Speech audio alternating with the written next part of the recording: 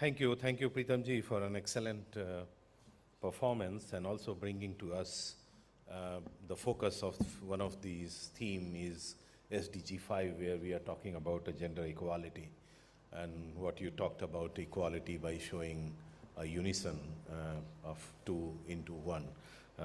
With that, let's go back to our program for drawing attention to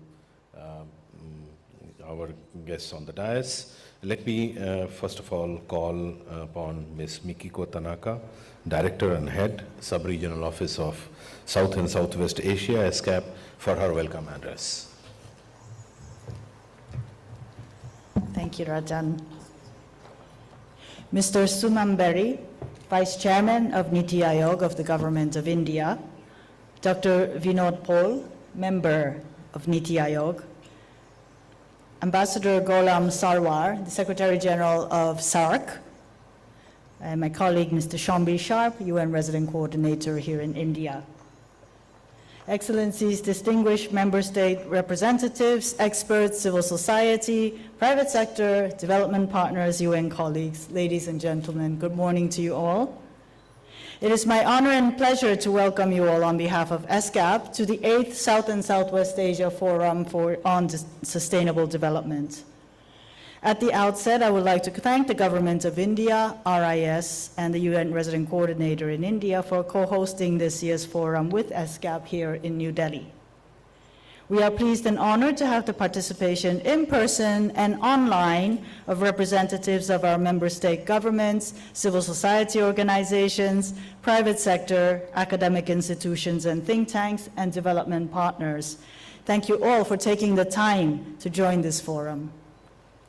The South and Southwest Asia Forum on Sustainable Development is a multi-stakeholder dialogue organized by ESCAP in partnership with member states as a preparatory platform to the Asia-Pacific Forum for Sustainable Development and the ECOSOC High-Level Political Forum on Sustainable Development. Every year, we review a subset of SDGs, taking stock of progress and examining challenges and gaps that need collective action across the sub-region. This year's forum puts a spotlight on Goal 3, good health and well-being, Goal 5, gender equality, that we just saw that beautiful performance of, Goal 8, decent work and economic growth, Goal 14, life underwater, and Goal 17, partnerships for the goals. Nearly a decade into the 2030 Agenda for Sustainable Development, the world has changed in so many ways, with new and old challenges stalling progress towards the goals. The Pact for the Future was adopted by member states at the UN General Assembly in September, outlining the broad spectrum of global issues for revamped international cooperation. The full pact is designed to turbocharge the implementation of the 2030 Agenda.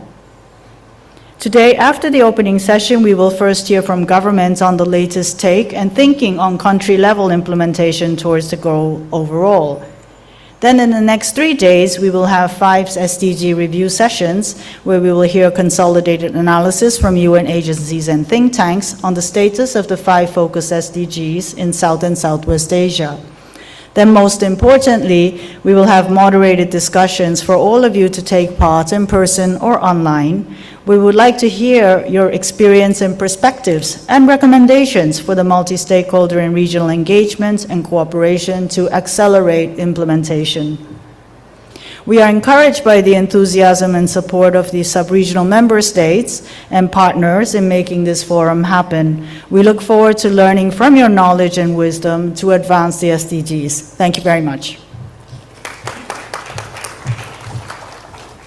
Thank you, Ms. Tanaka. Thank you very much for your welcome remarks. Let me now request Mr. Shambi Sharp, UN Resident Coordinator in India, for his welcome remarks. Oh, yeah, through.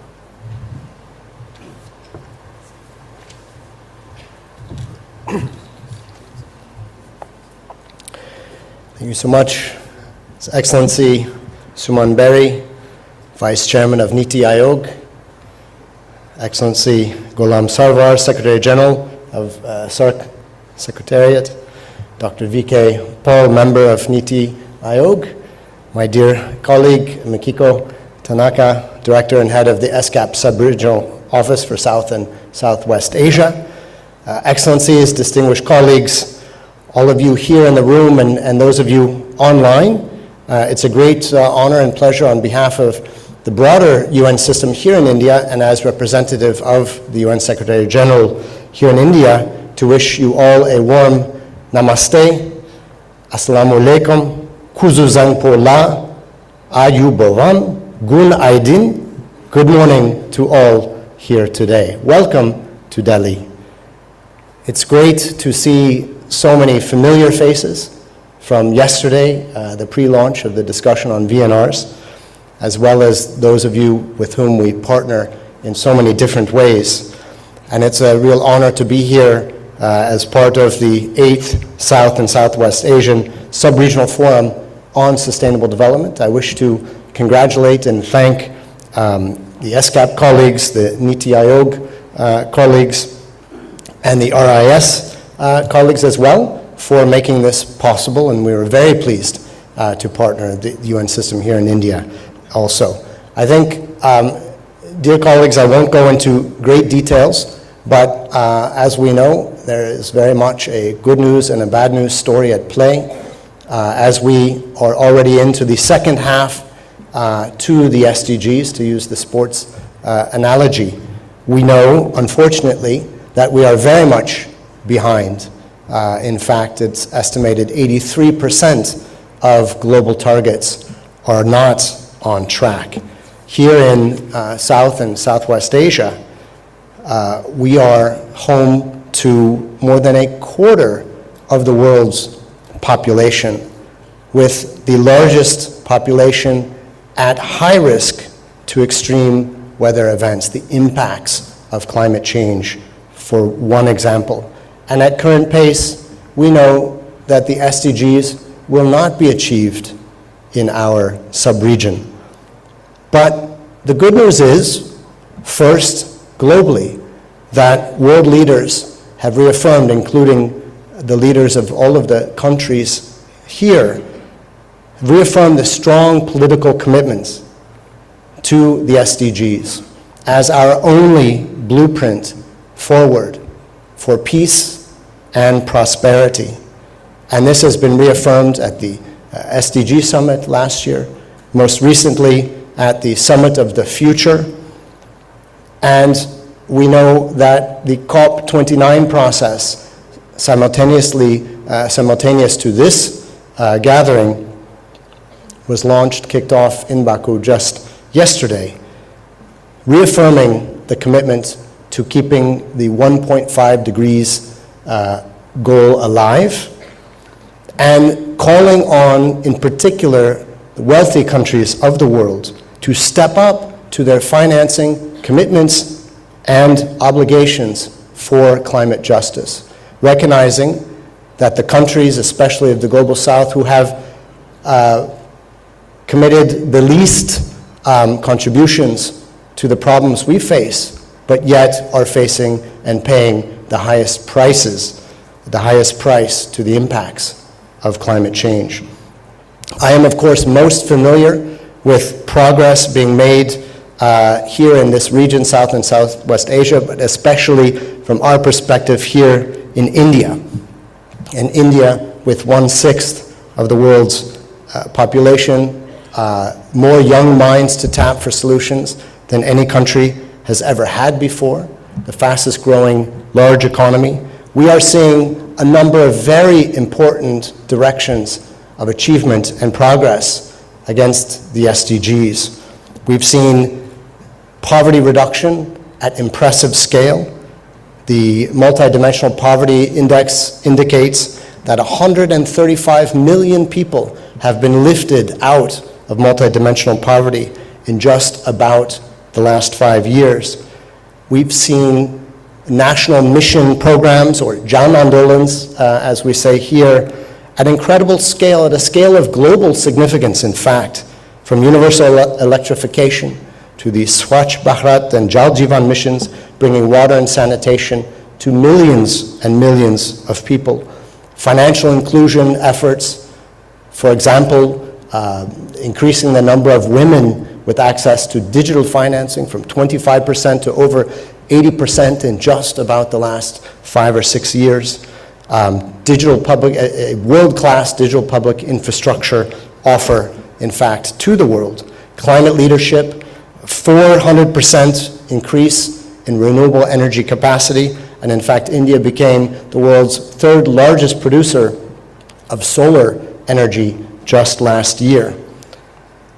I would also note that India has been a trailblazer in terms of the Indian model of SDG localization, drilling down for the very first time to subnational levels, to the state and district levels through the SDG India Index as one element, through working with the Ministry of Statistics and Program Implementation's SDG dashboards, through SDG acceleration centers, and on and on. And the United Nations is very proud to be a partner in these processes.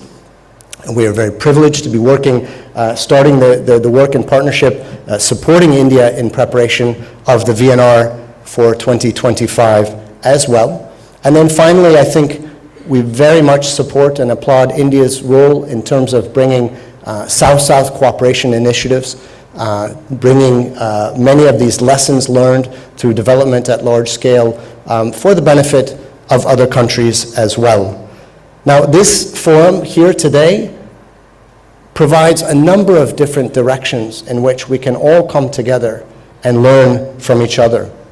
First, in highlighting the 6 key transitions to accelerate the SDGs, from transitions in food systems and energy access, digital connectivity, education, jobs and social protection, climate action, biodiversity and pollution, the triple planetary crisis response. Also, this is a golden opportunity for collaboration and building and strengthening our shared vision as a platform. We know for a long time now that the SDGs and national ambitions cannot be achieved by governments alone. This is a whole of society task. Civil society, the private sector, businesses, local communities, and the international community working under the leadership of national governments. And at the global level, again, we have reaffirmed this call for working together through the Pact for the Future, which aims at transforming global governance and addressing both current and future challenges, including, of course, perhaps first and foremost, reform of the international financial architecture. We know that here in South and Southwest Asia, the financing gap remains one of the largest hurdles that we face. And here I would note again that India's leadership, for example, during the G20 presidency, the Singh and Summers technical report aligned very well with the Secretary General's call for an SDG stimulus, calling for $500 billion additionally in official financing, helping to unlock an additional $3 trillion in investments annually for climate action and for the SDGs. The Global Digital Compact, the governments of the world have come together to realize that, for example, artificial intelligence can be a great force multiplier for good, but also can exacerbate inequalities and biases if we don't have governance guardrails in place. The Declaration of Future Generations aims to integrate the interests of our young people as we move forward in global decision making. And the Pact for the Future also strengthens global commitments to human rights and gender equality. So in closing, the outcomes for this forum, the deliberations over the next few days, will directly inform and influence the sub-regional agenda and therefore the regional agenda at next February's Asia-Pacific Forum for Sustainable Development in Bangkok, which will in turn directly inform and influence the global deliberations at the High-Level Political Forum in New York in July of 2025. And it is so important that you tell your story through this process of South and Southwest Asia, because what you write in the coming chapters will determine to a large degree the story of the world. The path forward is ours. The path forward is yours to shape. And as we say here in India, Saath hai to sambhav hai. Together we can achieve. Thank you very much. Bahut dhanyavad.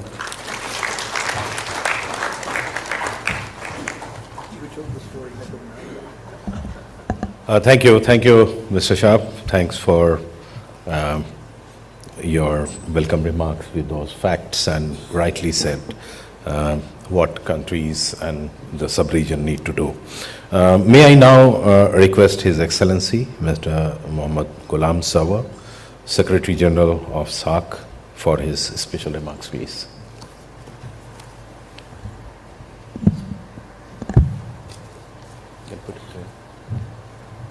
Thank you.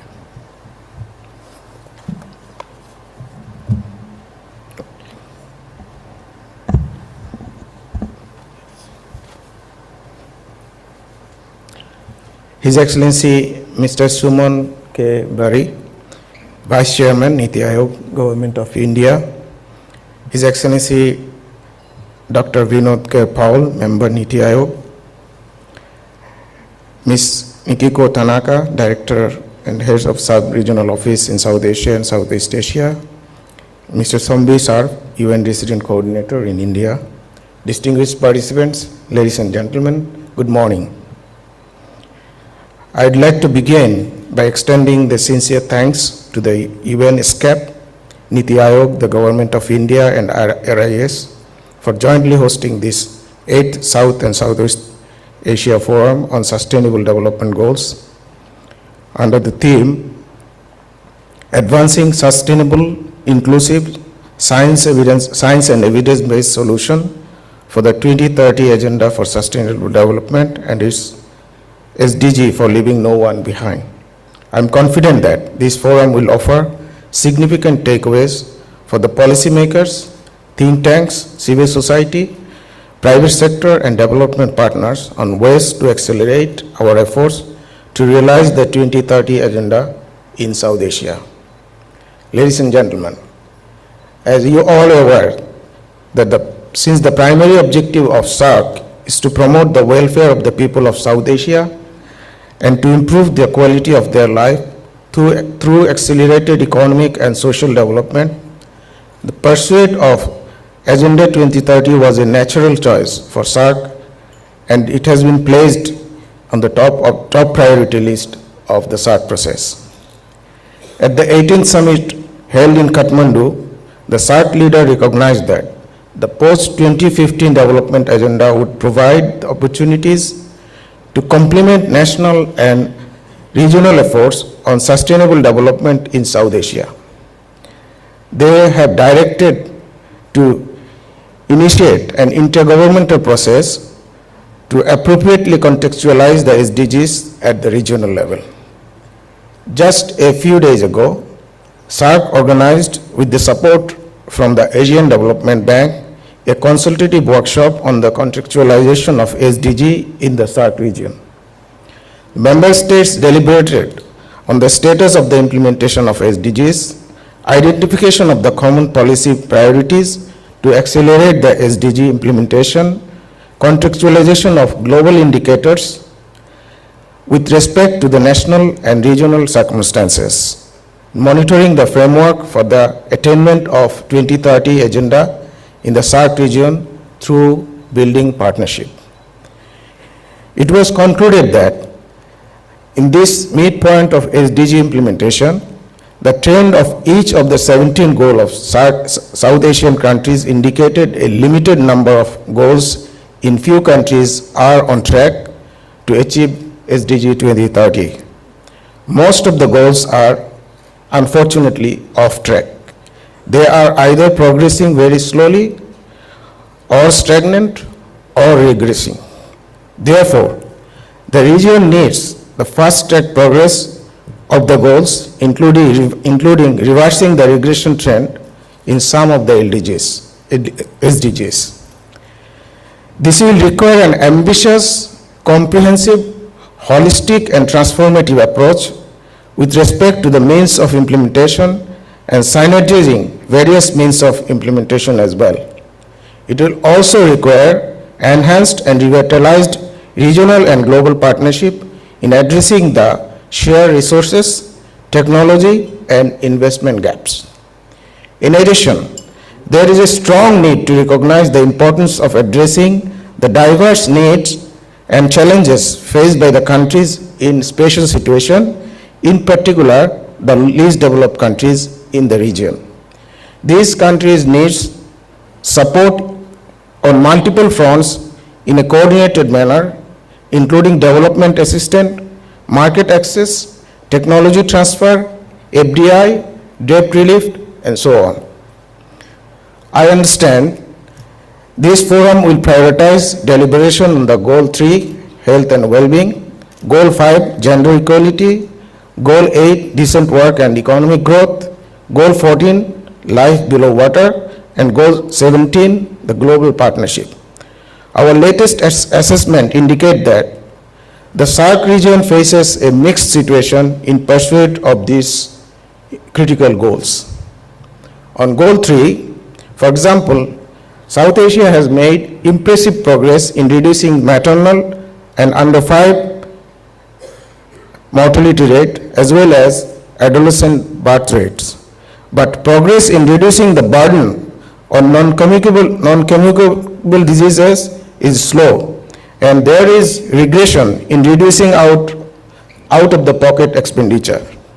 Likewise, on Goal 5, the region faces enormous challenges in reducing the gender bias on social, economic, and political spheres.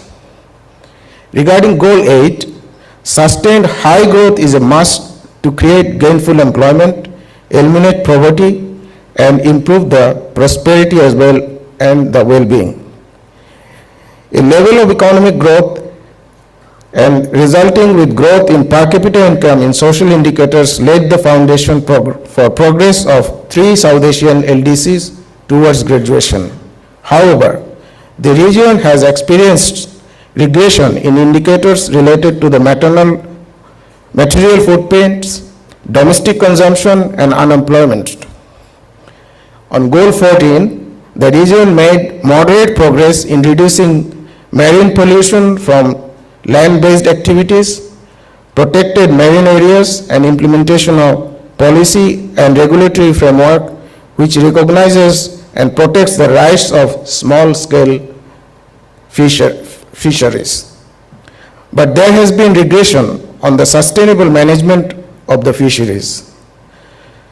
South Asia has made some progress on SDG 17, but significant gap remains. There has been progress on the flow of remittances, but domestic resources mobilization through the taxation had just moderately improved, and the proportion of the budget funded by taxation has dropped. Strengthening cooperation and mobilizing necessary means of implementation in finance, technology, capacity building, trade, and systemic issues will be critical to accelerate progress on all the SDGs. Excellencies, ladies and gentlemen, SAARC member states faces common constraints and challenges in the implementation of SDG 2030, and this includes the multidimensional poverty, unemployment, in particular the youth unemployment, food and energy security, environmental degradation and climate change impacts, unplanned urbanization, social and economic inequalities, and lack of connectivity, among others. Lack of data should also be addressed while identifying priority areas for SDG acceleration. As we strive to achieve the Agenda 2030 in the remaining period, our priority should be sustainable economic growth by broadening the economic base through diversification and cultural and structural transformation of the economy, building human capital by way of re-imaging and transforming the education and health system, ensuring food security and development of agriculture and rural economy, ensuring the universal access to the green and clean energy, bolstering the digital technology, fortifying the statistical capacity, bridging financing gaps, and for that, enhance development partnership, and last but not the least, strengthening the regional cooperation like South Asian Association for Regional Cooperation, SAARC. I want to assure this audience that SAARC has a good number of instruments and institutions as well as partners, organizations, and observer entities in place to make positive contribution in South Asia region for achieving the SDG goals at a faster pace. I shall call upon the SAARC member states to use this platform more intensely. To conclude, once again, I thank the organizers for this very important and timely initiative and wish this forum all success. Thank you very much.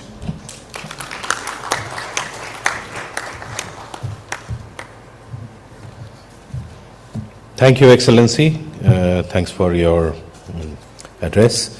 May I now take this opportunity to invite His Excellency Dr. Vinod Kumar Paul, Member of NITI Aayog, Government of India, for his special remarks. You have the floor, sir.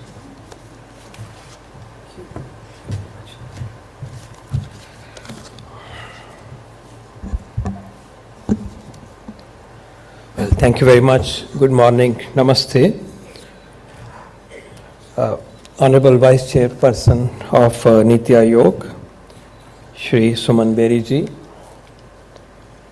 Excellency Muhammad Ghulam Sarawar, Secretary General SAARC Secretariat, Mr. Shambi Shap, UN Resident Coordinator in India, Ms. Mikiko Tanaka, Director and Head Subregional Office for South and Southwest Asia, ESCAP, Dr. Rajan, distinguished invitees, participants, delegates, and excellencies, truly honored to be here at the 8th South and Southwest Subregional Forum on Sustainable Development. India's commitment to the SDGs is deep and abiding. The G20 Leaders Declaration 2023 under India's presidency called for, in unambiguous terms, called for accelerating progress on SDG. It noted that at midway point at 2030, the global progress on SDGs is off track, as has been stated, with only 12% of the targets being on track. India's commitment for attaining SDGs nationally is one of the fundamental principles that drives the action of the government under the leadership of the Honorable Prime Minister. I represent largely the health sector, and therefore, in the interest of time, I would like to share with you the progress in the space of SDG 3 in particular, and you will hear more from my chairperson on the larger, bigger picture and the role that NITI Aayog in particular is playing. Let me begin by stating where we are with some of the specific SDG indicators. Maternal mortality ratio, achievement below 70 per 100,000 live births is the SDG goal and indicator. The nation's overall MMR is 97 in the year 2018-2020. That's the last data. So we were at 97, goal is 70. But I'm happy to state that 9 of our states have already achieved the SDG for maternal mortality ratio. And there are others at the edge of it, and we believe very strongly that we are on track for MMR SDG indicator. For under 5 mortality rate, the SDG indicator is 25. 11 states and union territories have achieved this goal. Our overall status is 32 per thousand against 25 per thousand as SDG goal. We are on track for this. Neonatal mortality rate, bringing it down to 12 is the SDG goal. 6 of our states and union territories have already achieved. Urban India has already achieved this indicator. Currently, we are at 20. We believe that we are very much on track on achieving neonatal mortality SDG, a difficult SDG to achieve, on track. By the year 2029, we would have eliminated before, at least 1 year before, if not more, tuberculosis, leprosy, lymphatic filariasis, measles, rubella, and Kala-Azar. 6 diseases. Trachoma, although not particularly mentioned in SDGs, has been eliminated and certified this year. We hope to be on track for malaria elimination, and of course, we hope to be on track for other SDGs such as HIV and other. But the core SDGs, where we have a very clear path and clear achievement pathway visible to us, I'm very happy to share. Just want to let you know also that we are strengthening our infrastructure and human resources in particular. We are currently at 1.4 per thousand population for doctors. 1.4 also includes our traditional practitioners. Allopathy, we are above 1 per thousand WHO benchmark, and our current pipeline for doctors is 113,000 doctors each year. And just to tell you what it means, Australia has a total of 136,000 doctors. And we have a pipeline now of 113 or 14,000 per annum. So we are progressing intensely in the space of health sector. Let me now turn to the overarching goal of universal health coverage, which embodies the SDG 3. Our universal health coverage journey and paradigm is embedded and built on primary health care. We are PHC-driven USC nation. And in that regard, I'm pleased to report to you that since 2018, India has established 179,000 health and wellness centers across the nation. These are at the sub-center level, looking after a population of about 6,000 to 7,000, or at the PHC level, looking after a population of 30,000.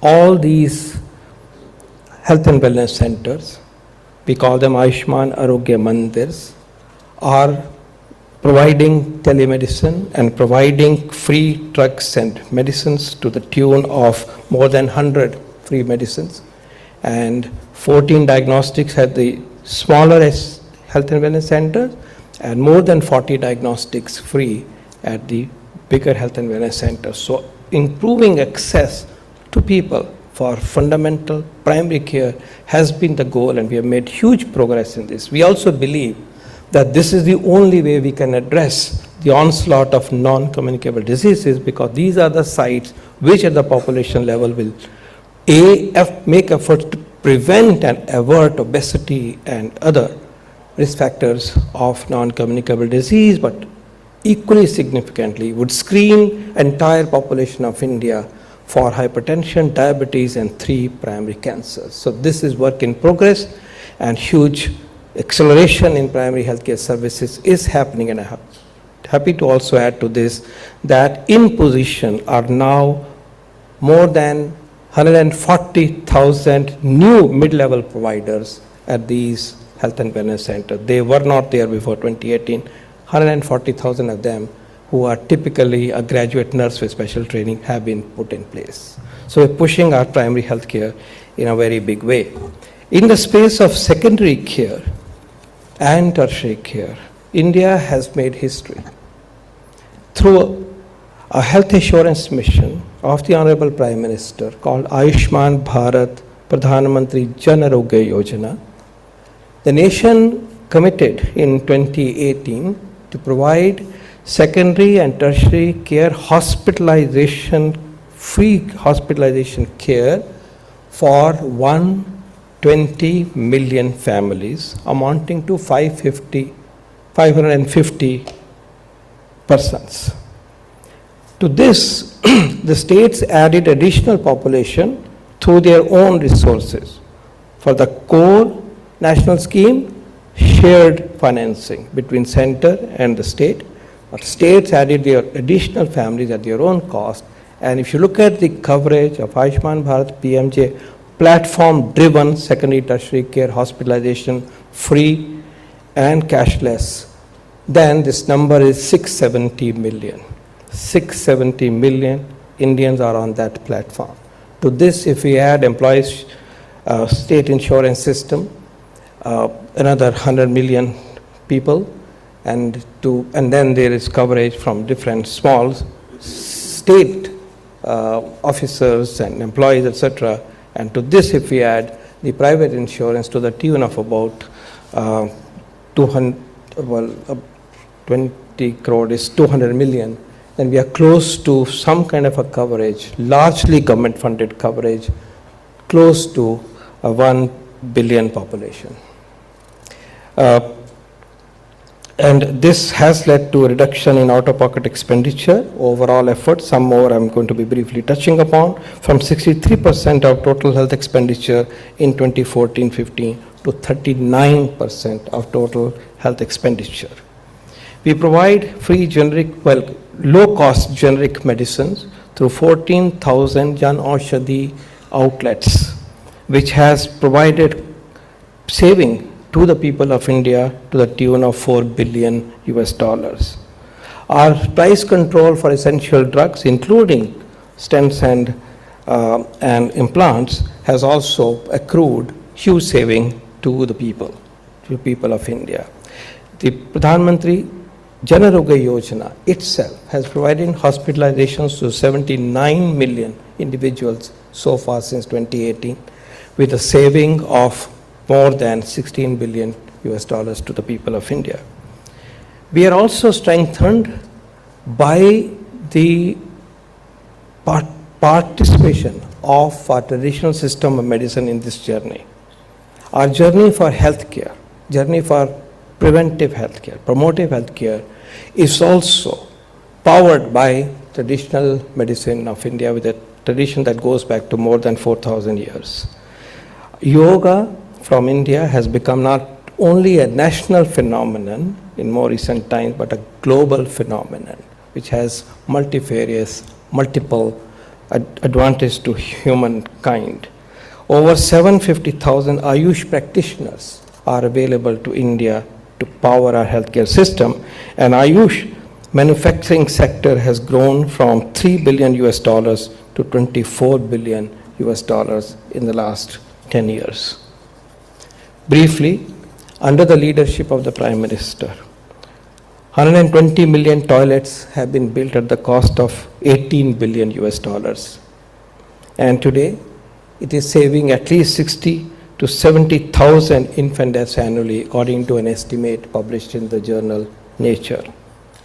Our Jal Jeevan mission, which aims at providing potable, safe water through tap to rural households, is a revolution in the making. To start, in 2019, we had 17% rural households with tap water supply. Today, we have 78% rural households. When this mission is completed, 700 million individuals would have received new tap water supply through this program. And this is equal to the population of USA, Brazil, and UK, and more. And this would have happened in a span of 5 to 7 years. We believe, on the basis of data, WHO data, that this effort reduces diarrheal deaths and DALYs to the tune of 45%, equivalent to 400,000 deaths averted each 5 years. Lastly, two important strengths that India has have potential impact within the nation indeed, but also across the nations globally. First, our strength in digital public system, but specifically in digital health. You may be aware of a CoWIN platform which enabled us to give 2.2 billion doses of COVID-19 vaccination, made in India COVID-19 vaccination. That platform is now being adapted for universal immunization program by changing the name to UWIN. May also let you know that through telemedicine, national telemedicine system called eSanjeevani, started about 4 years ago, 311 million patients have been served. And even if they have saved, let's say, 2 rupees or half a dollar, how much saving and how much green input it has provided. This works through 16,000 plus hubs, and each day, yesterday for instance, it looked after 300,000 consultations across the nation. Our mental health tele support system has imparted 1.5 million consultations in a period of less than 2 years. Under the Ayushman Bharat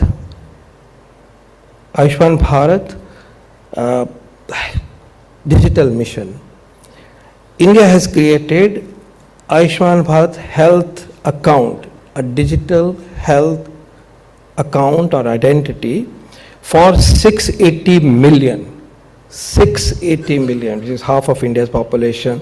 That identity or AB health account is available, and we are loading health records. 446 million health records have been loaded. So huge prowess that India possesses, that capacity for digital health is available not only to India but all other nations, in a very generous way. We offer this support to all of you. Lastly, India is the 3rd largest in volume and 14th largest in terms of value in pharmaceutical sector. The size of the industry is $58 billion US. It is hoped that we'll grow to 120 billion by 2030. 60% of global vaccine supply, 20% of entire generic drug supply happens from our pharmaceutical industry. India supplies 47% of generics in the US, 25% of all medicines in UK. And our price is 2/3 lower than corresponding price in other BRICS nations. We offer our capabilities in the space of pharma and medicines, affordable, and it has helped us to make a difference to our own people, to the world. We also offer our capabilities in the space of digital health, as I mentioned, and also, to be more specific as well, in the space of medical countermeasures that we got familiar with, diagnostics, new therapeutics, and new vaccines for looking out for preventing and treating illnesses that occur all the time, but also those that could come up in the form of outbreaks and pandemics. We offer our full cooperation to this. Going beyond 2030, India aspires to be a developed nation by 2047. We aspire at that time to have a life expectancy of more than 85 years from the current level of 71. And we aspire at that time to have an infant mortality rate of less than 2, current about 25. And we aspire at that time to be able to have a doctor population ratio of 3 per 1,000 and so on and so forth. So our aspirations for overall development of the nation, including health sector, go beyond 2030, and in this path we will ensure that no one is left behind. Thank you very much. Jai Hind. Thank you, Dr. Paul. Thank you very much, and for highlighting various achievements of the Government of India in the health sector. Distinguished delegates, ladies and gentlemen, we now have a video address by Ms. Armida Salcia Alice-Jabana, UN Under Secretary General and ESCAP Executive Secretary from Bangkok. She wished to participate in person, but due to some other pressing commitment, she could not join in person, and she has sent her video message. I request the message to be played. Rakesh ji.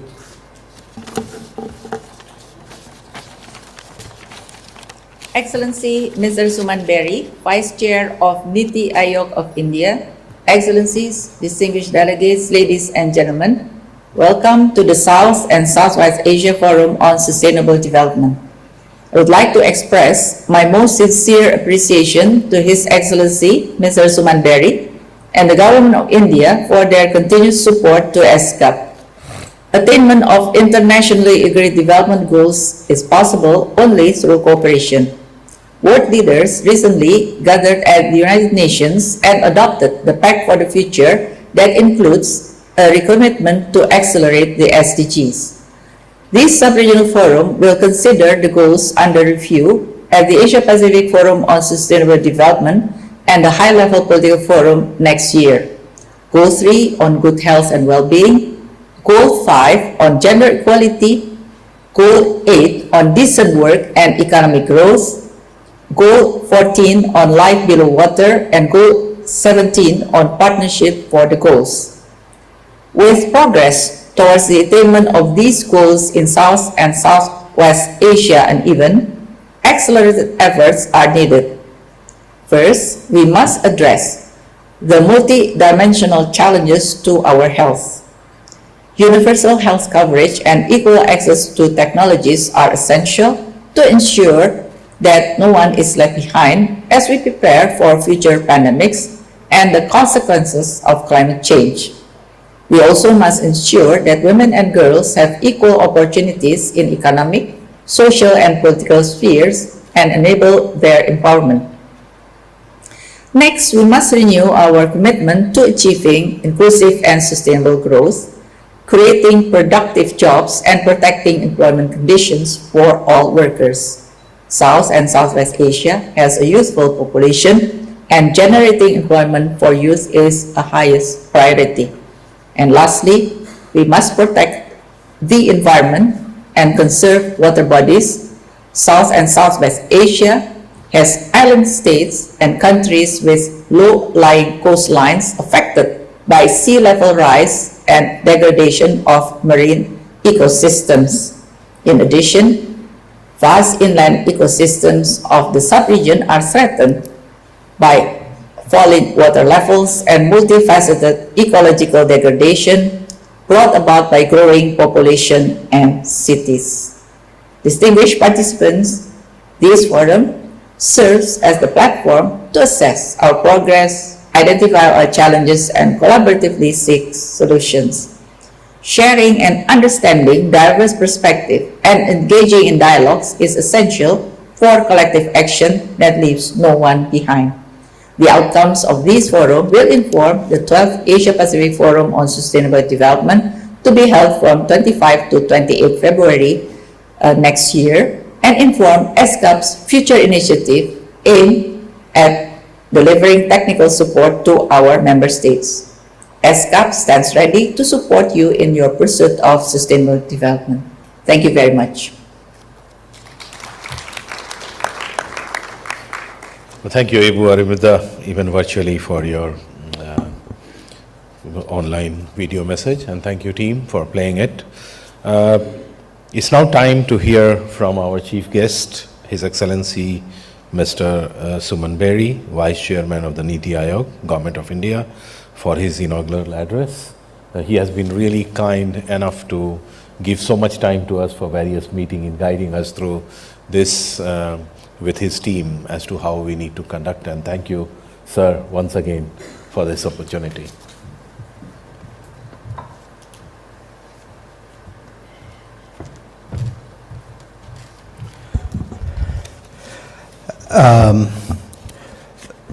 Secretary General SARC, Secretariat, my respected and very, as you saw, erudite colleague, Dr. Vinod Paul, Mr. Shambi Sharp, UN Resident Coordinator in India, Ms. Mikiko Tanaka, Director and Head of the Subregional Office for South and Southwest Asia here in Delhi for ESCAP, and Dr. Rajan Sudesh Ratna, Deputy Head, Subregional Office for South and Southwest Asia, also here in Delhi. Delegates, participants, friends. First and foremost, a very warm welcome to those of you who have come to Delhi, not necessarily in the most salubrious weather, you are very welcome, and you are also welcome to this building. There has been reference to the G20. This building was created to host the G20 summit of last September. And as has been mentioned a couple of times, it was notable to build on the agreed statement of the development ministers to have a very strong paragraph on the focus on the SDGs and the need to accelerate them. And as you've already heard from Shombi, from Dr. Paul, this is one area where India very much, I think, has put its money where its mouth is. It so happened that Prime Minister Modi started his first term in 2014, and in 2015 we both had the agreement on the SDGs and also the agreement at the Paris COP. And looking at the world today, 9 years later, it is sort of miraculous that there was global consensus on all these issues at that moment. And I think that in an act of leadership, although many of these ideas were honed when he was the Chief Minister of the state of Gujarat, the framework of the SDGs has influenced Indian development thinking, and may I say, and indeed Shombi has said that, the direction has been in reverse as well. Innovations in India, including localization, I think have been picked up by the UN system, and we're very grateful for the effort that the UN system has made to propagate these ideas. Also, I'm very pleased that while there's much less interaction within SAARC than there is, for example, in the EU or ASEAN, there is some, but I think it's very helpful that this particular grouping includes both Turkey and Iran, because we don't have too many opportunities for economic dialogue. There are other diplomatic groupings under which we do meet, and of course Turkey is a member of the G20. So an especial welcome to those delegates who have come from both Turkey and Iran. You are extremely welcome. And my compliments to the Subregional Office of ESCAP for their meticulous organization and close cooperation, and also to acknowledge the role played by both RIS and SANS on the civil society dimension of this meeting. Just a little reminiscing about some rather indirect links with ESCAP. ESCAP, as those who work for it probably know, started off being called ECAFE, Economic Commission for Asia and the Far East, and it so happened that India was quite influential in its creation, I understand, and I understand that because somebody who was quite senior in ECAFE, P.S. Lokanathan, was the first Director General of, and came from ECAFE to head the institution that I returned to lead here, called the National Council of Applied Economic Research, and was its first Director General for many years. And it also so happened that friends of mine at my school used to have this address of Sala Santanam, so I remember that because that's where ECAFE used to be. Just a small point, but to say that the association between ESCAP and India is a long-standing one, and I'm sorry that I was not able to make it to the regional meeting last year, but I certainly do hope to visit this year. And it is actually a very useful and important year. I'm privileged to represent India in the political week of the High-Level Political Forum. This is also India's year to refresh its VNR, and I was present last year and was able to participate in the oral presentation of the Nepal VNR. To see the whole process that starts here, goes on to Bangkok, and then ends up in New York, accompanied by, as it were, the internal discussions on a VNR, and also some of you contributed yesterday to a briefing on best practice on VNR. So I'm very pleased and want to salute all these associations. Now, much of, if you like, the Indian dimension of the SDGs, the seriousness with which it takes the SDGs, some of the achievements, some of the gaps, have been so well covered by Dr. Paul and Shambi Sharp that I think they've more or less stolen my thunder from me. Let me just make a few points, building on a point that Dr. Paul made, which is that while we are very committed to Agenda 2030 and have, as I say, reinforced that when we had the platform of the G20, we have also been challenged by my boss, the Honorable Prime Minister, to think through what it would take and what it means for India to become a developed society by 2047. And I do want to stress that the Honorable Prime Minister is always stressing a developed society because for him what is important is the, if you like, the comfort and amenity that is provided by achieving upper middle income and then high income status. So it's a means to an end, but not an end to in itself. But I think most of you in this room, and certainly work I've seen recently done by Lan Pritchett, does very much reinforce the notion that frankly growth is indispensable, and that largely a rising tide does lift all boats. He has done some interesting number work. And so even though it's a means to an end, I think that all of us are concerned about the SDGs, not only in terms of leaving no one behind, but also, as it were, being the rising tide that lifts all boats.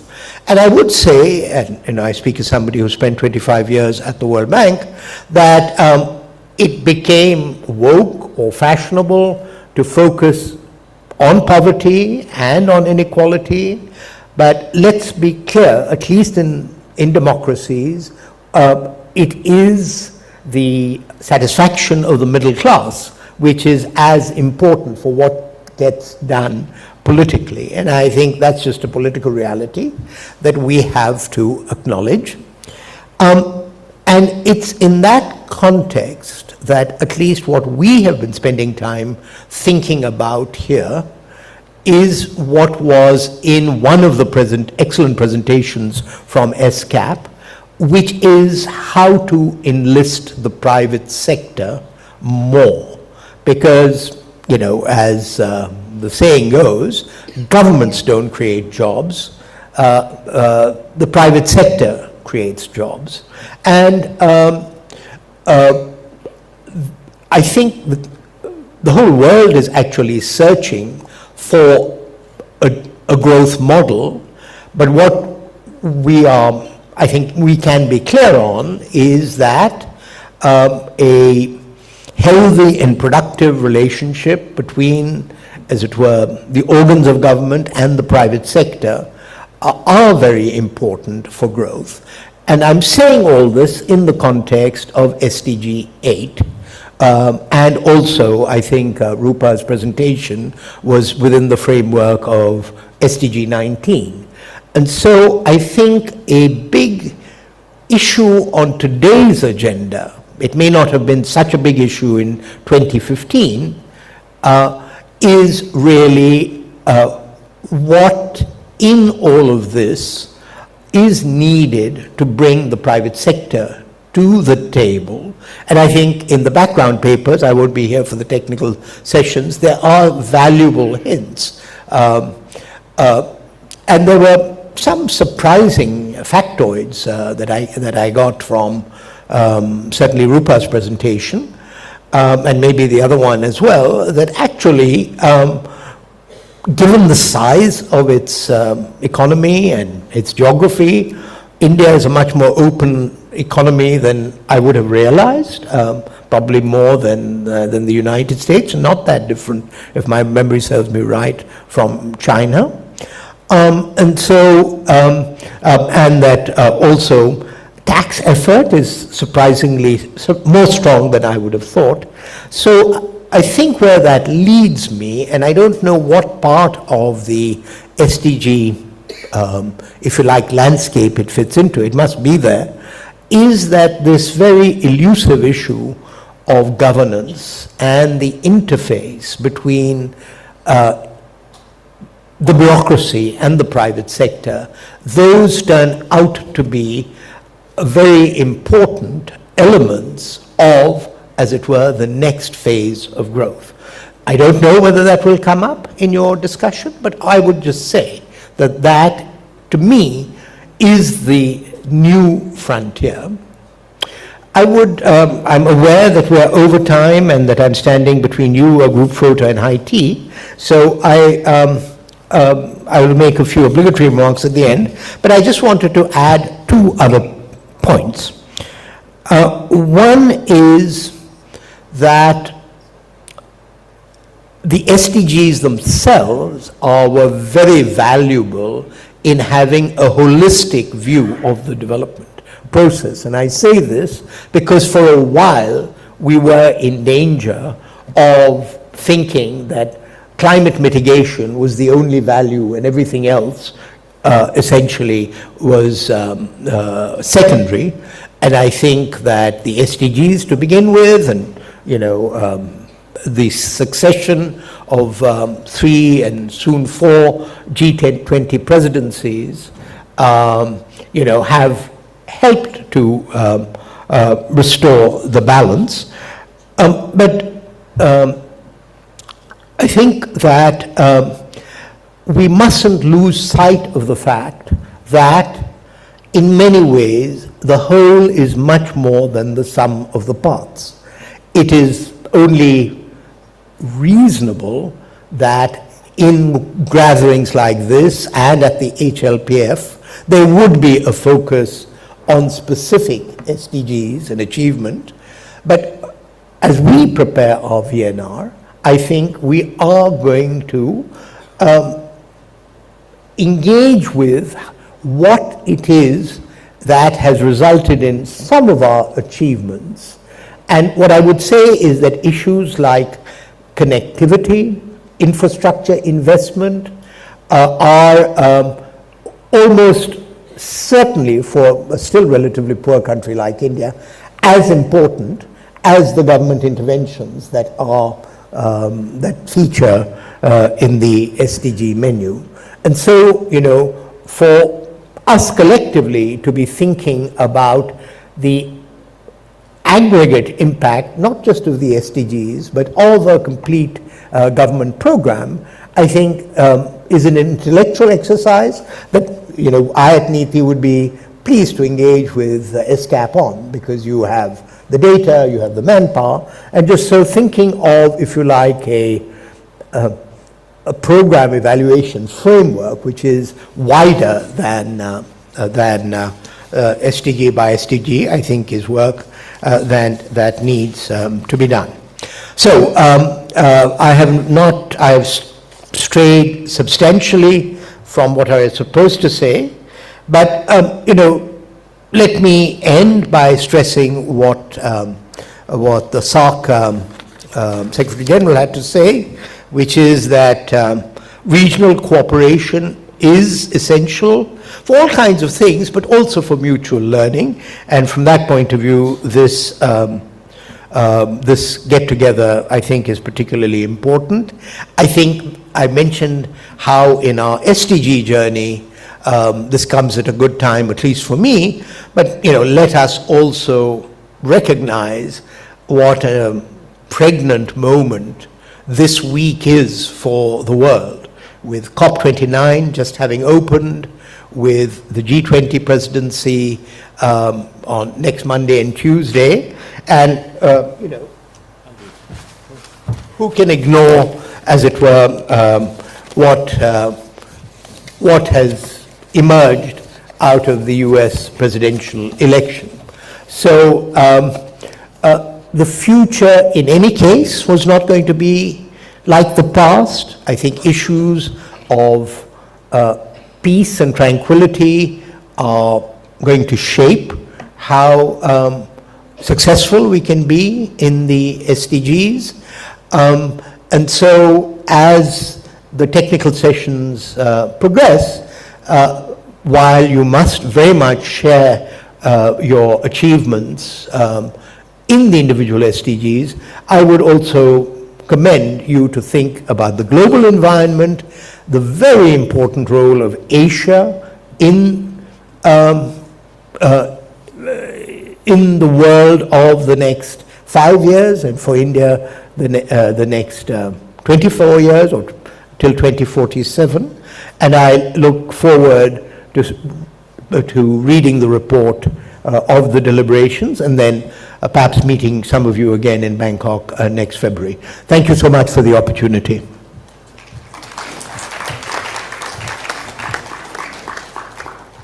Thank you, Excellency. Thank you very much for your very encouraging opening inaugural remarks, and especially stressing the need for regional cooperation. And that is what with this sub-regional forum wants to bring on the agenda, and has been trying that. With this, our opening or inaugural session ends. But before we break out, it's a photo session. So we'll have it in tranches. So may I request all of you to come here first.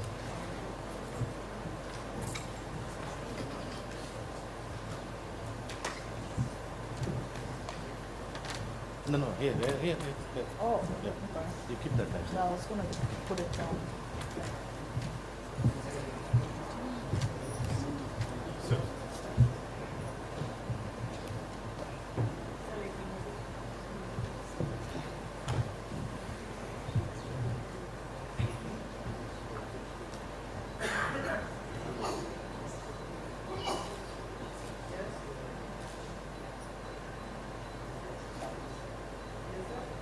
Representatives move to the front. Sans member, come to the front. Back seats, we do not want you to sit.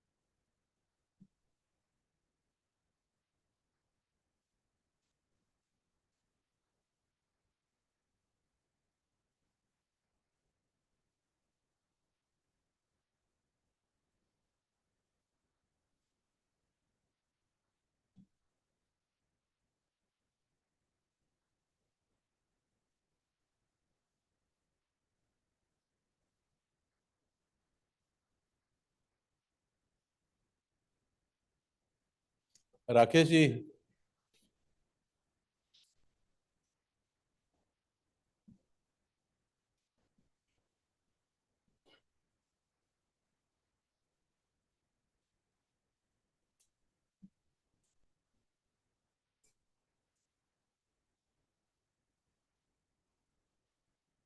अच्छा इसको presenter view कर दूंगा तो notes दिखेगा ना आपको वहाँ नहीं दिखाई देगा इसलिए हमने ये किया ठीक है हाँ अब ठीक है हाँ that's fine thank you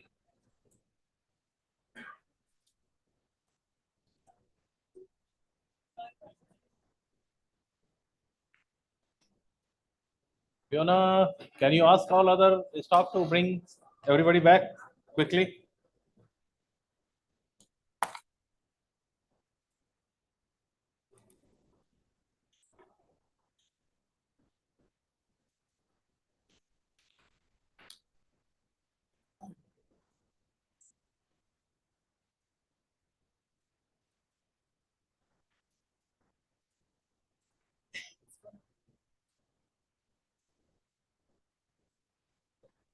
All right, you're gonna go ahead to announce now that they should come. Or? Yeah, I'll call all of them on the stage.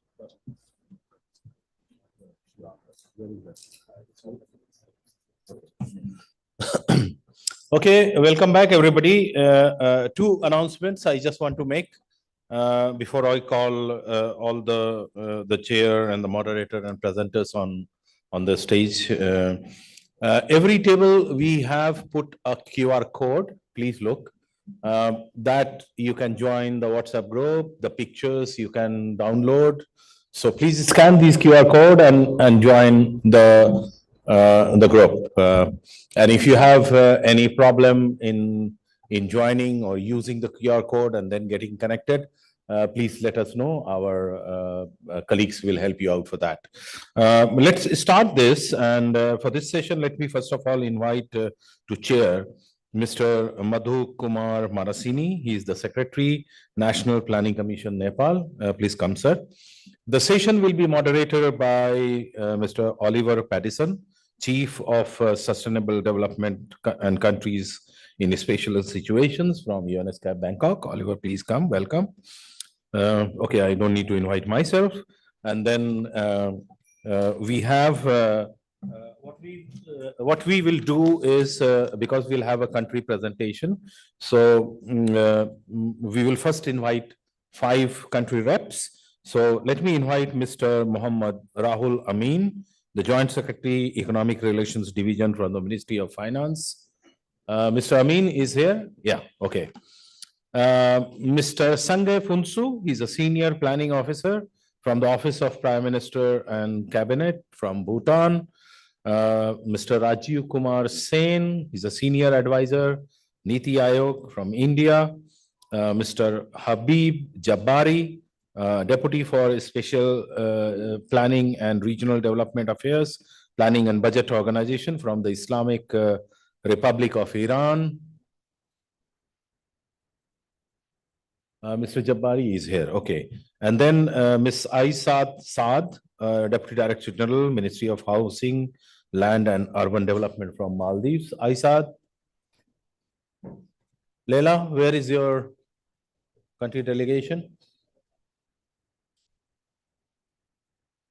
Ms. Saad is here? Oh, no. Yeah. But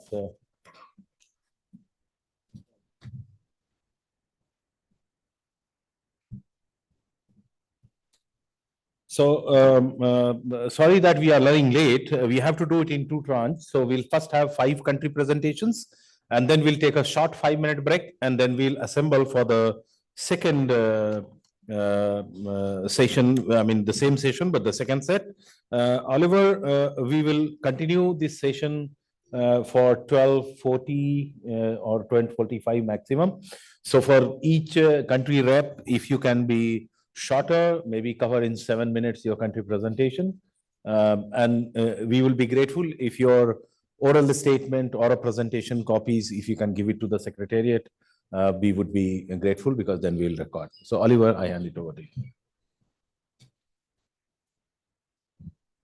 Thank you. Thank you very much, Rajan. And it's a pleasure, ladies and gentlemen, to be here and moderate this session. But I do have the Honorable Chair next to me. So I think I'll give him largely the role and just be here for backup. This is the first session. We'll be looking at SDG breakthrough and challenges. So the first plenary session of this 8th South and Southwest Asia Sustainable Development Forum. And as you know, we have many countries in our region that will be presenting VNRs in 2025. I think it's around 11 or 12. And the aim of this forum is, of course, also to hear from countries the breakthroughs they've had, the successes they had. But we also had a VNR workshop yesterday, and we also heard it's sometimes also interesting to hear from countries what challenges they face in particular, and what things maybe have not been successful. We often don't like highlighting those, but one can also learn lessons out of that. So I think we have a very interesting panel here, seven speakers, 6 speakers. And as Rajan said, maybe we can ask you to be a bit briefer than we had initially said. We said 10 minutes, maybe cut it down to 7, because we will otherwise be standing in the way of our lunch. But let me hand it over to you, sir, and I'll be here if there's anything. Thank you. Thank you, Oliver. And as the chair, I would like to welcome all the distinguished guests and participants in this very important and interesting, I'm pretty sure it is going to be the interesting session on the SDGs breakthrough and challenges at the plenary session here. So as already said by Oliver, that during this session, we'll cover the country presentations on the silent breakthroughs, experiences and lessons, challenges and way forward to accelerate progress towards SDGs. So panelists may also identify their priorities, because countries may have their own priorities as well, but we'll more focus on those 5 SDGs that is the focus of this workshop also. And capacity building needs, say how sub-regional and regional cooperation can help them achieve SDGs more effectively. So this is the purpose. And as said, though originally we had planned for 10 minutes each, but because of the given time constraint, each of the panelists will have 7 minutes each.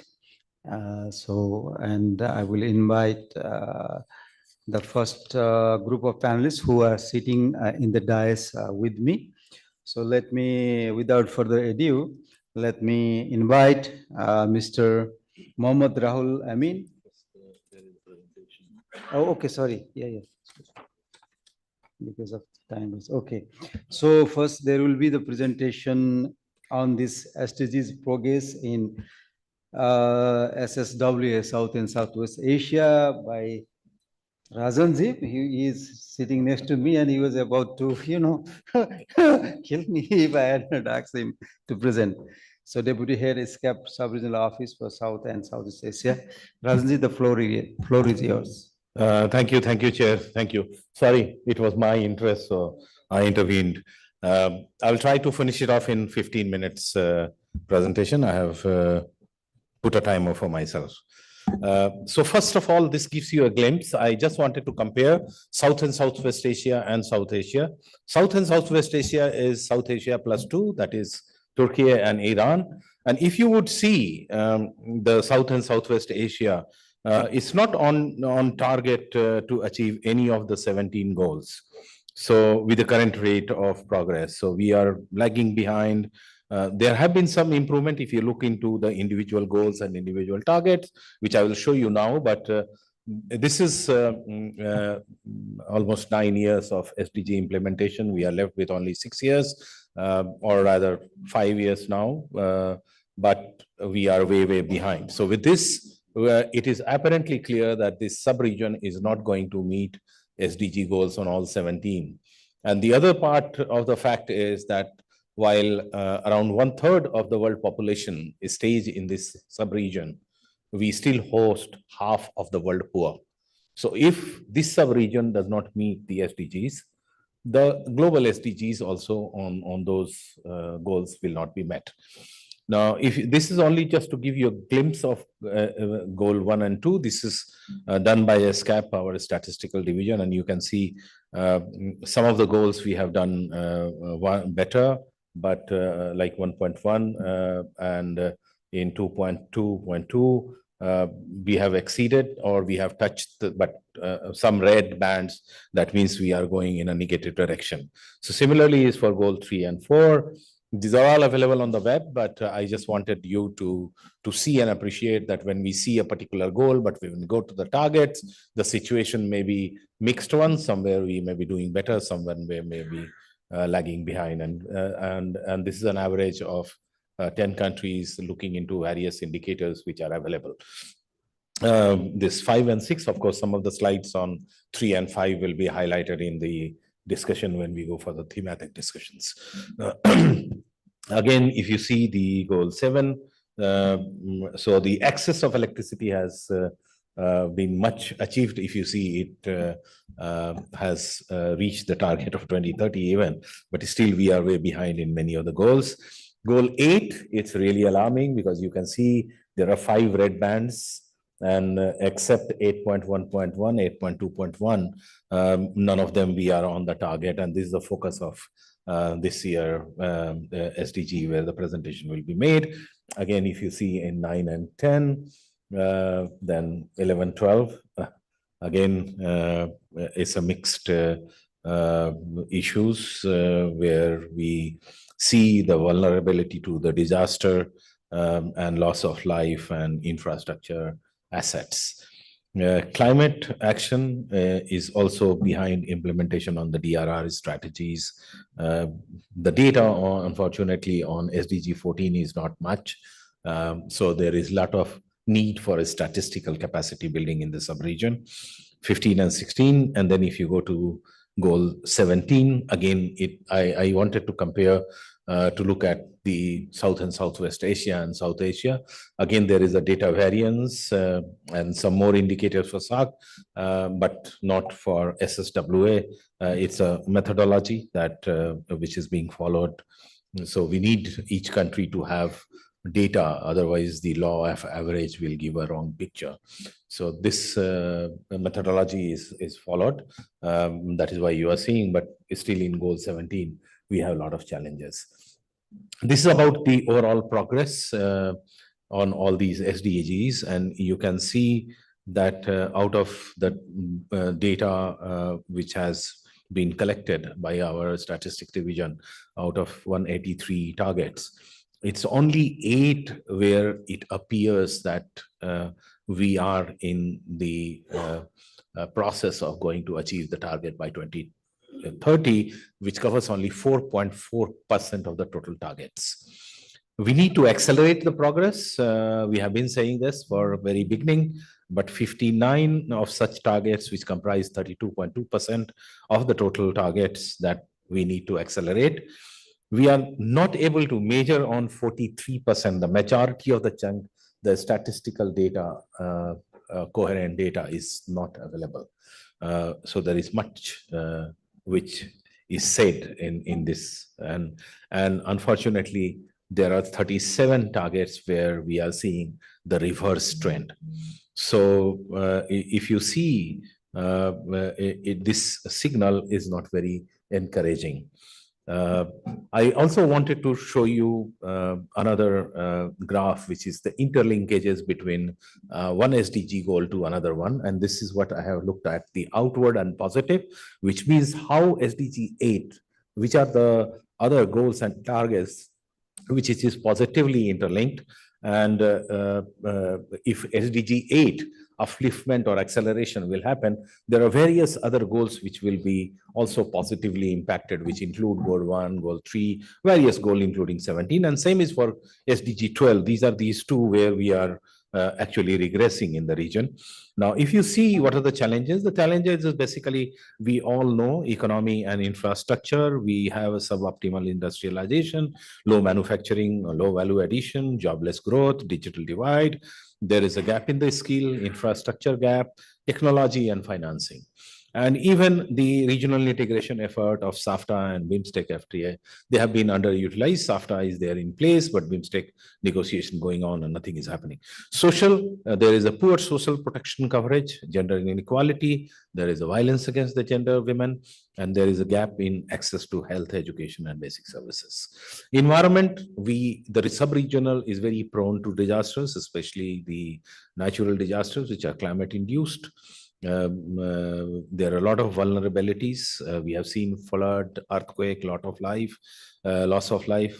The situation of energy mix is deteriorating here. Resource depletion, underutilization of the waste management, recycling, etc. And the circular economy, we are not in a position to utilize it. In terms of partnership, we are underutilizing trade and knowledge sharing opportunities, and that we are trying to do, which was supposed, I mean, in the SARC and BIMSTEC framework is there, but still we see not much happening.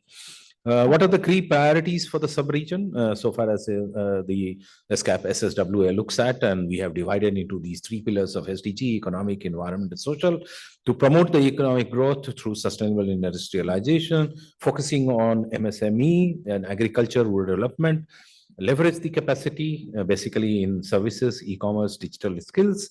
And some of these are not purely economic, but socio-economic also. Strategy for skilling, labor, and value addition, and then the access for farm income and food security, which is also socio-economic. In environmental pillar, we are looking for optimal resource utilization, how to use the waste management and circular economy.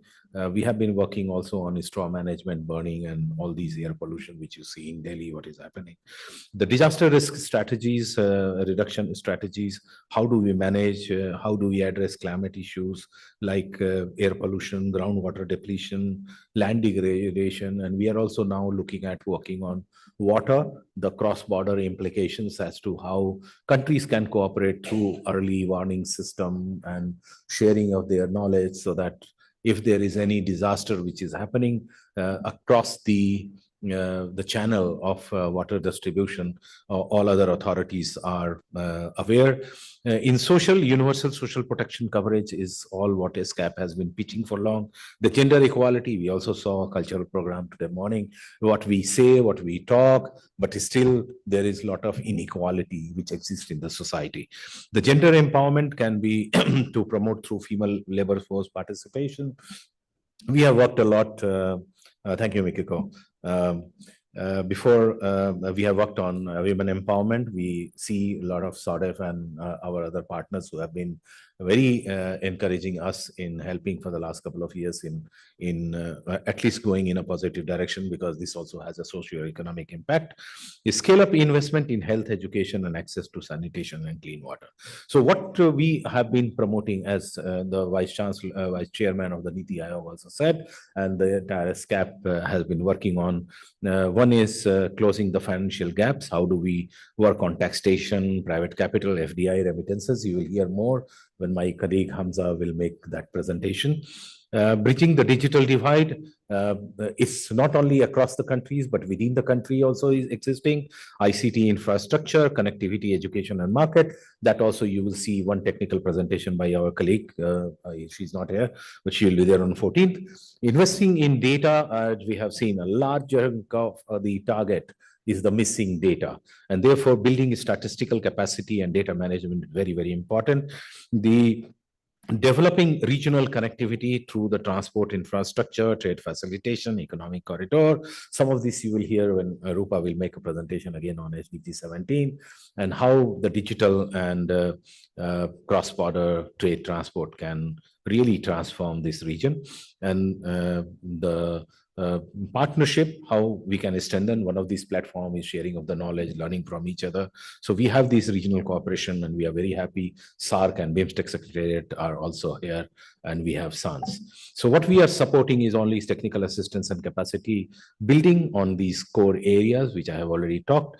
We have key programs looking into SDG analysis exchanges, cross-border connectivity, focusing on Eastern South Asia, women entrepreneurship. We have been an empowerment we are working on, sustainable energy transition, air pollution and disaster risk management. We have done for Maldives. We are working on Bhutan and Nepal. And then we are focusing on bridging the gap at the border, working at a lower level, going to the grassroots level, how to ensure that the local communities, the women, they really get mainstreamed and coming into the power and policy interventions, capacity building, etc. And the last is our network of think tanks, where the performance of their platform for knowledge exchange and cooperation. We have one dedicated session coming on 17th again. Yes, and I'm also up, so it's a thank you slide, Mikiko. Thank you very much.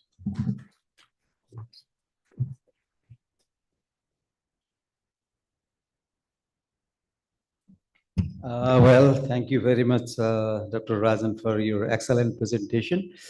Yes, we have challenges as only 4% of the targets are maintained, and in 20% we are even reversed. So I think challenges are out there, but you also have outlined the way forward as well. So I hope that we will be looking more on that way forward, and then we'll be focusing more on attaining most of the targets that we have committed for 2030. Thank you very much. So now let me move towards the country presentations. So please allow me to invite Mr. Mohammad Rahul Amin, Joint Secretary, Economic Relations Division, Ministry of Finance, Bangladesh. Mr. Rahul, you will have 7 minutes to make presentation. Thank you.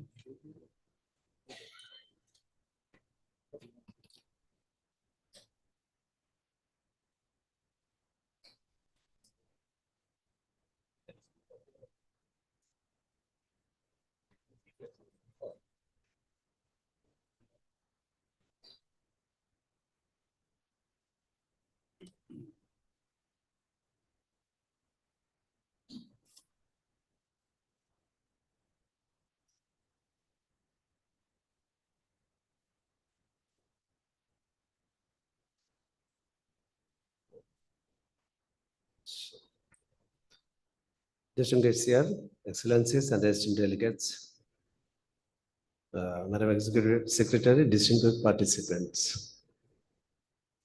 Assalamu alaikum and very good afternoon.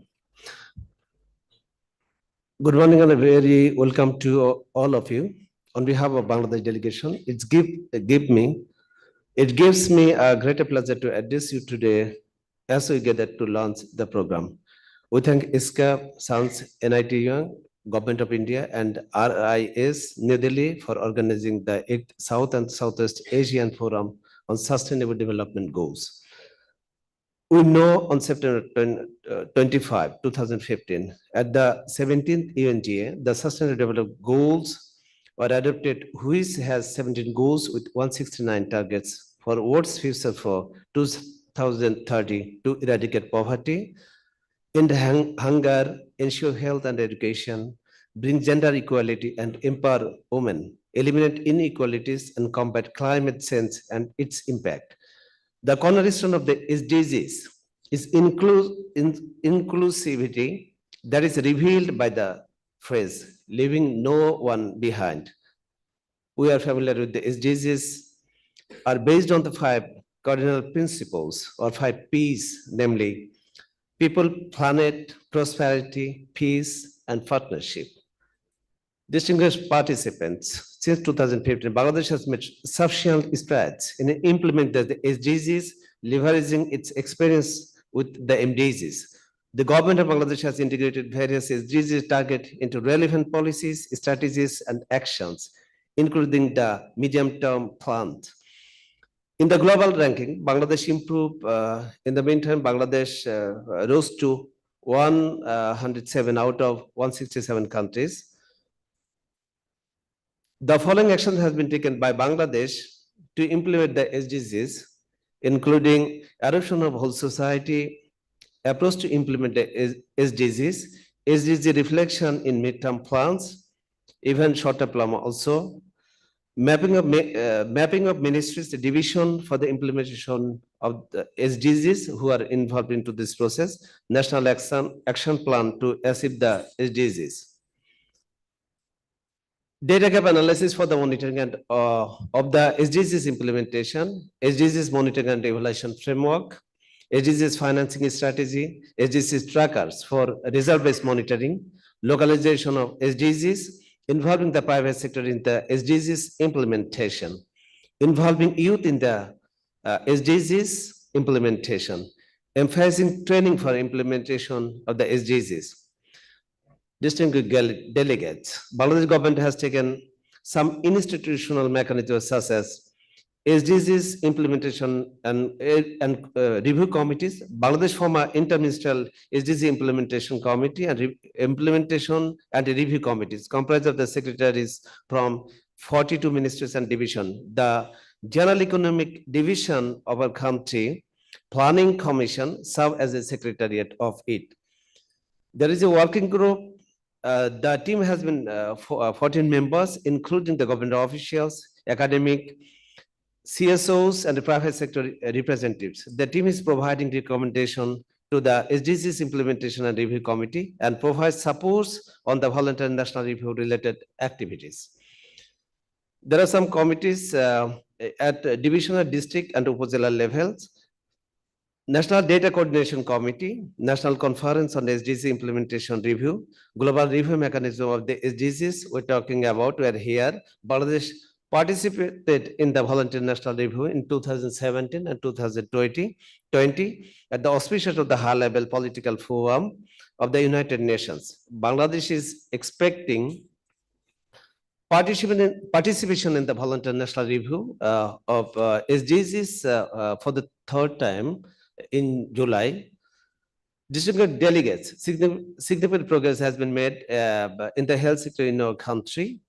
Onset of the COVID-19 with declining trends in infant mortality, under 5 mortality, but due to dire consequence of the COVID, the success of the health sector has been hampered. The other areas, especially by including education sector, we did very well. Inclusive education, especially in the primary and high school level. The primary level, in the meantime, the rate is 83%. Distinguished delegates, after the COVID marriage, there was a adolescence marriage. In the meantime, there is a huge development in the meantime in this area. We're talking of the empowerment of women, especially in the local level at the MP's election in our country. Distinguished delegates, according to the latest report of sustainable development, we rank 170. In the meantime, I talked about. According to the report 2024, Bangladesh has on track 29%, limited progress 39%, and worsening 31% indicator. Distinguished delegates, Bangladesh faces various challenges, especially resource mobilization, population momentum, poverty and inequalities, natural disasters and climate change, data availability and management, localization of SDGs, skills development, quality education, universal health coverage, decent employment creation of the youth, international development cooperation, and building effective partnership, because the developed country committed especially to provide 0.7% of their GDP, but there is a gap in between to how to minimize the gap. So ESCAP and other are interested to work on these issues and concern. The following can be placed to mitigate, the following steps can be in place to mitigate the challenges. Just there are some of the suggestions we have, especially in institutional strengthening white paper presentation. The government has been working on these issues and there are some of the commission has been formed, especially they will come up suggestion within the 3 months, and would like to especially to make it 030, especially zero poverty, zero unemployment, and finally zero net carbon. We're supposed to work on these issues and concern. We need your help, especially we are here to the 4 days. Yesterday we consulted as well as the exchange our views, and today's that you are the experienced people. We'd like to comment from a side suggestion, especially on the presentation. We'll be together, and finally your intervention is necessary. How to do better, especially we are the global people, so we need to change the fate of ourselves. This is all about, and thank you very much.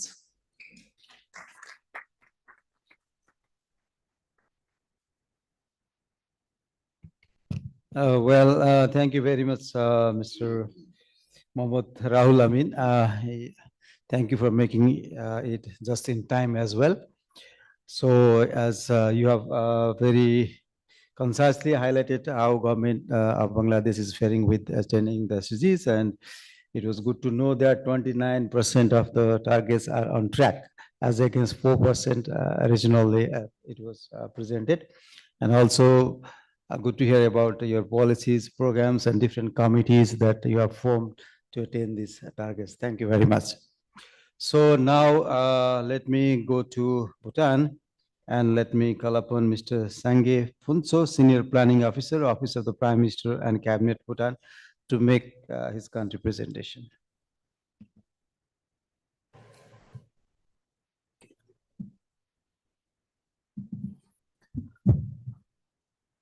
Excellencies and distinguished participants, good afternoon.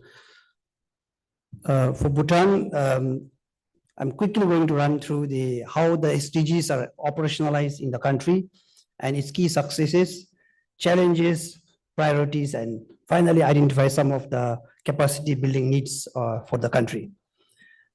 For your kind information, the development of the implementation of the SDGs in Bhutan are fully integrated with the larger goal of maximizing the gross national happiness, which is the philosophy of a developmental philosophy in the country. And these are again further operationalized through the different 5-year plans. Currently, we have just completed the 12th 5-year plan, and then we have just commenced the 13th 5-year plan in the country. This is an example how we integrate 13th 5-year plan outcomes with the SDG goals. So we have very broad 4 thematic areas: economic, social, security, and governance. And under each thematic areas, there are outcomes which are directly integrated with the SDG goals. This just to show how we actually integrate the SDG initiatives in our developmental framework. In terms of progress, Bhutan graduated from UN list of LDC category on 13th December 2023. This has a lot of indicators, a lot of works gone behind when we have this graduation status, particularly in terms of per capita income, human development index, and economic and environmental vulnerabilities. If you look at the multidimensional poverty index, we have made a tremendous achievements, which has tremendous reduction in terms of MPI from 12.7 in 2012 to 2.1 in 2022. Similarly, we have also there's a reduction in the income inequality in terms of Gini coefficient, which was 0.3 in 2007, has reduced to 0.28, excuse me, in 2022. If you look at the Human Development Index, we have a slight increase from 2010, where it was 0.58 to 0.68 in 2022. Also, the GNH, the Gross National Happiness Index score, we conduct a periodic happiness survey, and then you can see there is a slight increase in the score of GNH index from 2010, where it was 0.7, has gone up to 0.78 in 2022. Similarly, in terms of health goals and health indicators, if you look at the infant mortality rate and maternal mortality rate, we have made a significant reduction from 102 in 1984 to 15.2 in 2020. And in terms of maternal mortality ratio, 777 in 1984 has brought down to 53 in 2023. Also, our life expectancy has gone up. As of 2022, the life expectancy is 72 years, and it was barely like 37 years in 1960s. If you look at the gender parity index in terms of tertiary education, it's almost 1:1 between male and female. It has gone up to 0.99 in 2023 from 0.82 in 2018. If you look at the women representation in civil service, it has gone up to 40% in 2022 from 36.7 in 2018. We also have implemented the National Gender Equality Policy, which actually emphasizes so much on women's access to opportunities and decision-making roles, and also protect against gender-based violence. You look at the school net enrollment rate, we are almost close to achieving universal primary education, which stands as 99.37% as of 2020. If you look at the youth literacy rate, it has gone up to 97.7% as of this year. And in terms of environment and forest cover, we have maintained more than 70% forest cover, which actually our constitution mandates 60% forest cover at all times. And then we also commit to remain carbon neutral and the current status of carbon negative in the country. Now coming to challenges, we do have some issues in terms of economic growth where our economy is basically on the low productivity and also have limited market access and weak private sector. In terms of gender gap, we made significant progress, but if you look at the representation in the local government is just 11.6%, 20.4% women represent in the decision-making leadership. And if you look at the women representation in the parliament as of today, is less than 7%. Youth unemployment has gone up more than double in 2022 from 2019. It has gone up to 28.6%. In terms of health indicators challenges, the NCDs, like many of the countries, we have big issues with NCDs growing non-communicable diseases, where it accounts for 69% of all deaths. And within less than 20 years, the burden has increased from 35% to 62%. Of course, this has been aggravated by a shortage of health professionals. The doctor and nurses ratio to 10,000 population remains very low compared to international standards. And this is also further aggravated by the increased attrition rate of professional health workers, which stands around 11% early this year. So in terms of environment, we still face, like most of the countries, serious threat to our nature-based livelihood. Our economy depends on hydropower and agri-based industry. So these threats are continues to be in the country. For priority, we are looking for economic growth, where we are aiming to double the GDP by 2029 and achieve the high income by 2034. And in terms of social sector, we are looking forward for quality education, social protection, and also quality healthcare services in the country. Capacity building, we need, though we graduated from LDC, but this transition actually poses challenges in terms of human capital development and also the financial sustainability. Some of the areas where we need to increase our capacity includes like institutional strengthening, data management analysis system, also public awareness and education, technological capacity and monitoring and evaluation. A lot of metrics and impact assessments are there. So this is end of my presentation, and I would like to thank you for the opportunity. Thank you. Well, thank you, Mr. Sangye Phonso. That was again just in time presentation, so that will keep pressure to the coming presenters as well. I hope that you have progress and you have already been graduated from the LDC's status as well, and also improving the GNS, that is your signature, I think, policy or signature target.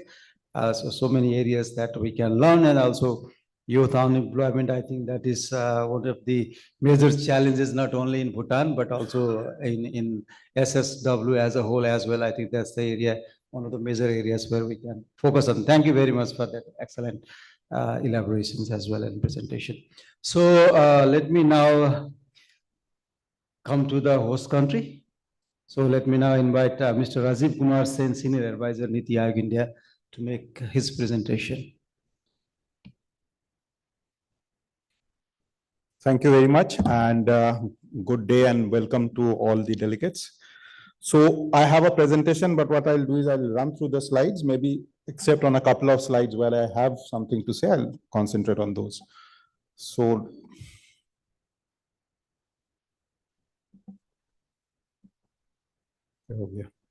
can you?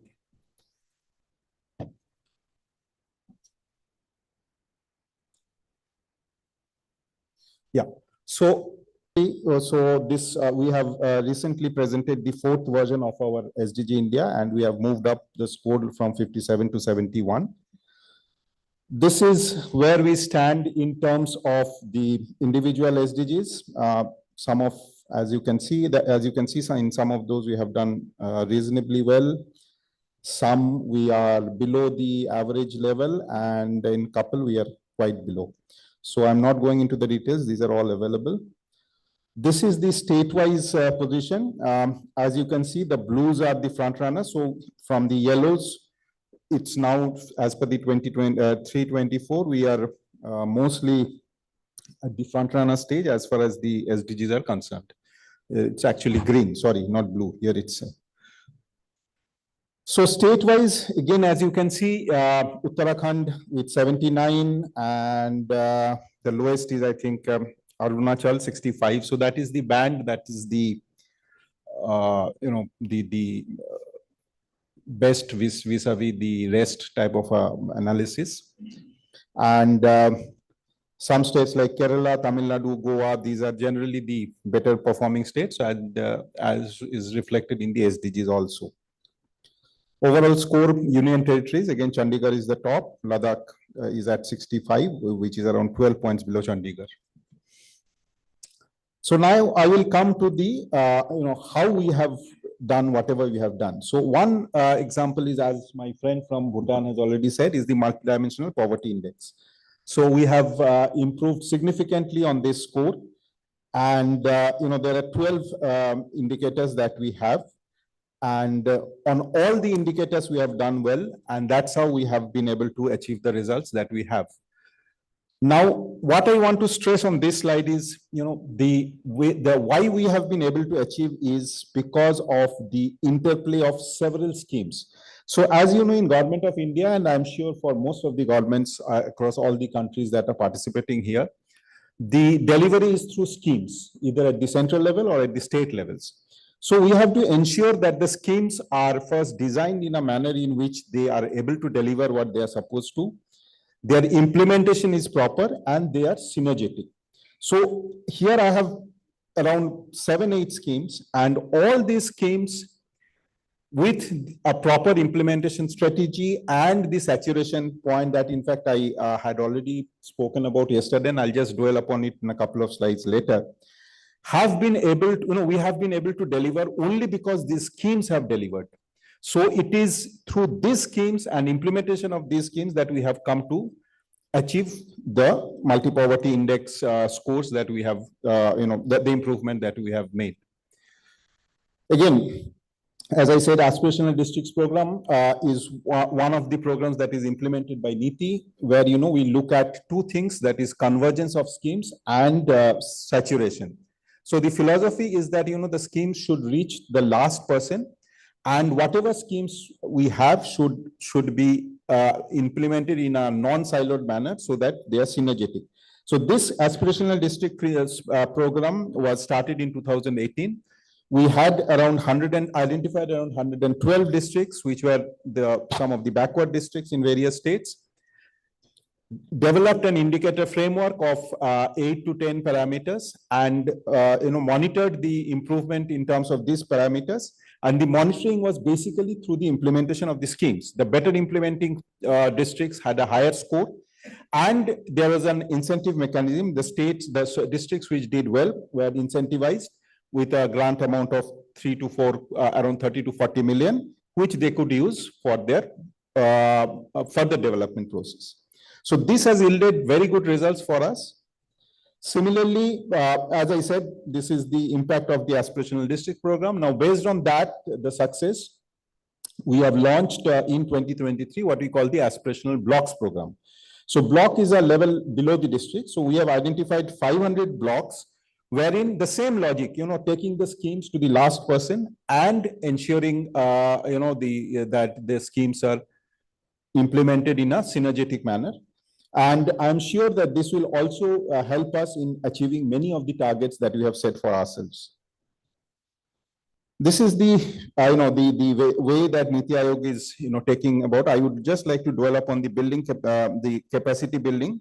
where through our various forum and through NITI verticals, we have been, interacting with the states, listening from them what their needs are and trying to handhold or guide them as to, have better results in all areas like health, education. Health, you have heard what our honorable member had to say in the morning. So in this process, we are very much a partner to the states, and also we are consulting the ministries to ensure that there is a seamless transfer of knowledge, technology at all levels. This is the indicator framework that we have. I will not go too much into that. These are the now localization is again, as I said, is one of the main mantras. In this process, we have achieved quite a lot. Many states have set up their SDG CCs, or what is known as the SDG coordination centers. And they have, if you see some of the states here and you compare them with the scores that they have, you will find quite a strong correlation between the two for obvious reasons. Through these centers, they have been able to implement those schemes more effectively. Now we are moving to what we call the acceleration centers. As you heard in the morning that, in many of the goals, we are still backward. I mean, not up to the mark. So to provide an impetus and to accelerate the outcomes of the, or to reach the SDGs, the more or less the same structure with an emphasis on the manpower and how to build capacities. We are now moving from SDG coordination centers to SDG acceleration centers. One of the things that have happened here is, I just need to go to the previous slide. Yeah. Our PRI, I think at some point of time, they will, show you in more details. The Panchayati Raj institution, a ministry of PRI, has developed a framework based on the SDG framework, where they have, from all the 17 SDGs, they have built a thematic indicator of 9 themes, which they are implementing at the panchayat level, which is even lower than the block level. And they have developed a very good visualization and monitoring framework, which I'm sure will help further to achieve the goals of SDG. Now, before going to way forward, I'll just take 1 minute on the challenges. Obviously, finance, data accessibility of quality are challenges. But I think one thing which we need to, at least in India, I see this happening. I don't know about other countries. The focus on outcomes. What we do is when you look at schemes, we look at the inputs and sometimes at the outputs, but we don't monitor the outcomes. So that is where I think we need to focus on, so that, the inputs through the budget are converted into the desirable outcomes. So I think the monitoring framework has to move to outcomes, which is obviously the SDG. But when it comes at a local level or at a ministry level, the implementation has to be more focused on outcome than it is really today. I think that's one of the issues which, at least for India, I'm sure needs to be addressed, and it is being addressed. Way forward, yeah, as our Honorable Vice Chairman had said in the morning, now we are looking at the Viksit Bharat, or a developed India by 2047. So keeping the SDG goals in mind, we have set for ourselves a further progress, so that by 2047 we are one of the high development, high income countries. And these are some of the indicators which are related to SDG, but there are more. So that's our way forward till 2047. With that, I come to the end. Thank you.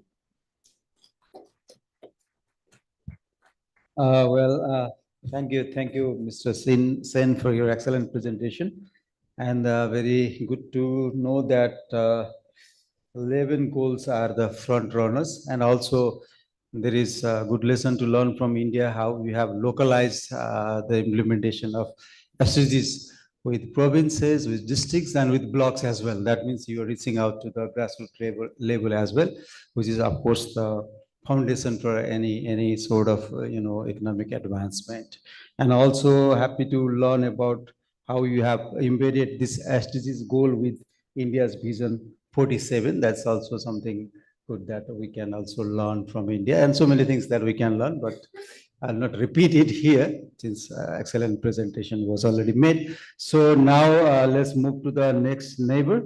That's Mr. Habib Jabari, who is from Iran, who is the Deputy for Spatial Planning and Regional Development Affairs, Planning and Budget Organization, Islamic Republic of Iran. Mr. Habib.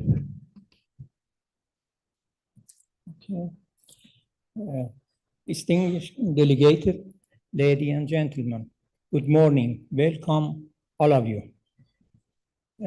Before starting the report, I would like, I should emphasize that Iran has started new development plan with focusing on economic growth with justice, equity, especially on education and health. And justice for everyone. And after revolution till now, Iran have been implemented 6 development plan and have started 7th.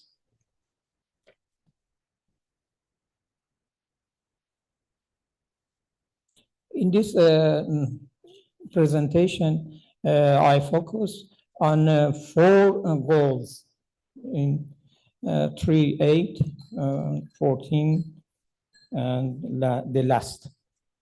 I only mention some of them because of the you have a complete of the report in the ESCAP website. And according to WHO's, Iran has a good position in the Eastern Mediterranean region. Maternal mortality rate decreased from 44 in 22 in 2020. Goals of SDG is 7. Mortality rate of the children under 5 years decreased from 50.5 in 2015, reached in 13 days per 1,000 for live births in 2020. And emphasize action. First and foremost, establish justice in health, fair access to service, and compulsory basic social insurance for all of Iranian peoples in all of the country. Improving the malnutrition situation, increasing the coverage of the benefit of primary health care service, and allowing the alleviating the poverty family with malnourished children, but with payment of permanent insurance premium of villager and nomads coverage 2 million villager. Medical insurance coverage for free for 34 million people in the country.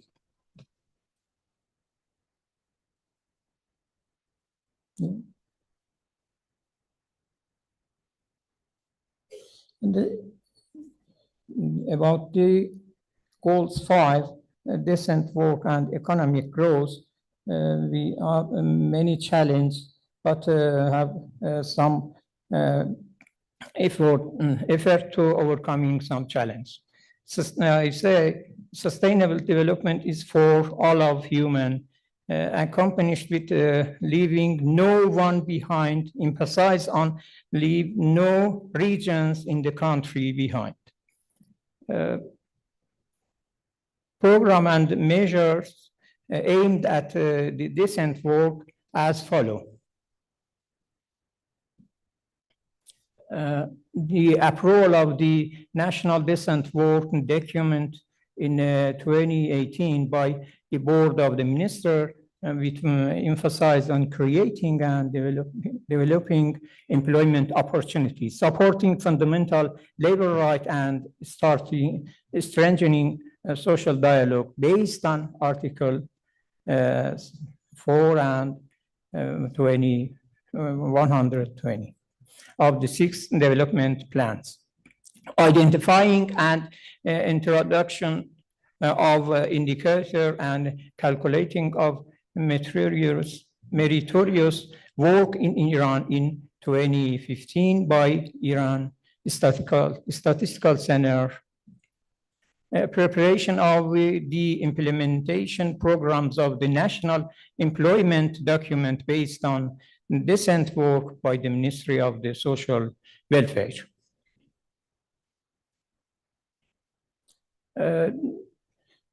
Country economic between 2011 and 2023 has been volatile, lacking a stable trajectory.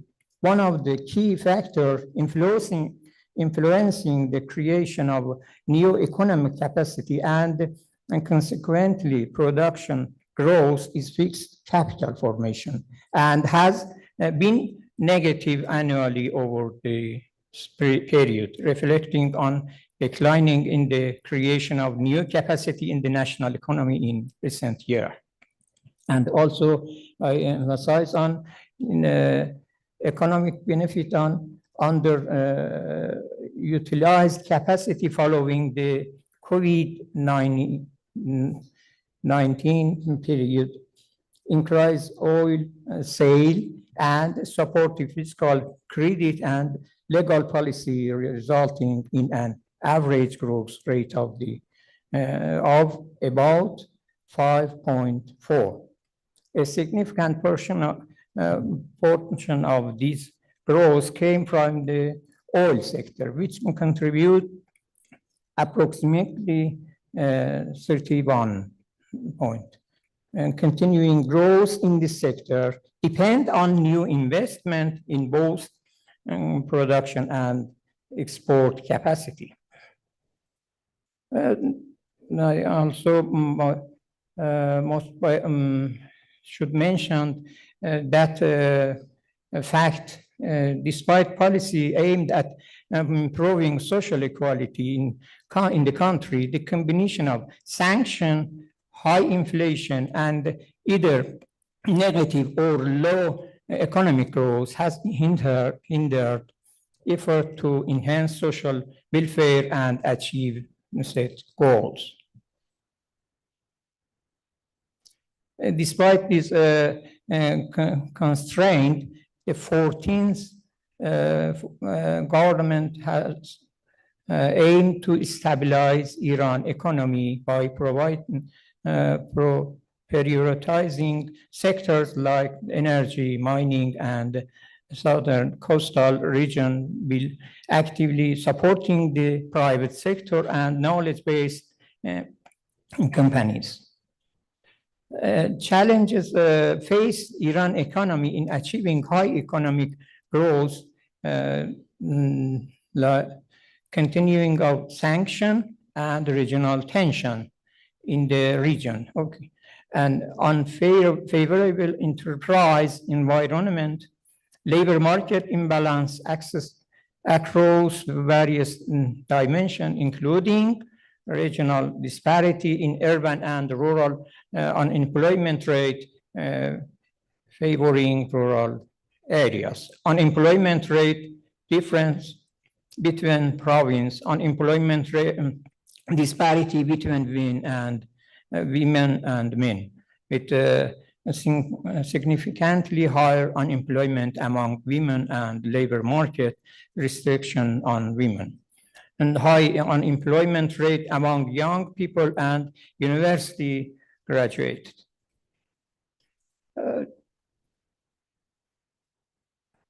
On empowering women and girls, goals 3, we first of all regarding on our policy and planning for adopting and localizing women empowerment in policy and programs, clarifying 5 fifth development plans, generally policies on strengthening family institution and position of women within it. And also in social sphere and fulfillment of women's and women legal right in all area. And also this, we emphasizing on 6 development plans, general policy, and 5-year plans and policy on women empowerment.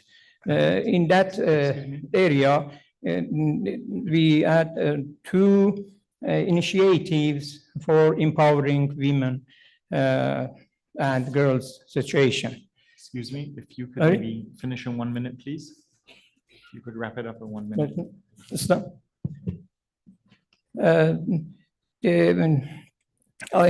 As you see, we in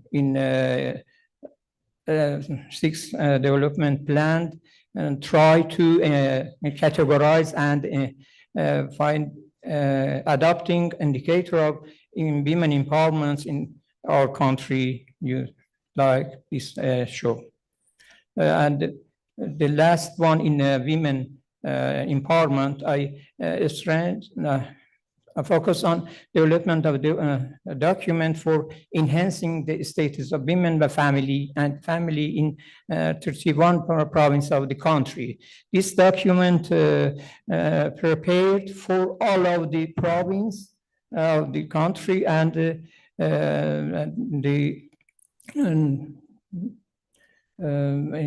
about women situation and for improving these situation. With focusing on result-based and result-oriented planning. Because I say output are for project or program, but outcome impact for people. Result-based planning can help us for going from output to outcomes. This is the last report of the document. I omit the last one, life below water. We have 2 main challenges: environmental challenge in coastal and marine areas of Iran, threats from the retreat of water in the Caspian Sea, trans-border pollution result from exploration, transportation, and exploitation of the fossil resources in the Caspian Sea and Persian Gulf. Pollution caused by rain from this salination facility and system in the Persian Gulf. But for overcoming this challenge, we have a lot of work and a lot of activity, but remained this challenge until in our country. And Mr. the last one, finally, thanks.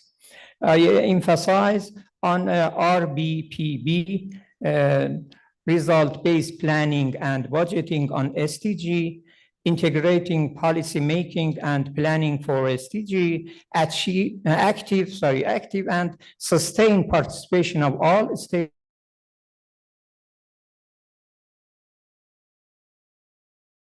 Notice till achieve no one left behind. I emphasize on no region and country left behind. By using balanced, fair development in various fields in economic, social, environmental, and spatial sustainability.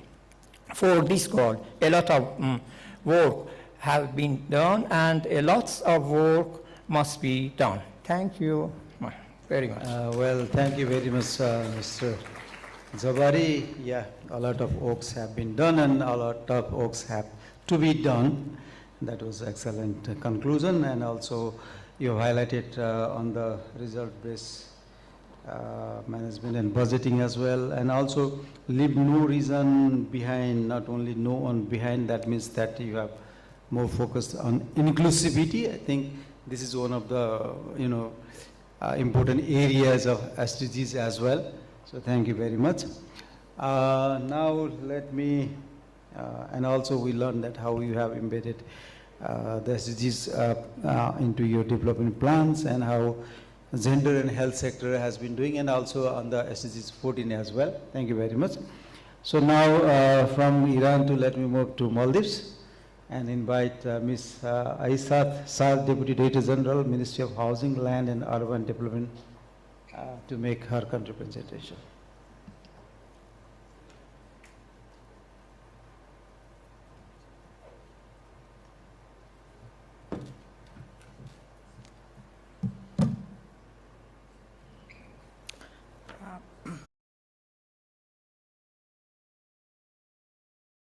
ESCAP and Government of India for the excellent hospitality and the opportunity extended. I would try to keep it very short, my presentation. First, I would like to give an overview of the country. We are a very low-lying dispersed group of islands, which is just 1% land, and we have 186 inhabited islands as well as 172 islands there which are resorts and exclusive hotels. And we just have about 5 lakhs people, out of which 1 in 3 people are not from our country, but they are working or residing in our country. And our economy is very much driven by tourism, and which contributes to about 60% of our foreign exchange. And we are expected to have 2 million tourists coming in this year. And we have quite high life expectancy and literacy rates in the country. And we have an average elevation of just 1.5 meters in our country. And about 2 lakhs people live in Male, the capital, which is 2 square miles. I think where we are here is bigger than my capital, probably.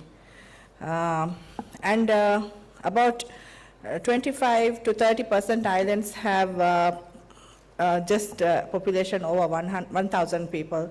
So we are very faced by very different types of development challenges, and due to the small economies of scale and disbursement, we have different vulnerabilities and development issues compared to many of the rest of the countries in this region. So just to see how we are doing at the moment, we are ranked 67 in the SDG index. And at the moment, the only goal we have achieved so far is goal number 1, no poverty. But we are on the track for maintaining and achieving clean water and sanitation and reduction of inequalities. We still have a lot of work to do in particularly goal 8, 12, 15, 16, especially as some of the data is not available at the moment, and we are focusing on the environmental goals, 13, 14, 15, on strengthening the environmental data. So we are working with Environment Ministry, and ESCAP is assisting us in this task.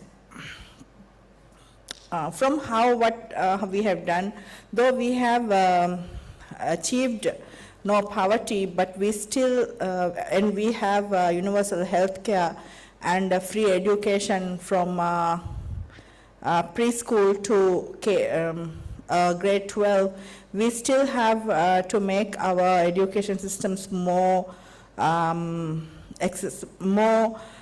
inclusive, and also focusing on the quality of education.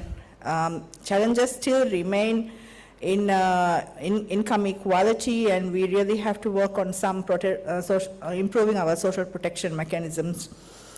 In health, though we have achieved many of the basic health indicators, but growing concerns in non-communicable diseases like cancer and other NCDs, as well as mental health, is an emerging issue.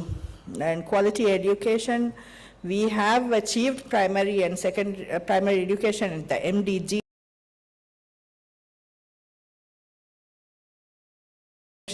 but we still have issues with reaching tertiary education or higher education, especially for youth in more outer atolls. And access to higher education is limited in some of the islands. We have worked on refining some of the legislations, and women representation by law requires 30% to be represented in the local councils. But still, we have to work more on participation of women in decision-making roles, and also how women are not very active in formal economy and also in higher leadership roles. So these are some areas that we really need to focus on. And Maldives is committed to achieving the net zero by 2030, but climate change still remains a threat to our existence, and also adaptation strategies are crucial to making progress. And also we have worked to remain committed to partnerships, and especially working to be an advocate for the small island, other small island development states. But the challenge for accessing finance still remains an issue for us. Areas that we need to be focusing on at the moment, though we have achieved the SDG goal for poverty, we still have work to be done in goal 1 as well. And although we have attained 100% access to electricity in the islands, we still have the issue of making it more sustainable. And job creation, and particularly among new emerging sectors like the digital services and renewable energy, we need to focus on building the required skills for it. And also we really need to focus on economic diversion beyond tourism, which will reduce our vulnerability. And we are focusing on physical and digital connectivity, and trying to bridge the gaps between Male and the outer atolls as well. And we are challenged with life below water, where we are tackling marine pollution, as well as illegal fishing and harmful practices which endangers the biodiversity as well. We need to make progress in strengthening governance and addressing the challenges of transparency and strengthening the public institutions as well. The way we have focused on how we would be achieving the SDGs is more of incorporating the SDGs into our national development agendas rather than having it stand alone. So we have incorporated SDGs into the various development plans from the sectors and also the local governments as well. And we also are focusing on what goals could be accelerators or having a spillover positive effect on the other goals to achieve SDGs. For instance, we are focusing on climate resilience and also reducing inequalities, and also economic diversification and more sustainable economic growth. And we are focusing on one of the main issues we have in the country is the access to economic opportunities as well as services. So we're trying to bridge the gap through digital services as well as improving transportation systems in the country. So this would facilitate more economic opportunities and access to services. And also as some of my colleagues have mentioned, we also face the issue of youth unemployment, and we were focusing on more skills development program and fostering a more competitive workforce, which is needed for a more which is needed to today's changing global aspects as well. And we are focusing on gender equality as well, especially engaging women participation in economic activities and leadership roles, and also fostering on fostering transparency and accountability and strengthening the institutes, as well as better managing our fiscal affairs. The priorities of the country at the moment remain on formulating a 5-year strategic action plan, and also we have embarked on formulating a 20-year national development plan, a more long-term, a visionary plan, and we would be making some relevant legislative frameworks for it as well, and also the Antigua and Barbuda agenda for SIDS, ABAS. We will be, we were one of the drivers for this important document, and we are integrating it into our national development plan as well. And also at the moment we are focusing on preparing our first VLR for the Maldives, the capital Male City, with generous contribution from ESCAP. And since the population is scattered around the country, we are focusing on developing focused urban areas where we could try and formulate better quality of life and attract people to be living in these areas. And we have some ambitious projects geared up for as well. One of the, looking at the challenges. Keep it short, time is over. Okay, just one last slide.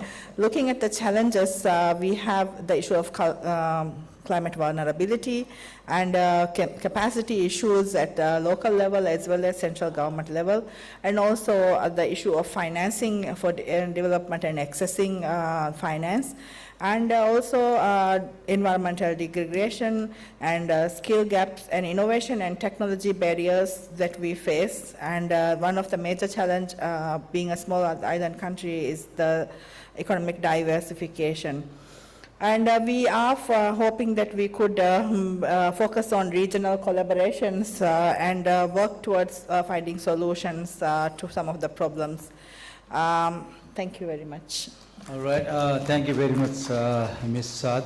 Excellent presentation, and very good to know that Maldives has targeted net zero by 2030. Still, you have more challenges induced by the climate change, of course, and you have the goal 14th is more critical as well for Maldives. And of course, the financing is challenging for all of us. So with this, the first half of this plenary is over now, and so we will break for 5 minutes just to stay here. We can sit, we'll just get it changed. Okay, we can sit. All right. Okay. Anyways. Because we are already Okay. running short of time. So Rajuji, yeah, please get it the nameplate changed. So thank you for all these 5 country delegations. Please give them a big hand. We'll come back for. We could maybe have a change of speakers here. If I could invite Mr. Komraj Koryala up on the stage from Nepal. If I could also please ask Mr. Azhar Iqbal Malik from Pakistan to come up. If I could ask Ms. Wijayanti Eduri Singh from Sri Lanka to come up on stage as well. Ms. Ais Malika Yildiz Erzen and Mr. Daya Saga Srestha, please. Thank you very much.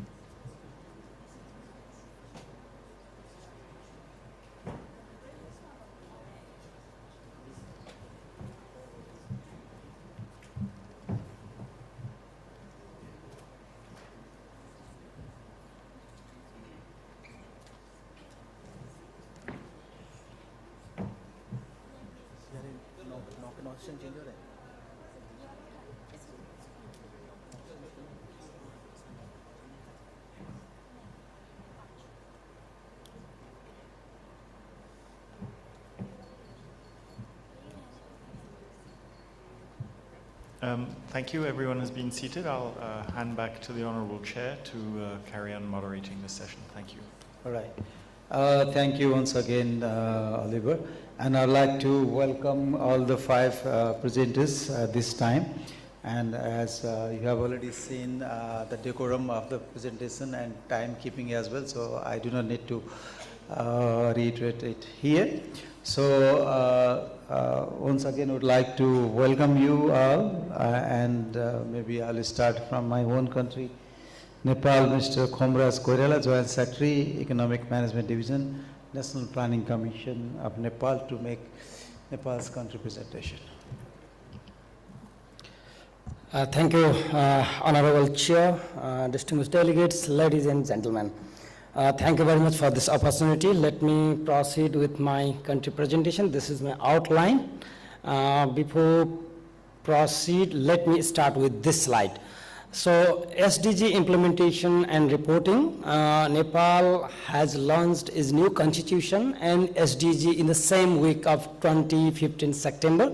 And we launched 14 National Development Plan at that time, and 15th Development Plan on 2019, 16 Development Plan in 2014. So 2017 we have a first VNR, and 2020 with the second VNR, and 2024 with the third VNR. So we have already in 3 PNRs, and this is the all activities that we have done so far. And right now we are working with the 16th periodic plan, which is aligned with the SDGs, and we have identified the new costing financing gap as well, and we are developing a new action plan for the implementation. So this is the status of the indicators, and we have 301 indicators and 76 indicators in positive in progress, and 4% remain unchanged, and 20% indicators are negative in growth, negative in progress. So this is our status of the SDGs indicators in the country. So this is the overall progress of the SDGs and this goal-wise also, and this shows the 41.7% progress on 2030 targets by 2022. And 60.5% progress by 2030 if the current trend continues. If you see, now we are in 41.7, and if this trend goes, only we will achieve 60.5. So we have a lot of work to done. And if you see the goal-wise also, some goal has encouraging results as well, but we are still far behind to achieve the 2030 targets. And if you go to the targets 11, 15, and target 1 shows a high progress. And if you go to the target 8, and we are discussing now, and target 16 shows the low progress. We have not reported the goal 14 as we are landlocked, and we are not targeting the 14 goal, life below the water. And this is LNOB study also we have discussed with this. This shows that some indicators have a huge gap among the others, and some have some less. And though we have the average, some of the most of the indicators are good, but still gap is high. This slide shows that. So this is the financing gap that recently we completed by Planning Commission. So total investment required for the country to achieve the SDGs to 2040 to 2030, it's 2116 billion. So that is 163 billion in US dollar, and annual average investment up is about 23 billion. That is 302 billion per annum. And investment per capita is $755. And so this is the about 58%, 57.5% is public resource. We are estimating, and private resource by 34.3%, and cooperative, community, and non-governmental organization will contribute 8.1%. So this is the financing gap that we have been identified. So we have a different level of institutions in the country. Parliamentary committee is there, and steering committee high-level steering committee is chaired by Right Honorable Prime Minister, which guide us the most of the policy issues, and implementation and monitoring committee chaired by Honorable Vice Chairman of the Planning Commission, and Planning Commission member chairs the thematic committee. So also province and local level, they have similar institutions, and they follow the guidance from the high-level committees. Also, while working with the SDGs in the country, we have the close, interaction and stakeholder engagement, and including parliamentarian, private sector, local government, academia, CSO, cooperatives, media, we do.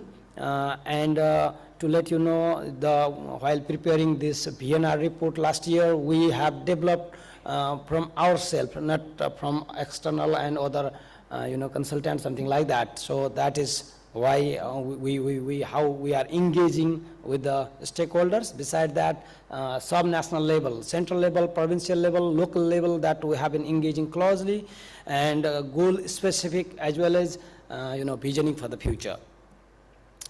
Some good practices that we have: inclusive democracy. Of course, we have the inclusive democracy, and we have a good a democratic practice in the country. And social security program also, we have a huge investment, huge financial resources we have investing on this, but still we have to make more harmonized on that, though there is scatter program as well. And the role of the government during the COVID pandemic, not only pandemic, during the disasters, local government are doing a crucial role and in their job. And multi-sector nutrition program is going on, a day meal program, and some domestic cooking stoves. These are some initiatives that we have exemplary in the SDG front. But we have challenges, poverty and inequality. Nepal, after COVID pandemic and other vulnerabilities is increasing. So that is why this hinder the poverty and inequality as well, and also unemployment and healthcare also we have challenge, and climate change. Of course, climate change is one of the issue, and financing gap, urbanization, digital divide, institutional capacity, data availability. These are some of the challenges that we have. But we are areas for SDG acceleration: decent job and social protection, transformation of the food system and nutrition, transformation health education, and gender equality, climate action, digital transformation. These are the actions ahead. Finally, this is my final slide, and dissemination and communication. This is one we have to make a common understanding among all the stakeholders. That is why that needed policy coherence, SDG localization. Of course, sub-national level and central level, we have to work together, and financing for SDGs. Of course, we have to meet the gap of the financing, stakeholder engagement, capacity building, data monitoring and reporting. These are the action ahead that we have to do. So thank you very much, Chair. Thank you. Well, excellent. Thank you for keeping it within the time as well, and very good to know about the SDGs costing. Maybe that was interesting to other participants as well, as Nepal has also estimated the cost, per capita cost as well, not only the total cost up until 2030. If we have this, because we're talking here about the evidence-based implementation of the SDGs, that means that if we have a robust estimation of costing, then that will also help us to go with our development partners and then, to negotiate with them. This is the costing gap that where you can come and chip in to help us to attain the SDGs 2030. And of course, the areas of SDGs acceleration, they are quite similar, common as well in the region, because economic growth and job creations are most challenging among others. And also happy to learn about how Nepal has been embedding the SDGs not only with its development plan, but also aligning with its new constitution as well. Thank you very much. So now let me move to Pakistan, and let me invite Mr. Azhar Iqbal Malik, Deputy Chief of SDGs, Ministry of Planning, Development and Special Initiatives, Pakistan. Mr. Malik, now it's your turn. Thank you, Chair. I hereby express my special thanks and gratitude to the NITI Aayog, Government of India and ESCAP for inviting and giving an opportunity to present Pakistan at this August forum. Myself, Azhar Iqbal Malik, I am Deputy Chief SDGs at Ministry of Planning Commission of Pakistan. These slides, as we are seeing it from the very beginning of the session, represents the 17 SDGs. And during the next sessions of this forum, we will be able to go through the SDG 3, 5, 8, 14, and 17. As long as Pakistan is concerned, Pakistan is very much focused with the SDGs, and we have a specific vision 2025. This specific vision of 2025 is represented with its unique features and have 7 pillars. Each one is linked with one or more SDGs according to its theme. So the first pillar represents the development of the social human capital. Likewise, second one represents the growth and sustainability. And then we are also confronted with the governance, then security, food, energy, and water, then entrepreneurship, connectivity, and knowledge economy. As long as Pakistan is concerned, the Parliament has unanimously passed a resolution and declared SDGs as National Development Agenda in the year 2016. As long as Pakistan's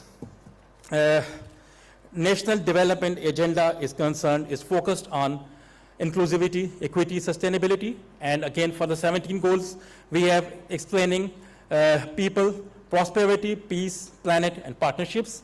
Then likewise, 169 targets and 247 indicators. Again, if we go through the Pakistan's specific structure, we have specific parliamentary SDGs task forces.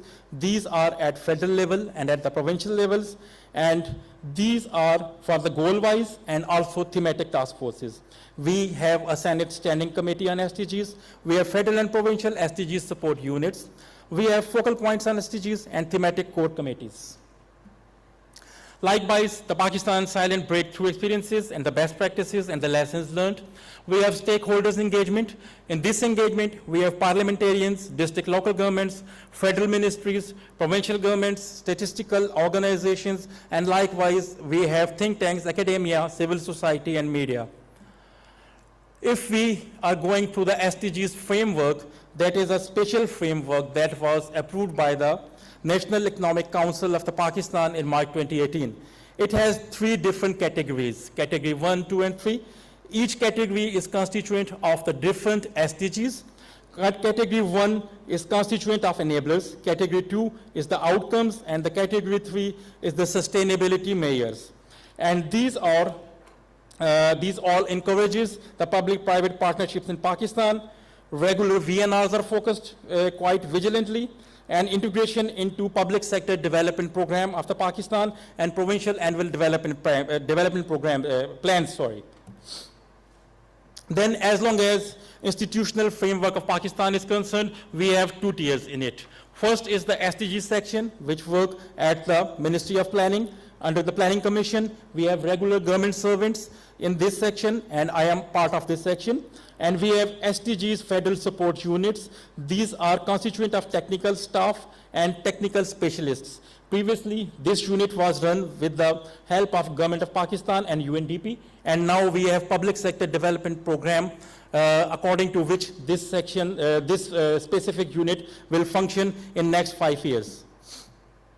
As long as establishment of federal SDG support unit is concerned, we have a certain background, as I have already explained earlier. Previously, it was led by the Government of Pakistan and UNDP. Now we have in public sector development program, which is for 5 year, 437.256 millions to run this initiative. And we have to hire more technical HR from the public sector development programs. Certain objectives and the functions of this unit would be financing for development, M&D, and likewise other. We have knowledge management, advocacy, alignment with the emerging and international issues. Likewise, integrating SDGs into IPAS, we have an intelligent project automation system that has been linked with the SDGs, and public sector development program is also linked with it. Then we have a Young Initiative. In yesterday's session that was on VNRs, we have discussed in with very detail.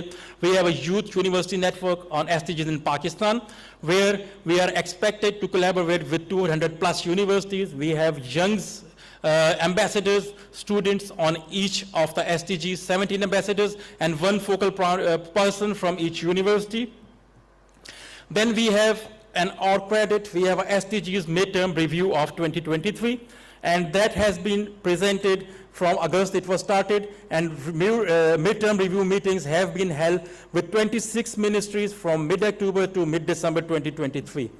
We have National SDGs Conference that was done on May 16, 2024, and this was for fostering dialogues and collaborations and actions with the objective of aligning national strategies with the global 2030 agenda of the SDGs. And this conference brought together the government agencies, non-government organizations, academia, civil society, and the private sector of the Pakistan. Besides this, we had on our credit the joint seminars with the World Bank. These were done till June 2024, and these all were done with the seminar. One was the Forum on Poverty to Prosperity. Seminar 2 was on fiscal incidences and analysis, and seminar 3 was cluster of poverty and pathways. Similarly, Pakistan has SDGs status report 2021. We had till 1621 indicators available, but in this report we covered 133 indicators. And SDGs ranking for Pakistan for the year 2021 was 129 out of 165. And this one was the status report for the ministry. Then we have a draft status report of 2023, and in this we are going to cover more than 140 indicators. Then we had a specific VNR in year 2019, and the second VNR was for the year 2022. Then we have certain steps for the capacity building and the progress on SDGs. As Mikiko has already reminded me for the paucity of the time, so I will just go through these some slides, and you can get these slides from the organizers, so explanation is there. And we have goal-wise SDGs performance and comparison between two specific time frames, 2015 and 2020. So likewise, SDGs index current trend and steady increase that increases by 10 percentage points between these two time frames, 2015 and 2020. Then we have a long way of challenges that we are trying to focus on it, and you can go through with these slides on your demand. And then SDGs Pakistan way forward, we have also 2 to 3 slides. Thanks very much for your attention and participation. Thank you. Well, thank you for the excellent presentation, Mr. Malik. So you have also provided us the status report on SDGs, and also it was good to know about this IPAS, Intelligent Project Automated System, that you have also included the SDGs reporting and planning in that system. That is digitalization of SDGs implementation as well. Thank you very much. And also I liked the way you grouped the 17 goals under outputs, outcomes, and sustainability. That was also interesting to learn from you. So thank you very much. And now let me move on to the next presenter. That is Excellency Ambassador Vijayanti Idirisinghe from Sri Lanka, who is now Sri Lanka's ambassador to Thailand as well.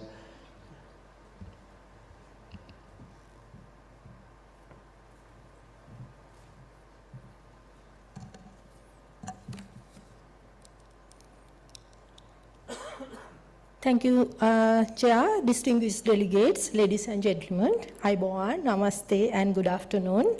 Thank you for inviting me for this address this session, Sri Lanka's key breakthrough experience, challenges, and the way forward for the accelerating progress towards the SDGs. Of course, today's sessions, we focus SDG 3, 5, 8, 14, and 17. Sri Lanka is committed to the 2030 Agenda for Sustainable Development and has made significant strides in achieving several SDGs, particularly these 5 SDGs. Of course, this is overall measures against 2020 national SDG targets at 2024. We are significantly developing our targets to the goal that 2030, except a few areas like economic growth as well as life below water. So I think I don't want to go in detail due to the time constraint. SDG goal 3, good health and well-being. Of course, Sri Lanka free health care system can be credited for the country's positive progress and several health indicators. Maternal mortality ratio under 5 and maternal mortality ratio already well below SDG targets. However, Sri Lanka faces an increase in mortality rates associated with the NDCs and mental health issues as well as infectious diseases such as dengue, TB, and HIV. Of course, these the indicators show that good health and well-being. We have to address sexual and productive health, and also to accelerate with the progress achievement and also regressions on R&D for health. So research and developments, we have to more focus about Sri Lankan statistic and considering the SDGs goal. So next, I would like to emphasize about few areas of SDG 5, gender equality. Despite high education attainment level for women and gender equality index, of course, Sri Lanka ranks in out of 87 countries, 93. But still, we have to improve our gender equality progresses about low female political representation and low labor force participations. Female-headed household account for 24.8 and household in the country tends to experience high level of poverty and marginalization. In addition, the country faces a border cultural, sexual, and gender-based violence in the structural, cultural, and social roots of which have to be addressed. And significant progress has been made with the implementation policies to address gender-based violence and promoting women leaderships, collaborations between government, NGOs, and the local community that address local norms alongside policy changes. Also, with the help of UN, ESCAP, and Subregional Office, Sri Lanka has done significant achievement and making, women's empowerment through different areas. With the Sustainable Development Council of Sri Lanka and the Chamber of Industry and Commerce of Sri Lanka jointly organized training incentive-wise empowerment movement entrepreneurs to become part of a global supply chain through a targeted e-commerce training. SDG 8, recent work and economic growth. As I mentioned earlier, that Sri Lanka need to address economic growth. We face with difficulties aftermath of the COVID-19 economic crisis.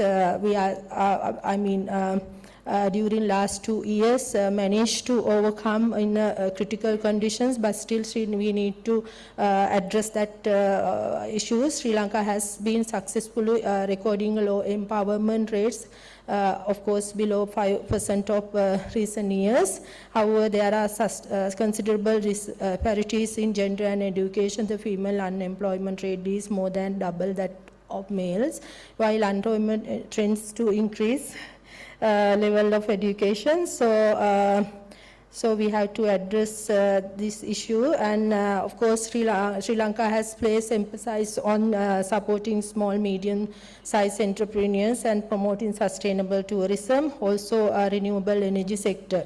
Below life below water, of course SDG 14, Sri Lanka as an island has many economic activities based on the coastal resources, including fisheries and aquaculture, tourism and ports and shipping. So marine coastal pollutions due to growing maritime coastal economic activities and the increase in seabound activities are emerging environment issues for the country. Sri Lanka has taken several positive steps, including establishment Sri Lanka Coast Guard, but capacity limitation pertaining to the surveillance, monitoring and enforcement required further attention. This is that indicators. Of course, we have to have progress since 2015, but still we have to address for the problem issues regression since 2015.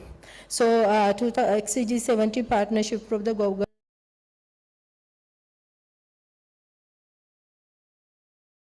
different partners to achieve development result, promoting of financial technology development, capacity building, trade and investment, multi-stakeholders partnership, monitoring and accountability, addressing systemic issues such as policy and institutional coherence.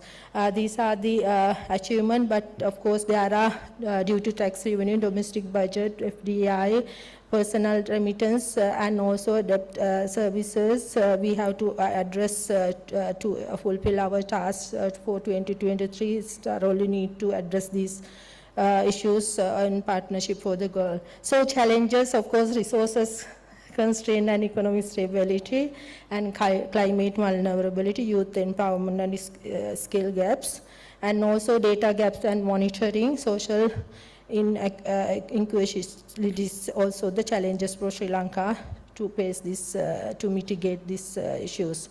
And way forward to accelerate progress for Sri Lanka, enhancing multi-sectoral partnership and financial mechanisms, scaling up green economy initiatives, improving youth empowerment and skill development, building resilience to climate change, strengthening data collections and monitoring capacity, promoting exclusive and addressing inequalities are the way forward that we should have to address. Thank you. Thank you very much, Ambassador Vijayanti, for the excellent presentation on how Sri Lanka is faring on this implementation of the SDGs. Of course, Sri Lanka used to be one of the exemplary country. Even Lee Kuan Yew wanted to make Sri Lanka like Singapore, like Sri Lanka. But now I think you have the challenge as well, to reestablish your, your position in the region as well. And of course, COVID-19 and post-COVID challenges were very severe in your country, but very happy to learn that you have already picked up and then the economy is back into the track. So I hope that that will excel as well, and then Sri Lanka will be able to attain the SDGs as well, and also greening your economy, and also good to know about how you have connected women with the e-commerce as well. That was, I think that is something that other countries in the region can also learn. So without further ado, let me now move on from Sri Lanka to Turkey, I guess, right? And so we have Ms. Aysa Mehelika Ersen, Second Secretary, Embassy of Republic of Turkey in Thailand. And she is also the Deputy Permanent Representative to ESCAP to make her presentation.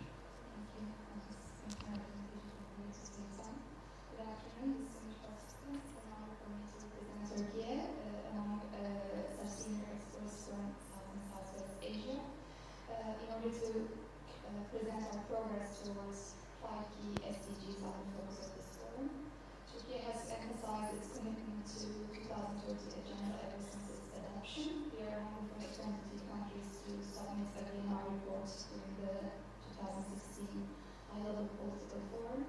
Ever since we've been linking SDGs with our national development plans, in fact, the concept of sustainable development has been embedded in our NDPs since 1996. So there is accumulated experience and strong infrastructure for SDG implementation in Turkey. We submitted our second VNR report in 2019. With the highest level of political ownership. In fact, the foreword of the report is by President Erdogan himself.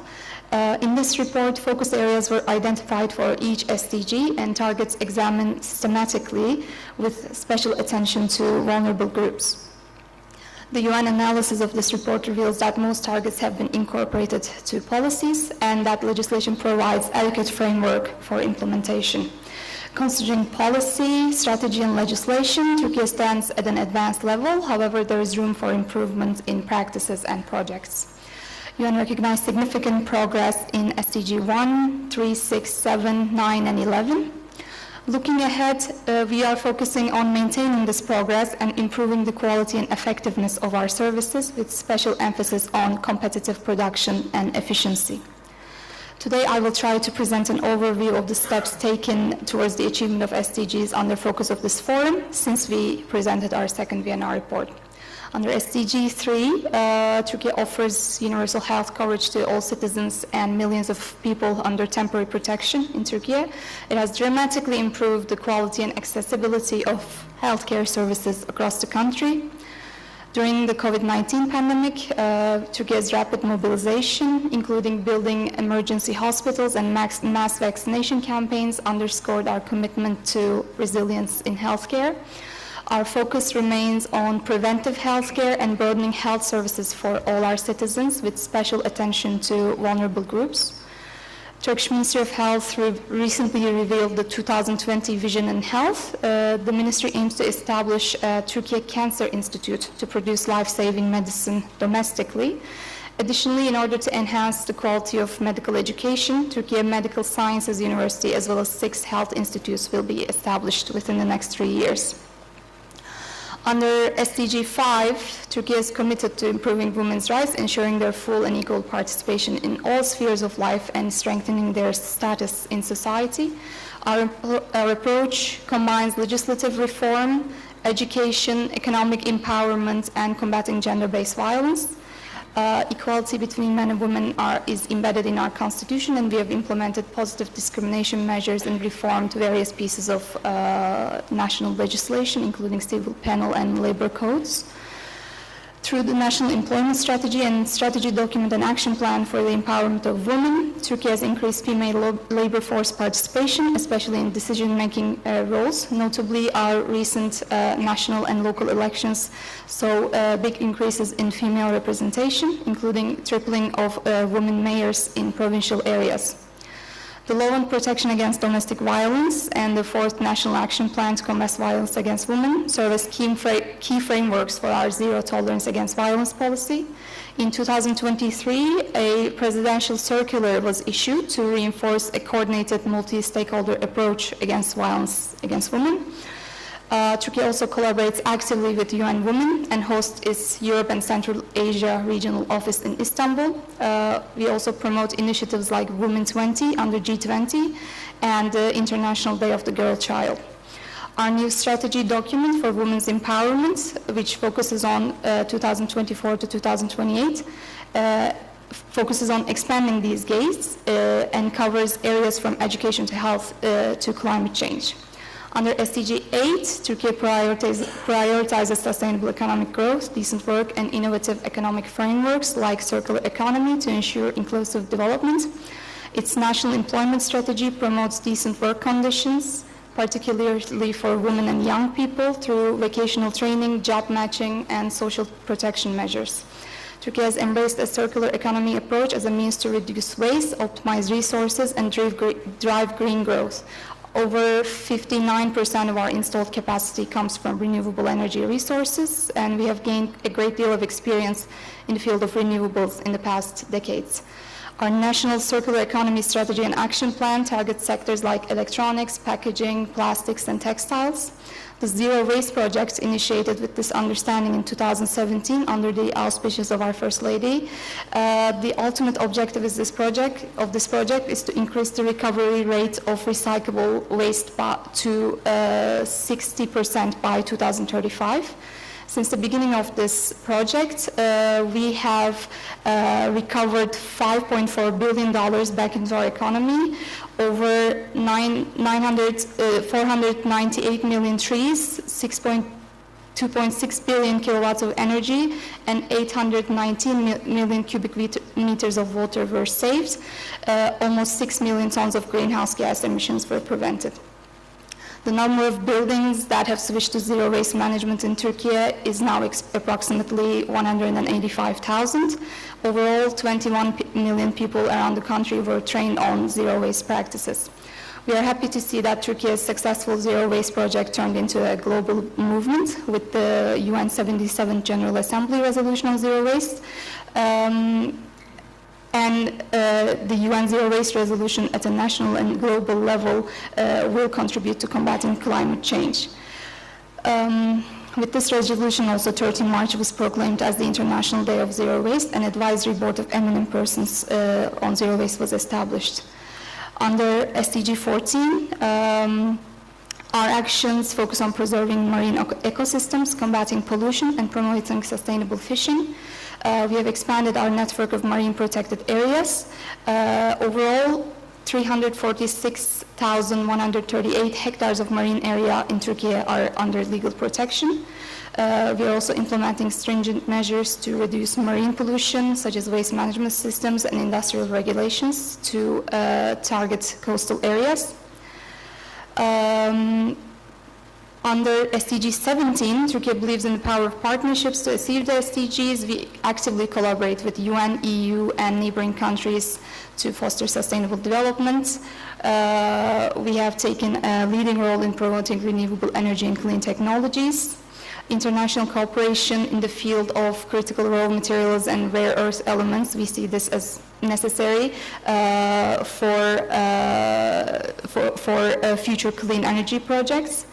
Turkey's leadership in zero waste movement that I just outlined also exemplifies our commitment to collective action. Looking ahead, we realize the challenges and extensively embed these in our future development plans. The 12th development plan, which was recently announced for 2024 to 2028, has its own chapter on SDGs and addresses gaps such as review and follow-up process of the SDGs will be continued effectively, and the third national voluntary review report will be prepared comprehensively. Also, an interactive SDG mapping will be developed to evaluate progress in the levels of SDGs. As well as the number of voluntary local reviews reports prepared by local governments will be increased in Turkey. In conclusion, Turkey has made significant progress towards SDGs through dedicated policies and international partnerships. While challenges remain, we are committed to 2030 agenda, and we are confident that through cooperation and with our global partners, we can build a sustainable future for all. We look forward to sharing our experiences with and learning from our colleagues in the sub-region. Thank you. Well, thank you very much, Ms. Harrison, for presenting us how Turkey has been faring with the implementation of SDGs, and especially since your second VNR, and also happy to learn that the VNRs are also being prepared at the local level as well. So that will ensure proper implementation, and also the local people, grassroots level people also realize how, about the progress and the changes that has been made because of the implementation of this SDGs goal. And also happy to learn about Turkey's effort on greening its economy and how you've been contributing on reducing the GHG as well, and also your progress on your efforts on gender equality, and also against this domestic, minimizing the domestic violence as well. So there are so many things that we could learn, but time is short. But it was interesting because mostly we in such platforms we discuss on South Asia only, but now since Turkey and Iran, the Southwest Asian countries have been also included in this process, so that I think we can share more lessons as well from each other, inter-regional lessons sharing as well. That's a wonderful opportunity too. So now we have come towards the end of the presentation, and of course we talked much about stakeholders in engagement. Only the governments made their presentation, so it will be unfair unless we give it to the civil society as well. So now we have Mr. Dayasagar Shrestha, Executive Director, National Campaign for Sustainable Development, and also APRCM focal point with us. So I invite Mr. Shrestha to make his presentation. Thank you, Madhucha. Respected panelists, government delegates, CSO colleagues, and other participants here. On behalf of Asia Pacific Regional CSO Engagement Mechanism, South and Southwest Asia, I'm going to highlight some of the critical areas of our region where we have to improve. This is just the presentation, just the, the scenario of South and South Asia region. Dr. Rajan has also presented here. Definitely, we are not going to achieve the goals by 2030. We are progressing on goal number 1, goal number 3, and goal number 17. But we are regressing in goal number 12 and goal number 13. So we have to work hard on these goals. And in some targets, according to the ESCAP router, in some targets, we are regressing. I don't want to explain here. We know, in our region, Bhutan has already, graduated from the LDC, and Nepal and Bangladesh, they are in pipelines. But these, the countries will face the many challenges in coming days as well.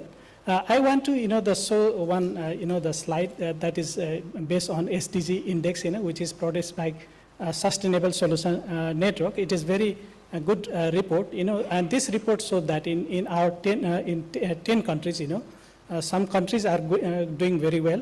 Even they are small, even they are small in SDG index, they are doing well, and some countries they have to work hard.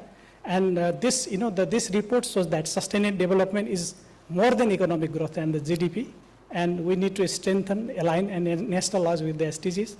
We need to develop coordinated policies and action to deliver better outcomes for people, nature, and the climate. Now we know that the goals are the universal, transformative, and they are interconnected with each other. And we also need to consider the potential trade-offs and the opportunities. And this is the area, the poverty, hunger, this is the main area where we need to work hard. And recently produced a report by the UN ESCAP, this also showed that within the Asia Pacific region, our sub-region is backward in terms of extreme poverty, in terms of moderate poverty, in both indicators, we are left behind. And the recent report, produced by FAO, IFID, and the UNICEF, WFP, and WHO, and this report shows that even the big producers countries, the producer countries, there are people, they don't have, they are unable to afford the healthy food. I don't want to tell the name of the countries, but you can see in these pictures also. Some countries, they are good producers, but the most, the more than 50%, they cannot afford the food, healthy food. And another areas where we have to work hard, environmental degradation, this is also another serious challenge, and all the countries, they are facing the triple challenges. And the State of the Global Air 2004 report, and this shows that, and the many cities in a South Asia region, they are suffering from the air pollution, and air pollution has become the second largest, the cause of the deaths of the people, this is very serious scenario. And we know that, the environment is not only the concern of the one country, it is the, the concern and the challenges for all the countries, so that we need to build on our regional cooperation and collaboration, because we know that, environment, climate change, these are some issues, they do not respect the country boundaries.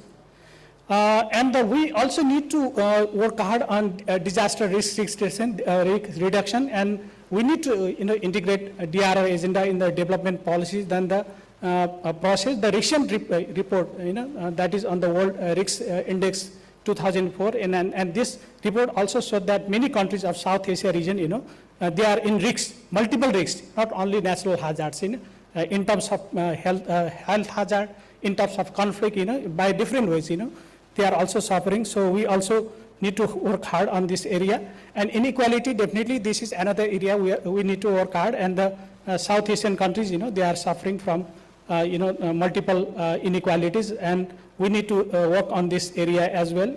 And some communities, some communities, they are groups, they are marginalized. And another area we need to work is the sustainable peace is also another important area we need to work hard. I congratulate to Bhutan. Bhutan is the peaceful country in our region, and some countries, they need to work on this area. And the next is and the corruption control and the good governance. Good governance, that is also another area we need to work hard in. The many countries of our region, they are getting very low score, so that this is also another area we need to work on. And the democracy, and that is also the another area, because the democracy development, these things are very interconnected, so that we could not ignore this area as well. And some recent reports show that in South Asia region, some countries, they are left behind.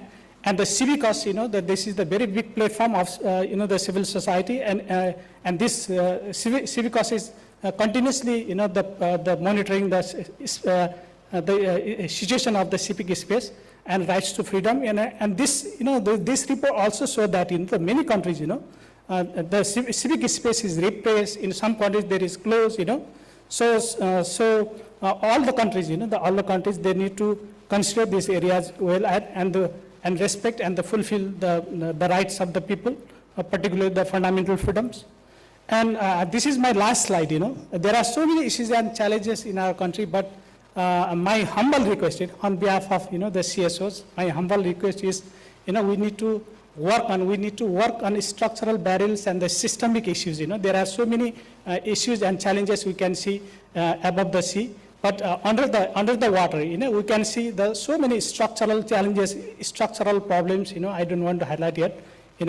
These are some is, for instance, the neoliberalism, corporate capture, weak governance, corruption, and the culture of impunity, militarization, patriarchy, sexism, ableism, ageism, debt crisis, geopolitics, casteism, class system, racism, cultural violence, exploitation. These are some areas, we also need to discuss here in 3 days.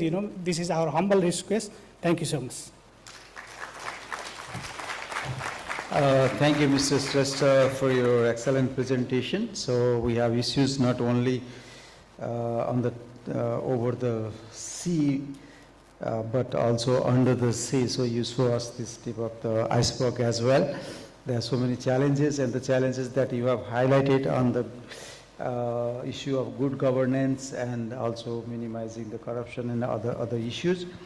But of course, we have the triple challenges were well presented, and it's let us also be serious that air pollution in the region is second largest cause of death in the region, which is a very serious issue, as we are talking on the effects of climate change. So these issues should be also looked upon. And of course, thank you for presenting the SDGs that we are making progresses, but also 12 and 13 that we are regressing. I think there is where we need to put more focus as well. So I don't know, on the next, should I conclude, or you have some announcement or something?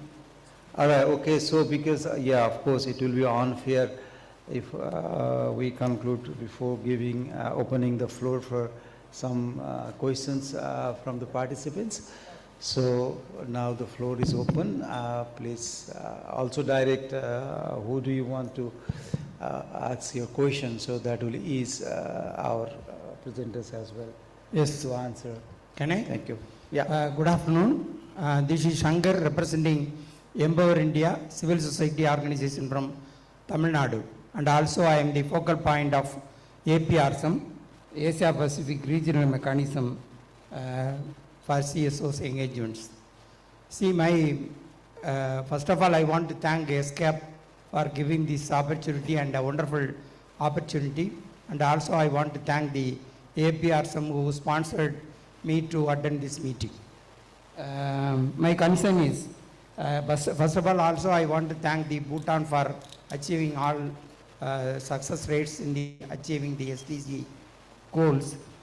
But my concern is in our region, the population highest countries, I don't want to mention the name, but it is in the 64th rank, and 64 points have. This is a serious concern. And as Daya mentioned that the civic space and right to freedoms is shrinking in our region. That is also a major concern for CSOs. And my question is, in South and Southwest Asia, the political leadership is quite often changing. I think the leadership changing is maybe a hindrance for achieving the sustainable goals. So that is my question. And my request is more meaningful engagement of CSO in the implementation of SDGs. Thank you for giving this opportunity. Thank you. That was a big compliment as well for the presenters. So next, I think, yeah, please. You may introduce yourself as well so that it's easier for us. Thank you. Dr. Daniel from UNCEL, USI. My question is to Mzar Iqbal Malik sir. I think compared to many of these global south countries, Pakistan have coordinating SDGs initiative through university. I'd like to hear more from that if you can elaborate how you started and how is that success trend. I think that's which is not pretty common in global south. Please elaborate again. I was unable to understand. No, young youth university program and then 17 ambassadors you have been. I think if I'm right, most of the global south is not having this system. I think you are a pioneer. If it is so, I tender my sincere appreciation for you. Congratulations. We'd like to learn more from you.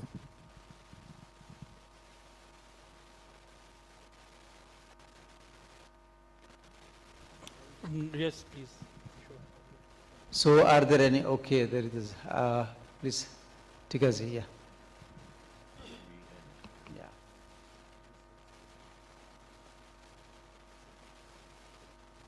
Thank you so much. My name is Tika Dahal. I am representing from Nepal Disabled Women Association.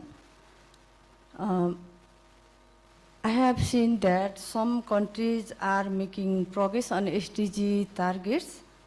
The principle of leave no one behind remind us that we must ensure every child has access to education, including children and girls with disabilities, who often face barrier to school, such as those with autism, intellectual disabilities, or multiple disabilities. Many obstacles exist, like lack of strong policies, support system, and support decision making, and accessible infrastructure, and education, I mean inclusive education materials, I mean friendly materials. Also, some countries have shown the women representation like 33%. It is very good news or the provision for women equality. But some queries and questions, some of countries like Maldives also you mentioned, and Sri Lanka also, and Bhutan, it seems very good achievement, and so on, and also Bangladesh. What is the inclusion within 33%? Like you focus the intersectionality and diversity within women. That is my concern, and also inclusive education aspect. Thank you. Well, okay. So I am Javed Alam Khan, and I am representing Institute of Policy Studies. Basically, my question goes to everyone. Since we have talked a lot about the processes, and we haven't talked about the much on the impact, and usually we don't have much data, and we also don't invest much on the invest in the data making and data availability. So, are we thinking to do something on this line? And the next question is about the, social inclusion. When we talk about the social inclusion, so we have the caste system across the, South Asia.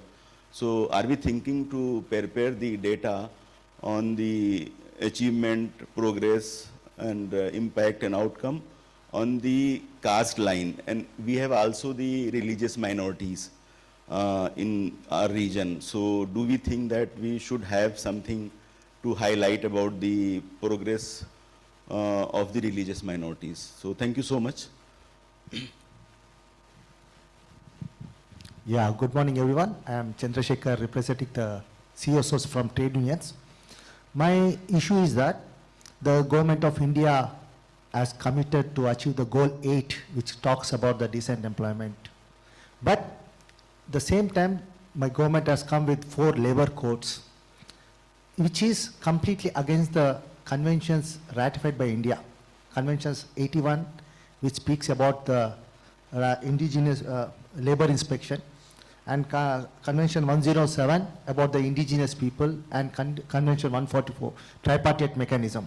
Without tripartite mechanism and consultation, the government of India has come with the 4 labor codes. So I want to just put pressure on these issues. Thank you. Hi. I'm from the Maldives. My name is Mariam Shakila. One of the questions that I wanted to ask all of you, all the panelists, even previous panelists, is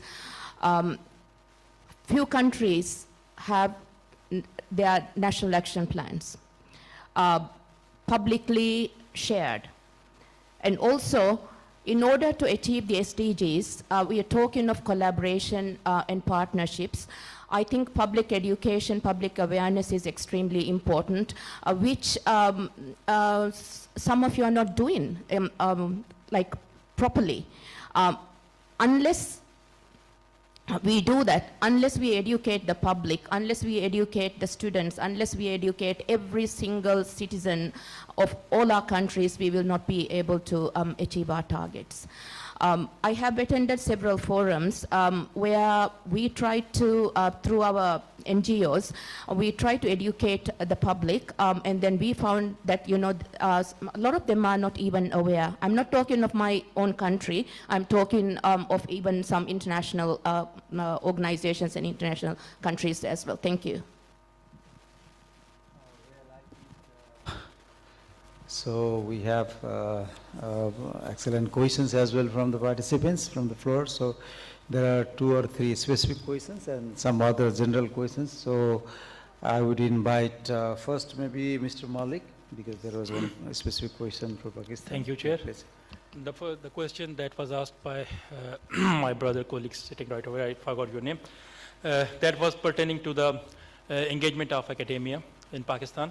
As long as Pakistan is concerned, I have elaborated in my presentation that we have a Young's initiative, that is Youth University Network on SDGs. This initiative was started in year 2023, and on yearly basis, we replace the ambassadors of this initiative. The ending time of the ambassadors is November. By end of November, we have another task force, you can say that ambassadors for this young initiatives. As long as this initiative is concerned, the SDGs section of Ministry of Planning is the enabler of this initiative, and we have created it. It consists of awareness, advocacy, innovation, and SDGs at tertiary level educational institutions. So expected collaboration is 250 plus universities, and for each university we have young ambassadors that are 17 ambassadors for each and every goal. These are students. And we have focal points, 1 from each university. Normally these are the professors from the universities. So students are expected to promote and advocate the importance of sustainability in their future work after their graduation and during their graduation.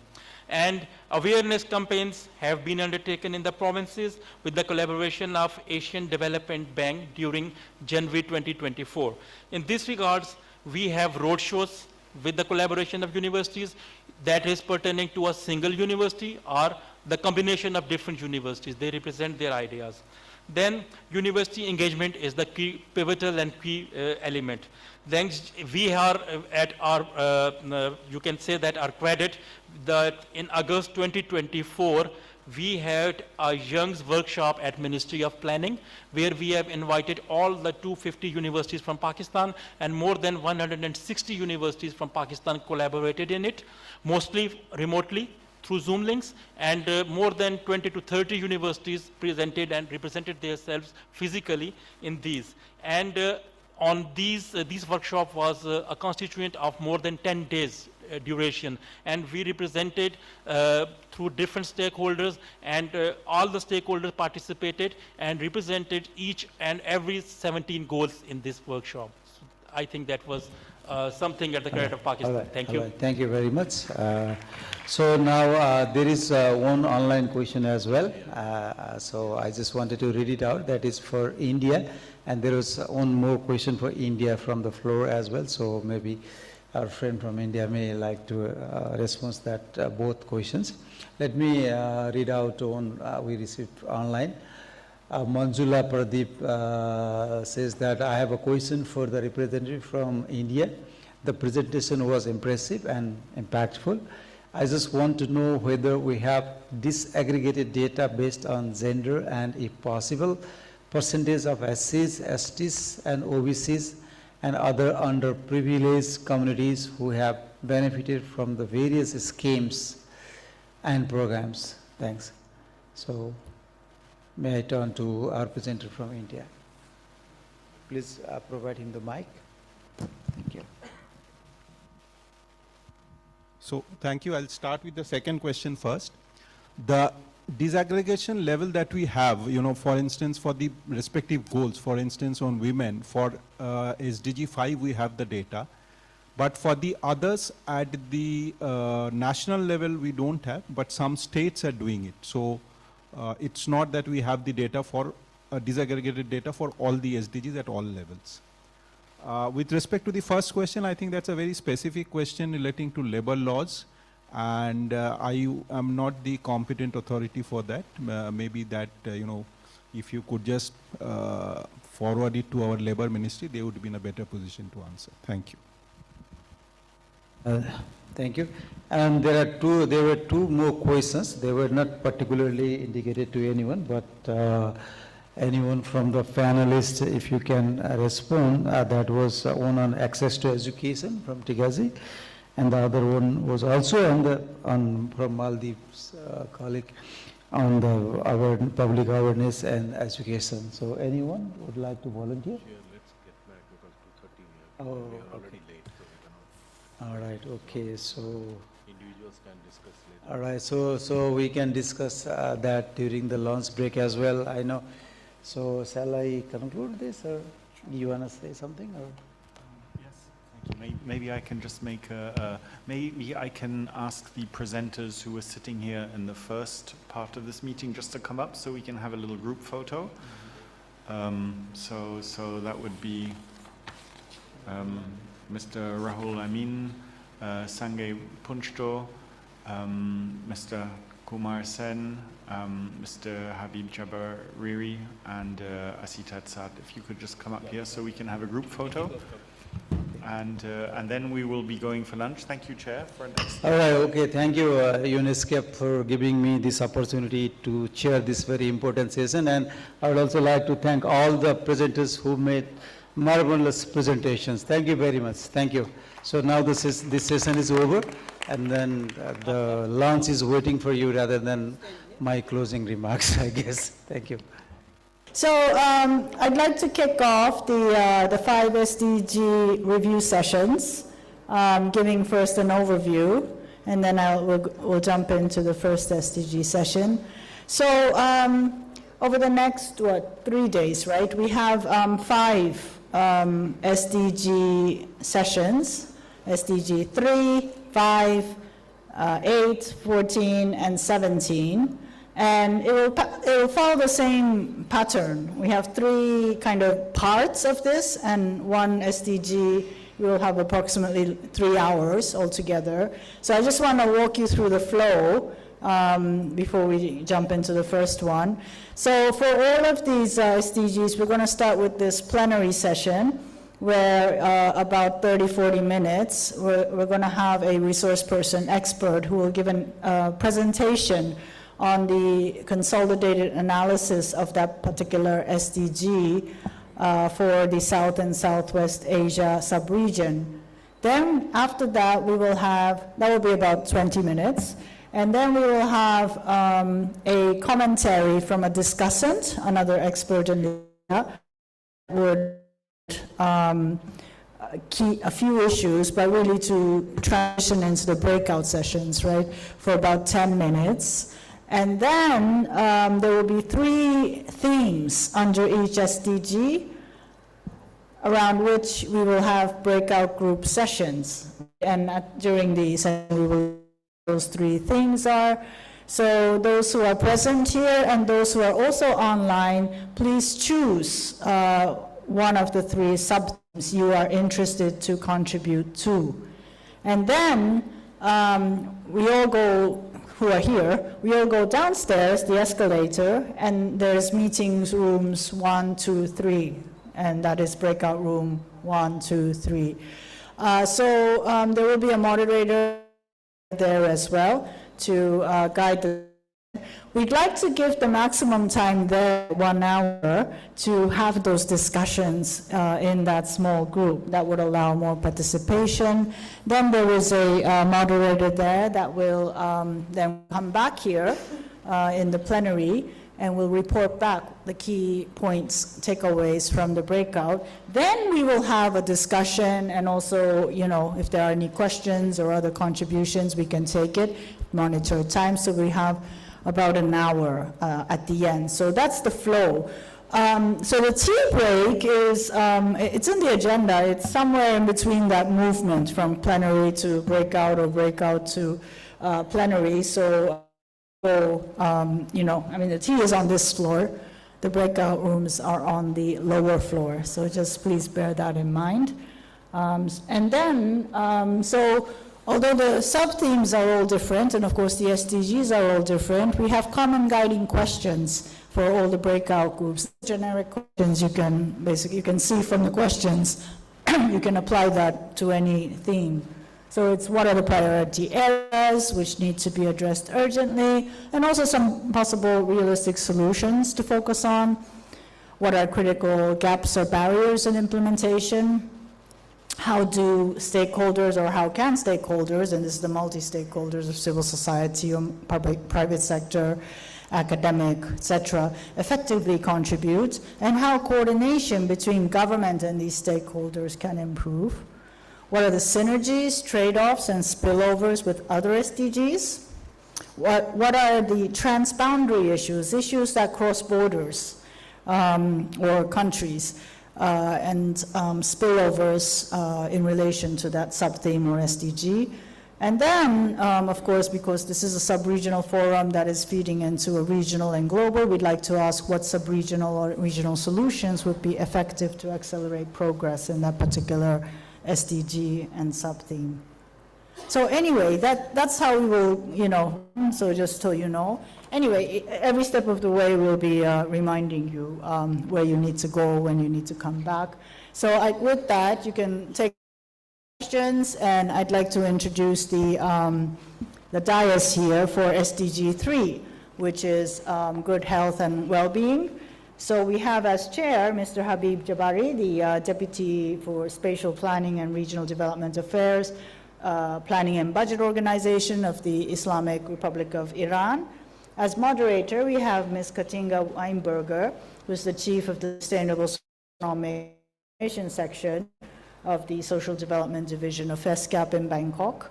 And then for the introductory analysis of the SDG 3, we have Ms. Amani Siam, who is the Regional Advisor for Health and Health Information Systems in the WHO Regional Office for Southeast Asia. That also includes here, actually. No? It's a different configuration from ESCAP. And then for commentary, as a discussant, we have Mr. Ajay Tandon, who is the economist nutrition for the World Bank based in New Delhi. So with that, I hand over the floor to the chair, Mr. Habari, and the moderator. Thank you.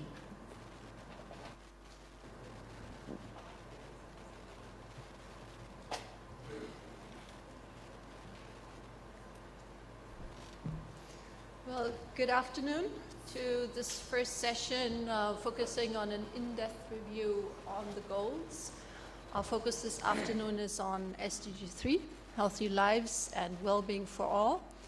And I think in a way it's fitting that we should start with this goal because although of course all goals are important, SDG 3 I think is key because good health is key to human productivity and to prosperity, and in a way it's also the foundation of human dignity.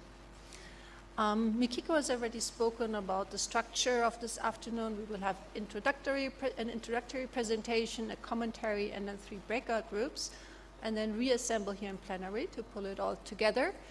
But let me hand over to our chair now, Mr. Habib Jabari, to lead us through the session.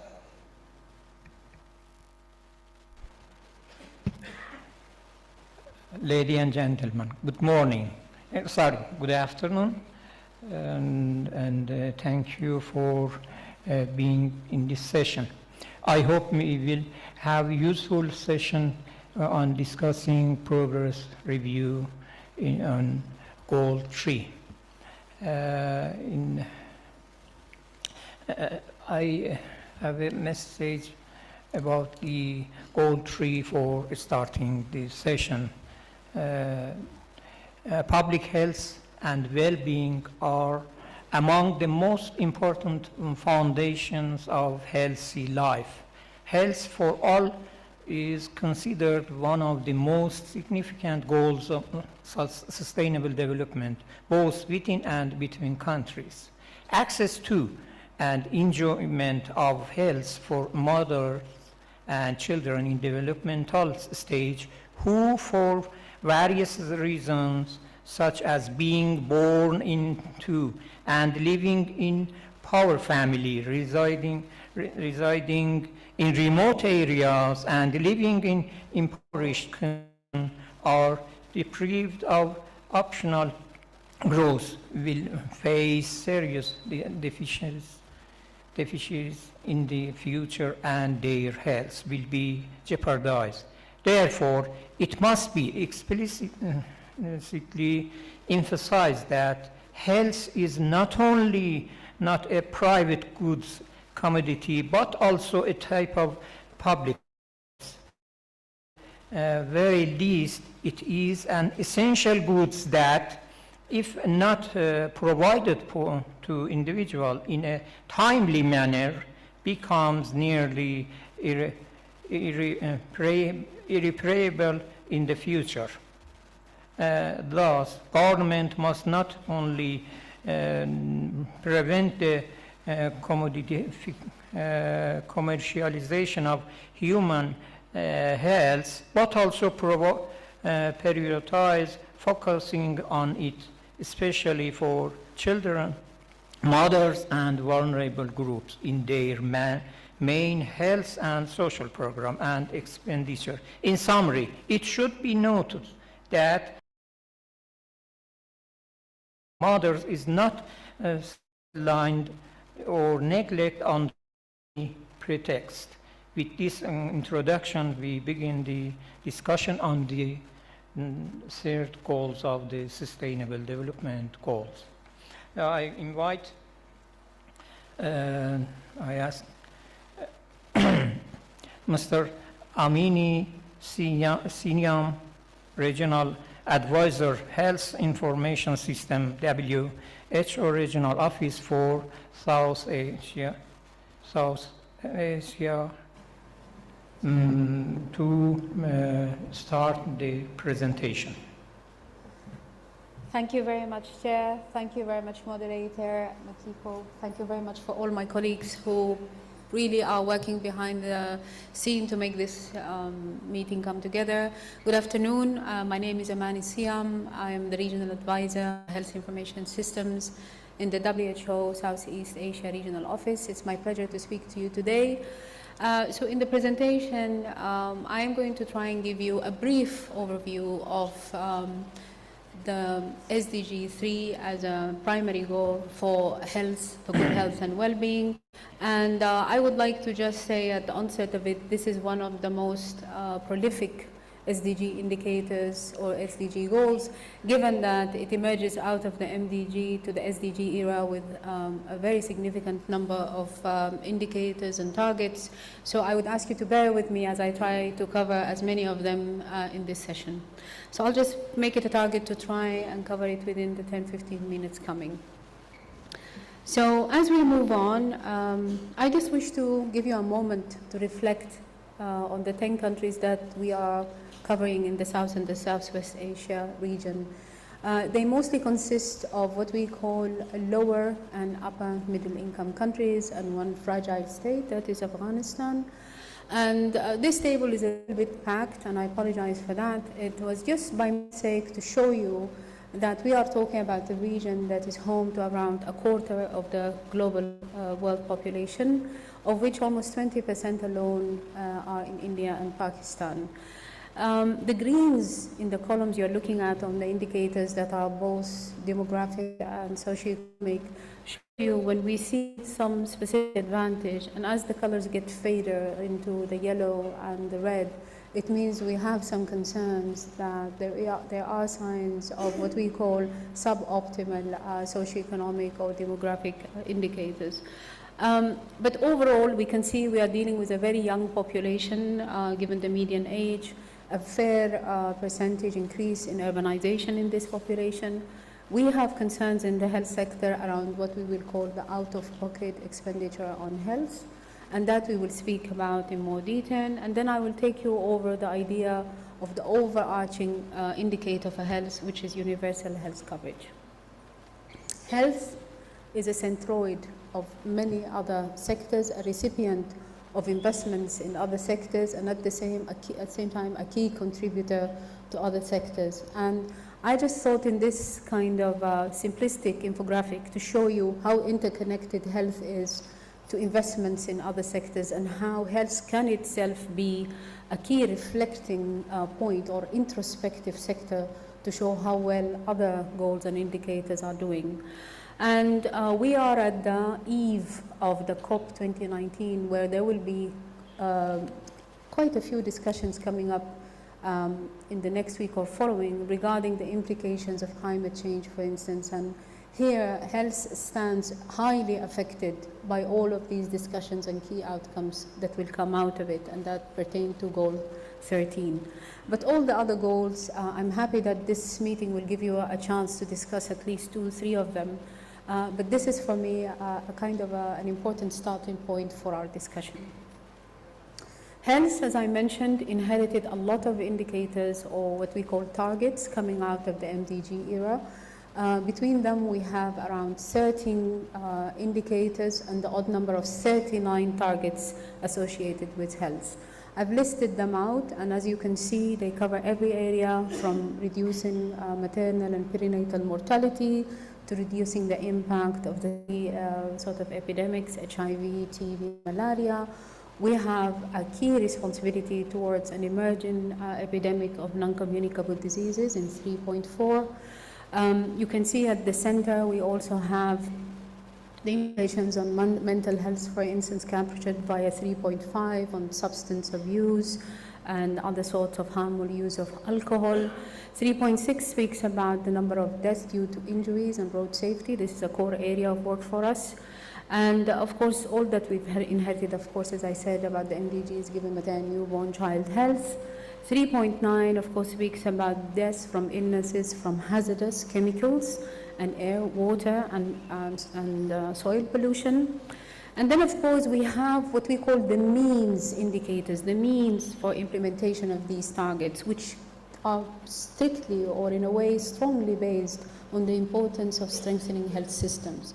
We will go into details in 3.8, B, C, and D. But overall, our overarching objective is definitely universal health coverage, which is to achieve universal health coverage, including financial risk protection, with allowing access to quality essential health services and access to safe, effective, quality, and affordable essential medicines.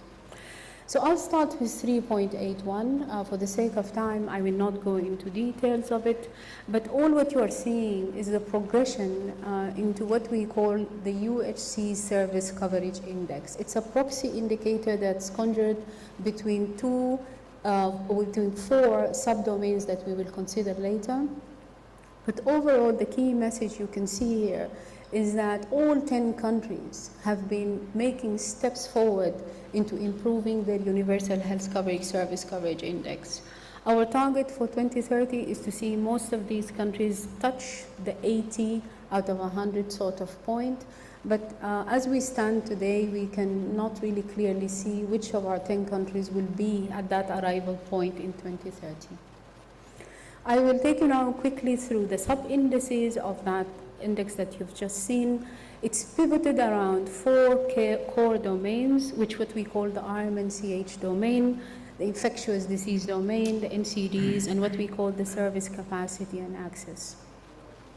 Overall, the more you can see green slots amongst the 10 countries you're looking at, the more you can see the better performing sub-indices, which are closer to the value 80 and above. And there you can see that our most compromised sub-index is definitely the NCDs.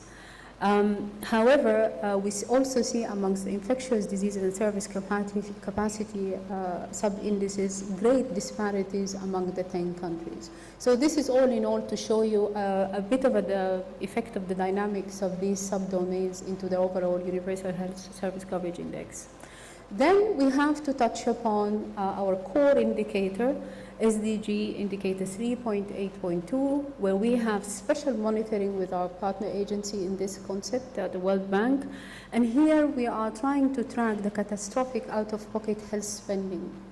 And in that sense, this gives us a fair understanding of the risks, or at least the financial risks borne by out-of-pocket spending on households. And what we want to show here by this graph is that tracking that point on time or in between time points, we would always like to see that value going as much as possible below the 10% mark. And instead what we are seeing that countries have a fair percentage of their population spending more than the 10% threshold of spending given household available income. The progress has been uneven, so this is a major area of concern where we are trying to do better at monitoring the indicator in question. The last snapshot, we have to put them together, the 3.81 and 3.82. And in this graph, as you see at the top, the UHC service coverage indicator 3.1 is moving from 0 to 80, whilst the catastrophic spending y-axis, we need to move the opposite way to your conventional thinking, in the sense that the less it is, the better we are. So the best country is the ones, or the better performing countries are the ones sitting at the top right-hand corner where you see Turkey is at the moment. So that is the quadrant that we want to see most of the countries pushing into, i.e. reducing their catastrophic out-of-pocket expenditure as well as improving on their service coverage index. Some of the data shown here is slightly out of date, but we are happy to report that many of the countries you see on this graph are actually producing more recent data in the 2022-23 period. So perhaps when we revisit this concept in a few years' time, we will see an improved situation. Here, I tried to give you a snapshot of the indicators you've previously seen, all 13. And here again, you can see that all the indicators are aligned in the rows, and the columns are the 10 countries we are monitoring. And of course, the slots that you read are very simple to follow. Whenever you see the green, it means the target has been met by the country for the relative indicator. Whenever you see this pale blue, it means it means the target will be met by the country by 2030. The slots that are of key concern are the dark blue, where we see at the current rate of progress, countries are unlikely to meet the relevant target, or what we call the global target for the indicator. The red is showing you, unfortunately, a situation where there has been a regression from the baseline value the countries have started with in 2015 at the onset of the SDG era. I mean, I'm sorry, I will not go into the details because I know the time is very important, but paucity of time, but I will conclude a bit more towards the end. Again here, I want to draw your attention to where you see plenty of blue cells. The The blue cells lies right at the top pertain to the probability of dying from a cardiovascular disease or cancer, diabetes, or a CRD. The problem here is that we are witnessing a straight into the burden of NCDs, and this has been more testified to by our latest global health estimates that were released in June of 2024, and I will go into greater details in that. For that concept as alone, you can see the majority of our countries are struggling, with the exception maybe of Maldives, and 1 or 2 countries are actually at serious risk of regressing on that indicator. So I'll take you into further details about this. So as I said, the global health estimates came out in June, and this gives us a chance the distribution of the burden of disease between 3 critical or 3 major groupings: communicable diseases, non-communicable diseases, and injuries. So what you are seeing here, the more you see of the navy blue bar, the more it is, I think it is navy blue, I hope you can see it from where you are. The more you can see from the darker bars, the more you are seeing the portion or the percentage of the increase in the non-communicable diseases burden. And as you can see, it has been a trade-off between a reduction in communicable diseases and a transition into the non-communicable disease concern.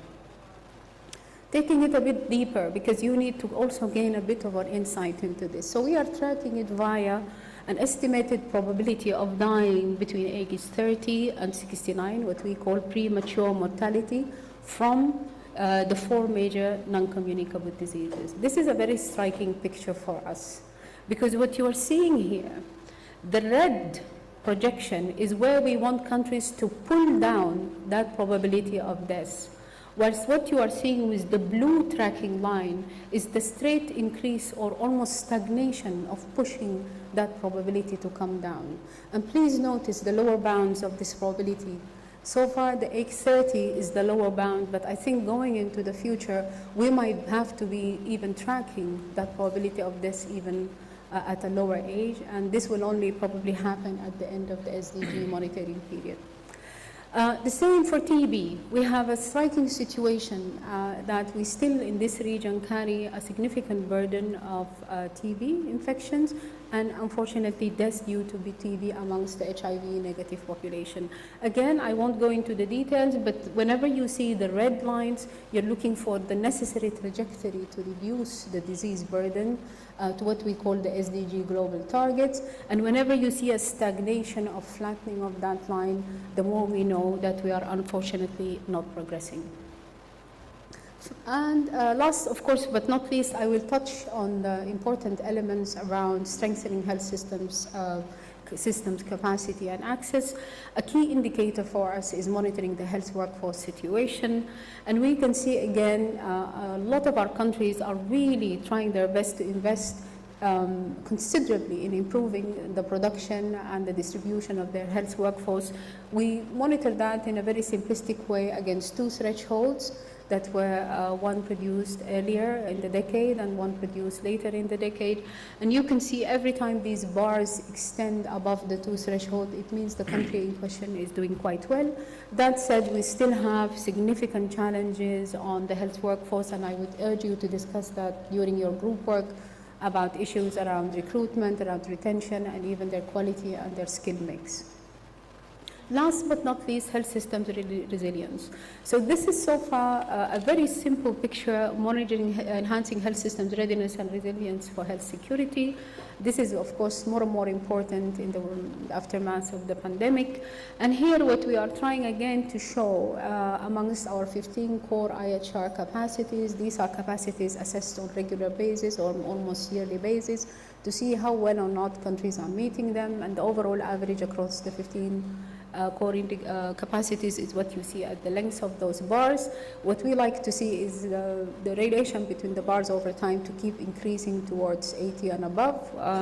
And as you can see, there is slightly, from one year to the next, there are slight improvements, but at the same time, there are some slight stagnations between countries, but this is, of course, on the improvement side, not on the worsening side. Last but not least, we've summarized 2 slides with some key messages that I hope would be present with you as you do your group work. Just to give you some stop signs about what you observe from all those analytics put in front of you, we can clearly see there is an uneven progress and urgent need for targeted evidence-based interventions from the data you have been shown to really push up and accelerate a little bit the progress in some of these indicators so that we can reach our SDG targets.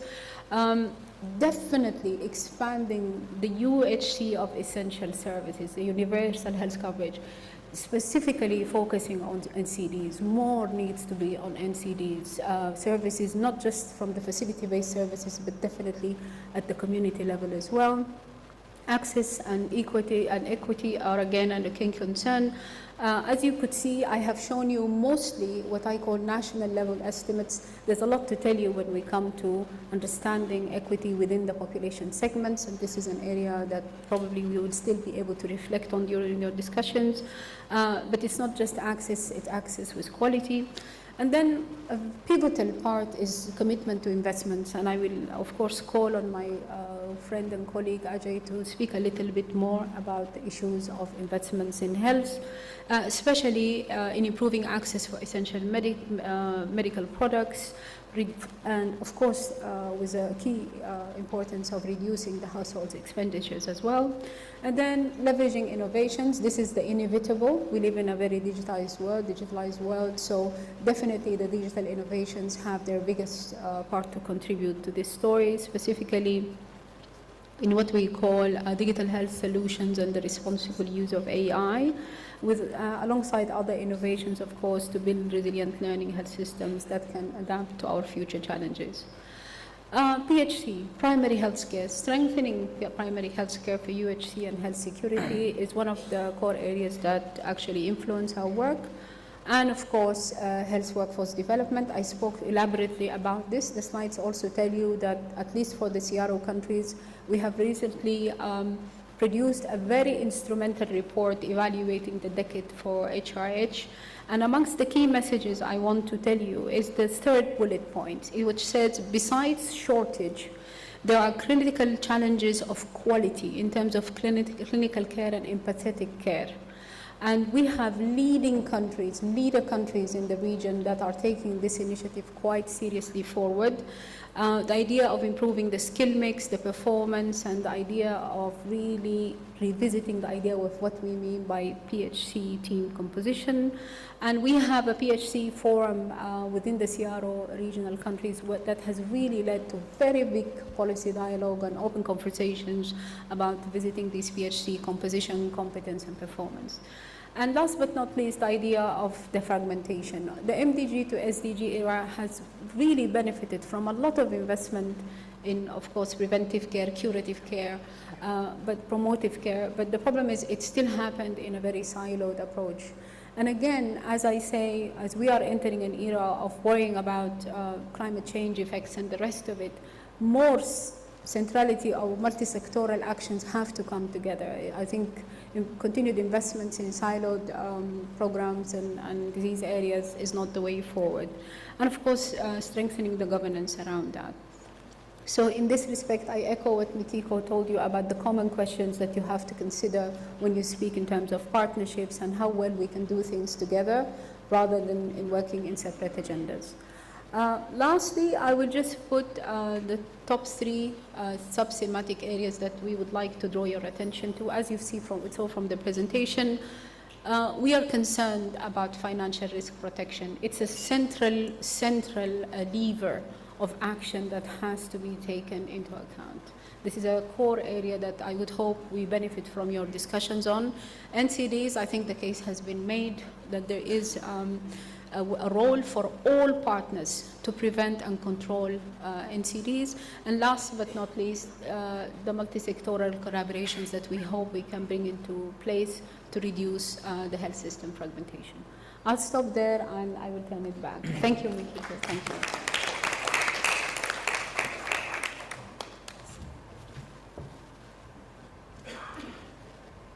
Thank you, Ms. Siam from WHO Regional Office for Southeast Asia.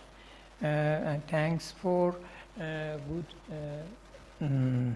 comments in concluding remark.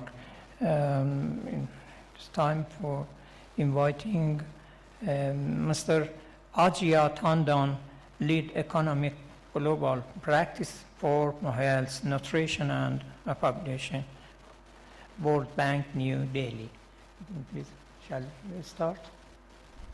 Thanks very much, and also special thanks to Amani for giving such a huge, comprehensive set of data so nicely in her presentation, where we see progress has been made, but there is also room for improvement across some dimensions. So I'll sort of club my comments around the three themes that Amani ended with, universal health coverage, non-communicable diseases, and health systems. So let me just begin by speaking about universal health coverage, and just a reminder, as also Amani made the point, it's a very comprehensive indicator that measures, in particular, how well a health system is doing.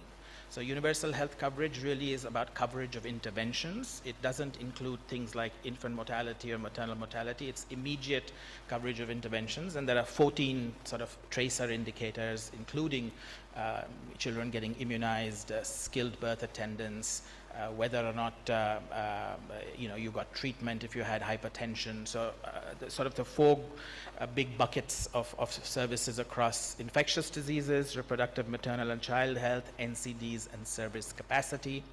And we've seen that the countries across the region have made progress. Progress was interrupted as a result of COVID-19, and if you look at the latest global monitoring report, it does show, and it was time to sort of renew efforts to accelerate progress on improving service coverage. But universal health coverage is also about making sure that not only that you get services you need of good quality, but also that you're not facing financial hardship. So this aspect of universal health coverage was new compared to the MDGs and the SDGs. The point here being is that, yes, you want to, have treatment when you're sick, but you don't also want your wallet to get sick in the same process. So it was a recognition, explicit recognition, that how you finance your health system matters, and matters quite significantly. If you finance, that's why Amani was showing the out-of-pocket spending as a share of total resources that go to the health system. The higher the out-of-pocket spending is for those who have a medical background, that's a risk factor. It's a risk factor for becoming impoverished as a result of having to pay. And WHO recommends that out-of-pocket spending be about 15 to 20% or lower of the total resources, and in our region, we are quite far from that. Many countries, still the dominant source of financing for the health system is out-of-pocket spending. And that's one reason why, even though service coverage has improved, financial hardship metrics are going in the other direction. Financial hardship is just measured by how many households in a given year are facing more than 10% of their household income having to pay out-of-pocket spending on health. So that's what we call catastrophic health expenditure, but also how many households are pushed into poverty or pushed deeper into poverty as a result of accessing health care. And that indicator is going in the wrong direction, and for a variety of reasons that we can get into during the discussions, but also one primary reason behind high out-of-pocket spending is spending on medicines and diagnostics. Oftentimes countries don't include that when they cover people, and also there is poor quality of care in publicly financed coverage. So globally, we know that public financing is key for making progress towards universal health coverage. So the point being, in our region, one of the things to look at is how can we increase public financing for health while crowding out-of-pocket spending, especially for the poor. They shouldn't have to pay at the time and place of seeking care.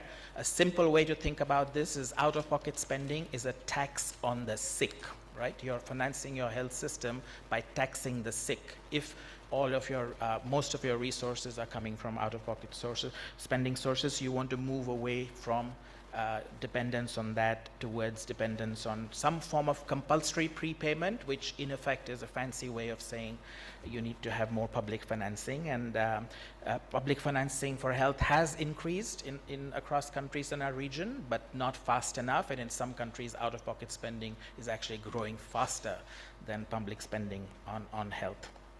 And you sort of, even though you may have publicly financed coverage, you go to a public facility, if the drugs are stocked out, you have to pay out of pocket.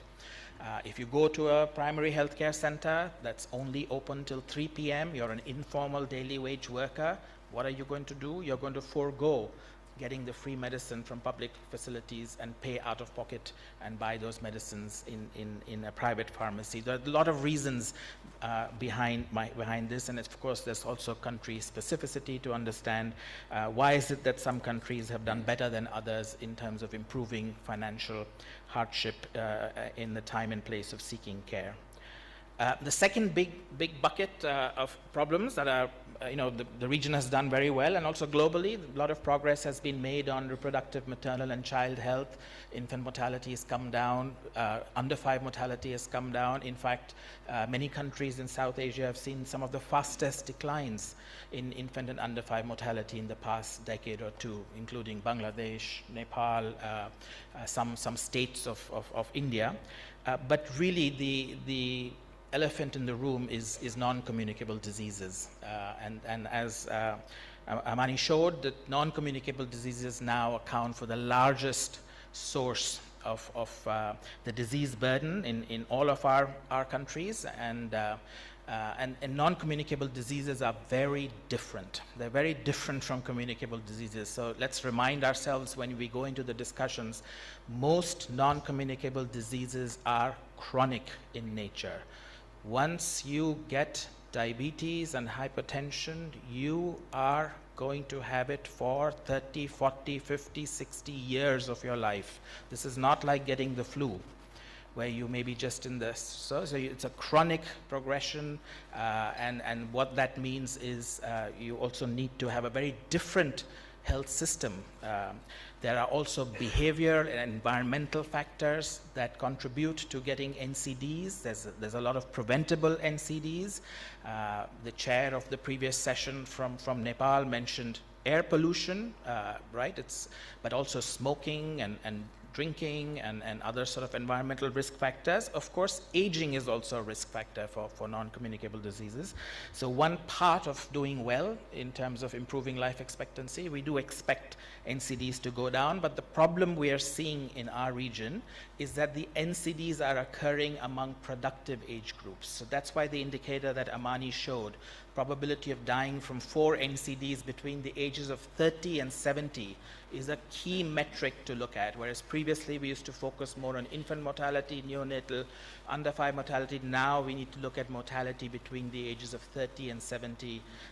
What proportion are dying due to cardiovascular diseases, asthma, diabetes, and I'm forgetting the fourth one. It's chronic respiratory diseases, right? So a very, very key metric indicator. And 1/5 or of the population between ages 30 to 70, which we consider typically to be productive age groups, have huge amounts of morbidity and mortality as a result of NCDs. This is not just bad for health, it's also bad for the economy. If you have diseases like diabetes, hypertension, it affects your productivity, absenteeism rates are higher, presenteeism rates are higher, and of course, if you are in a health system that is dependent on out-of-pocket spending, you're going to have to buy medicines for life often, a big other big problem with non-communicable diseases is you don't usually get a fever, right? If you have non-communicable diseases, the symptoms are incredibly vague. Hypertension, diabetes, it's not going to, you may feel sluggish or do things, it's not going to trigger you to go and seek health care. So one of the things that countries are doing in our region, including in India, in Sri Lanka, is doing population-based screening. So going to households trying to catch things like diabetes and hypertension and cancers as early as possible. In Sri Lanka, I think it's everybody above the age of 35 has to be screened, and you don't wait for them to come to the health system. Workers go. In India, every Indian above the age of 30 is screened for hypertension and diabetes once a year. Again, going to the households to do the screening rather than waiting for people to come because of the nature of NCDs. So this is also one of the areas where working with other sectors is very important. It's not just the health system that's going to matter. It's what you eat, what you how you live matters a lot for non-communicable diseases. And the other point I wanted to make is, if you don't catch non-communicable diseases early, you end up having them progress, and then you'll end up getting hospitalizations for what are called ambulatory care sensitive conditions, which are unnecessary. So importance of strengthening primary health care. And my last point is really to emphasize that the health system also needs to work together in an integrated manner across levels of care, across public and private, but also to work with other sectors. So many times, for instance, in many of our countries, Ministry of Health and Ministry of Finance don't even talk when it comes to tobacco taxation or alcohol taxation. So important to really reach out and see how does other interventions in other sectors can improve health, but also how do interventions in health improve other sectors. So, malnourished children are not going to learn, and you're not going to be productive if you're burdened with the non-communicable diseases. So just wanted to leave you with some thoughts around these sort of big buckets of universal health coverage, the problem with non-communicable diseases in our region, but also the issue of continued fragmentation of health systems, and how do we address these to move forward.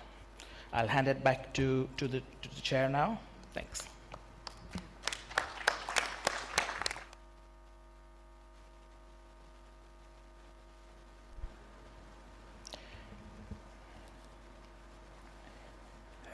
Thank you again, Mr. Tandon, for an analytical lecture and good presentation. You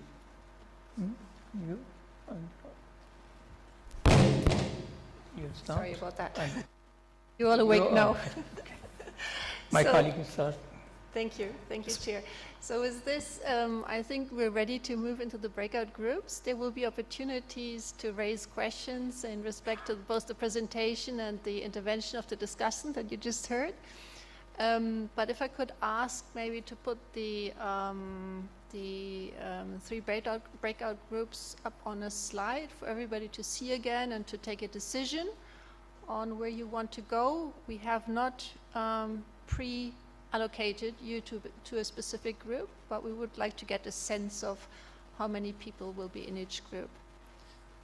Can we get them up? If not, I will read them out. There will be one group on universal health systems and how to finance them, one group on NCDs, and one group on health systems. Okay, I see it's up now. Perhaps could we get a quick raise of hands on who would be joining the first group? Okay, that's a relatively small group. Then who is interested in joining the group on non-communicable diseases? Again, raise your hand, please.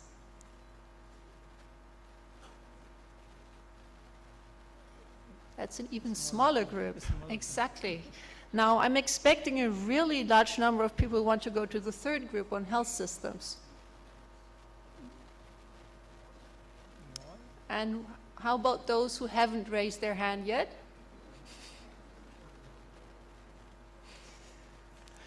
I hope you will be allocating yourselves to one group, because we really want to benefit from your presence here. Those who are online, you are free to join any group that you would like to go to, but I think for those who showed their interest, that was a relatively equal group. So I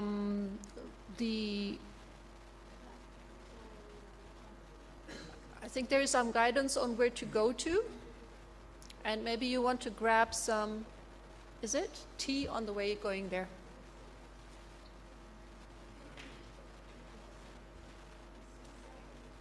Hello, yeah. Okay, you can grab tea on the way over there. So breakout group 1 is meeting room number 15. It's marked, right? 1, 2, 3. So 1 is the universal healthcare financing, 2 is the non-communicable diseases, and 3 is the fragmented health system. And the moderator is, for group 1 is Mr. Malik from Pakistan, and Mr. Sangay Punsho from Bhutan for 2. And number 3 is Mr. Heman Kumar Meena from NITI Aayog, India. So that's downstairs, right? So can you get to your breakout rooms by, we are kind of, yeah, let me see. Would 10 minutes be okay, the tea, and then go downstairs? Yeah, so we are now, what is it? It's 3:40. So by 3:50, aim to go down to the breakout rooms. And then we'll have 1 hour to have breakout room discussions, and then after that you come back here, and we have some plans for the moderators who need to prepare for the report back. We start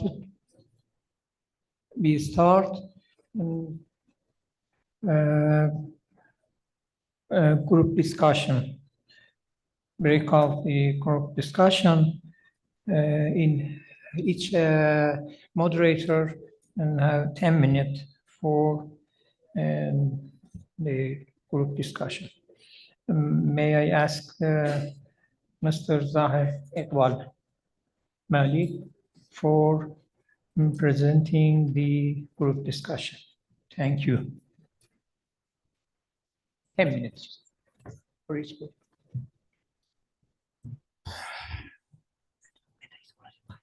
The presentation, please.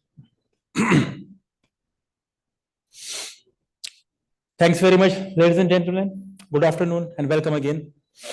I am Azhar Malik, and I am with the breakout group 1. I was moderator with that. We have discussed around 40 to 50 minutes, different aspects pertaining to the breakout group 1, that was universal health coverage and financial protection pertaining to this one.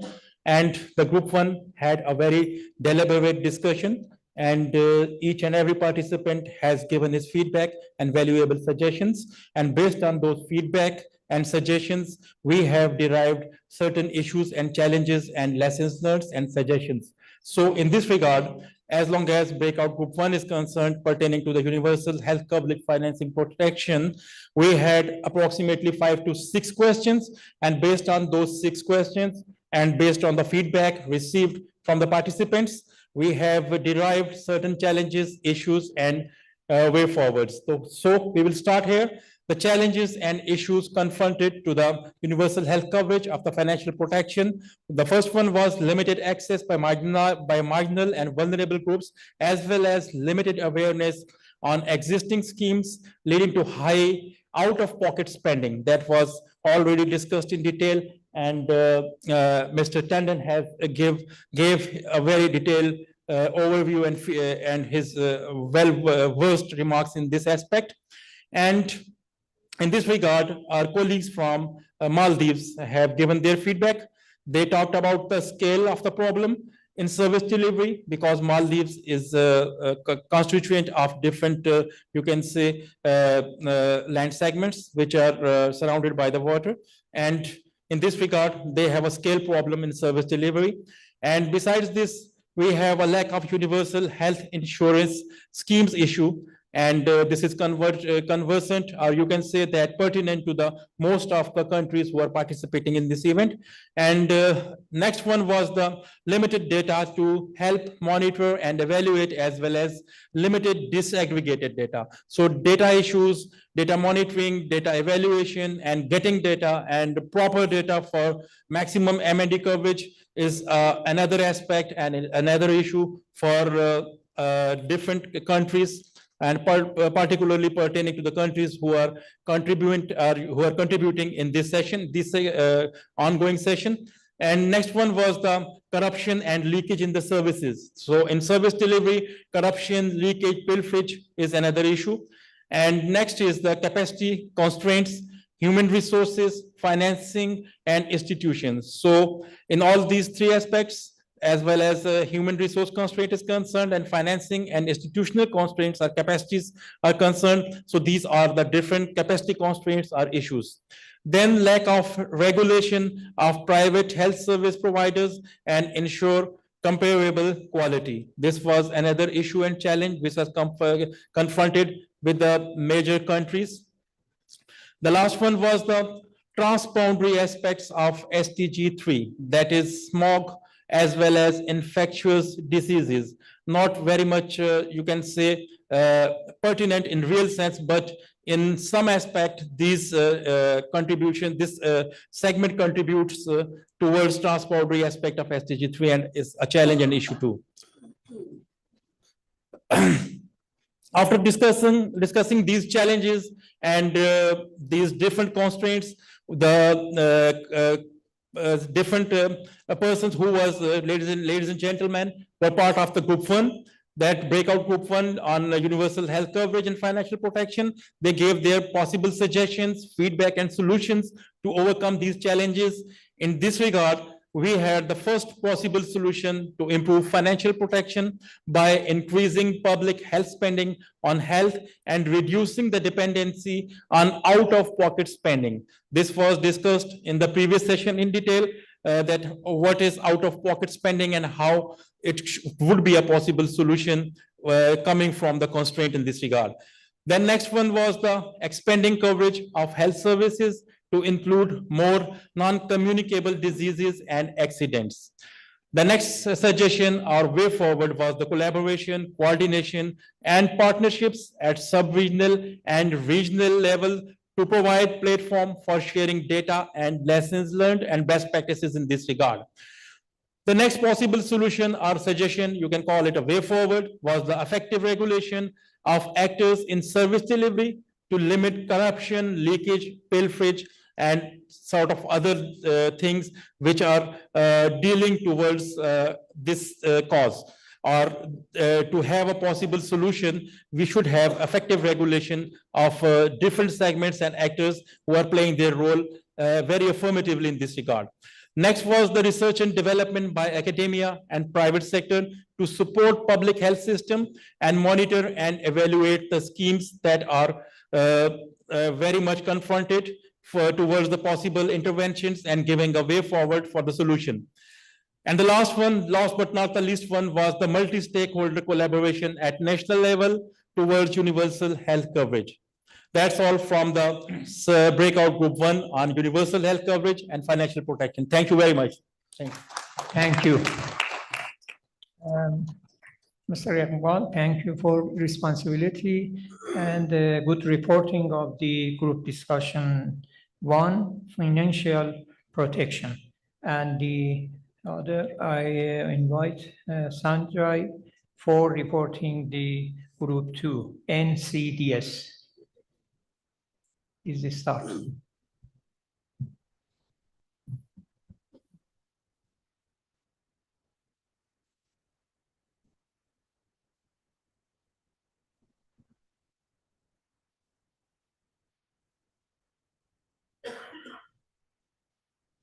Okay, good evening.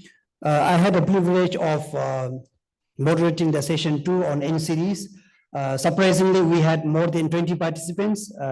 When during that time, everyone was not everyone was raising hands. So I was happy that everyone is concerned about your own health. So this is the contribution from all the participants from group 2. Everyone actively participated and contributed to these findings. In terms of challenges and issues, the group has agreed that, unanimously agreed, everyone was speaking on this topic actually. Lack of awareness and education about NCDs. This has actually resulted in unhealthy lifestyle habits, diets or exercise. We know smoking is bad for health, drinking alcohol is bad for health, but we still do it. So that challenge was there because even if unawareness was one thing, but even if you know, the behavioral change is another thing. What was the menu during this lunch? We were discussing all in these areas. Other thing was very prominent again, lack of coordination and coherent policies across government, including, for example, like tobacco laws, advertising and sponsorship, private versus government, NGOs versus all other stakeholders. So there's still lack of coordination among these multiple stakeholders. The other issue was lack of access to quality and affordable healthcare system, including medicines, and we still have, being a resource constrained economies and countries, we still have a very low doctor-patient ratio or doctor-nurses ratio.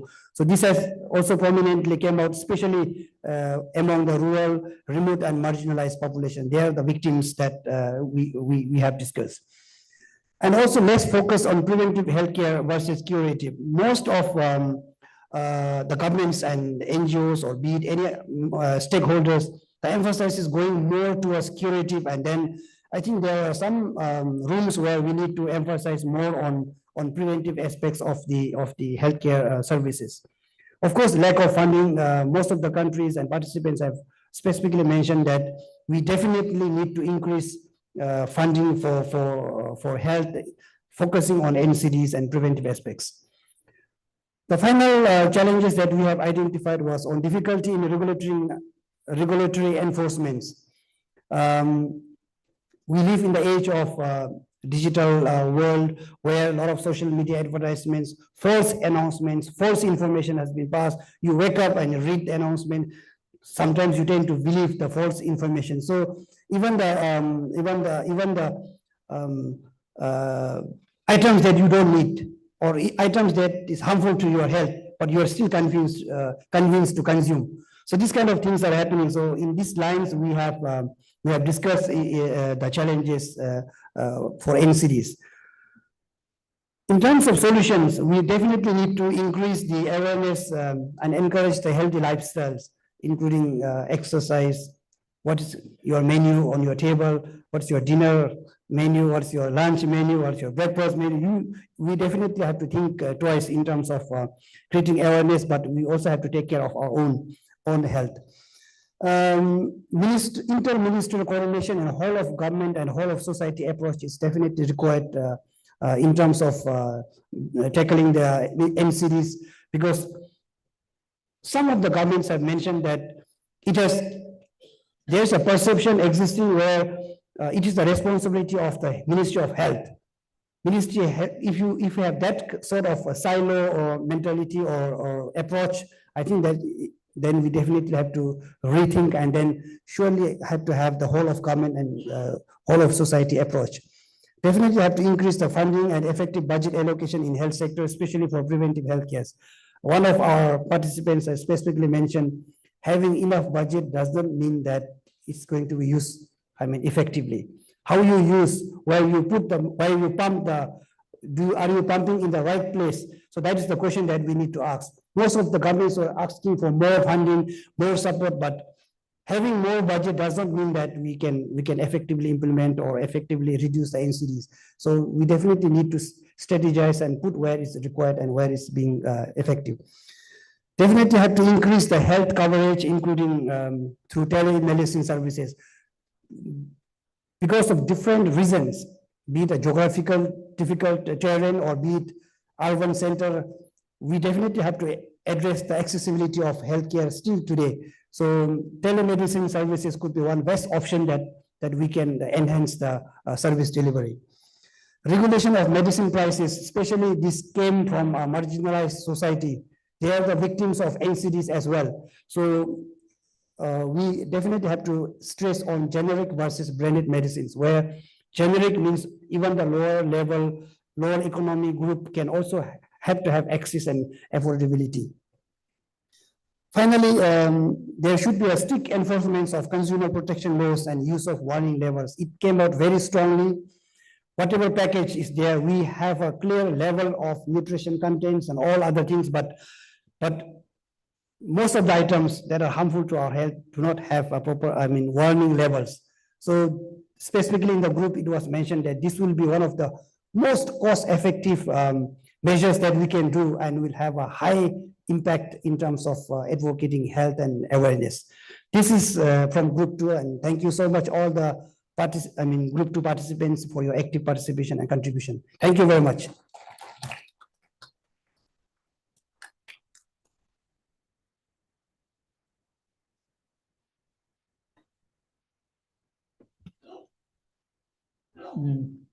M. Kumar, may I ask you to present group discussion 1, health system.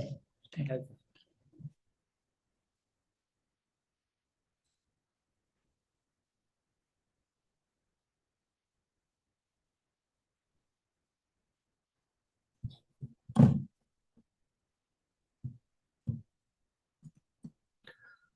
Good afternoon, everyone. My breakout session was 3, and countries from Nepal, Maldives, Iran, Sri Lanka, and some civil society organization. There were some online participants also. Those were participated in the breakout session 3. It was related to the health systems, and participants talked about the challenges and the possible solutions for fixing the health system. So after discussion with the participants, we have come out with few challenges and the issues. Most of the participants talked about the health system fragmentation. The fragmentation is happening at 2 levels, horizontal as well as vertical, and mainly due to the incoherent government policies and lack of coordination between the government and the private sector. Further, participants talk about the extreme event, especially due to the climate change. There has been increasing incidents of heat waves, increasing incidents of the cold waves, due to which additional pressure on health system is coming. And some participants talked about the rising mosquito population. So suddenly, this is the thing that we are facing in the India also. And these extreme events, for example, floods, etc., they affect the nutrition level because they destroy the crop, etc. So local level issues has come up, and which have impact on their nutrition security, and further they affect their health also. Nepalese delegates raised issue about the disability access. Our health system should be disabled friendly, and for every disability, there has to be provision in the health system and the insurance policies. And further, rising burden of NCDs. My previous speaker talked about NCDs, and in our breakout session also this issue came up very frequently. Gender-based challenges. Obviously, the SDG 3 is related to SDG 5. Until and unless health of women are good, they cannot participate fruitfully in the labor force. So there has been interconnectedness between the health system and the care system. For we have to connect our care system, senior care and crash system with the healthcare system in order to enable women to have more healthy lifestyle as well as more increasing participation in the labor force. Apart from that, some participants raised issue about the information system also. Excuse me.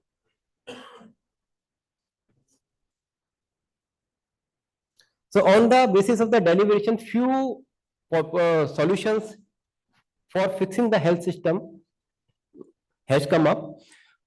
First is the health system mapping. We have to map the health system at the ground level with the disease burden.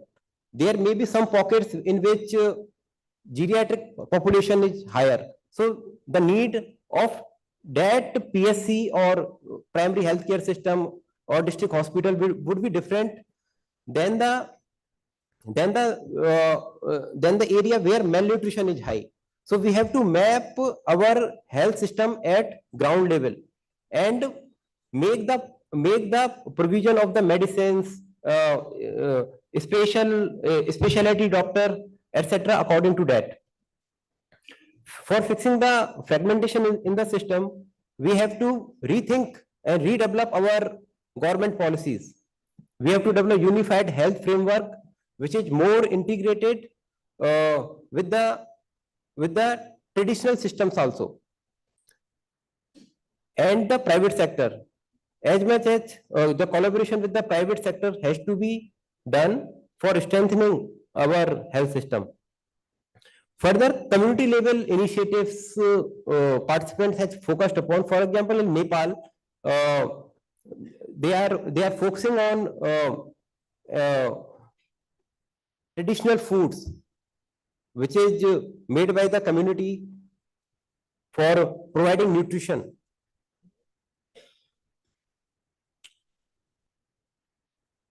And after that, the preventive aspect of health system should not be missed upon, because these reproductive care, nutrition care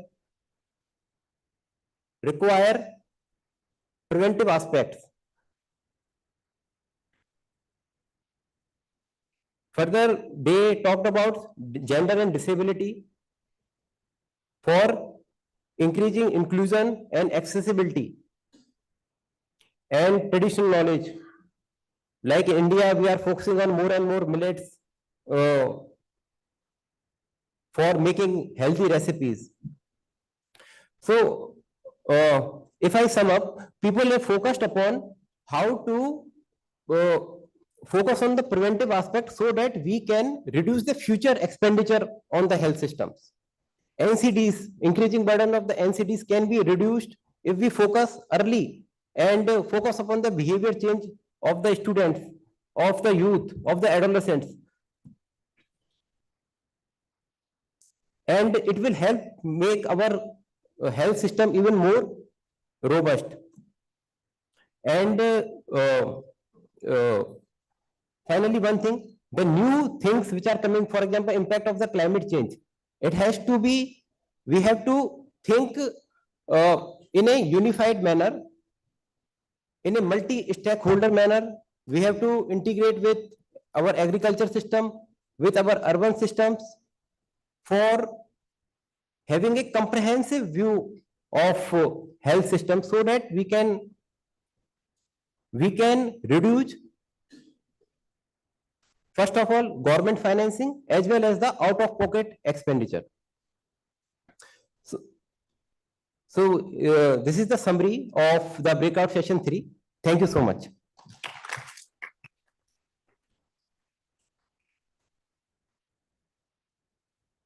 Thank you for all our colleagues for participation in group discussion. Now we have half an hour time for discussion in the session. Please start.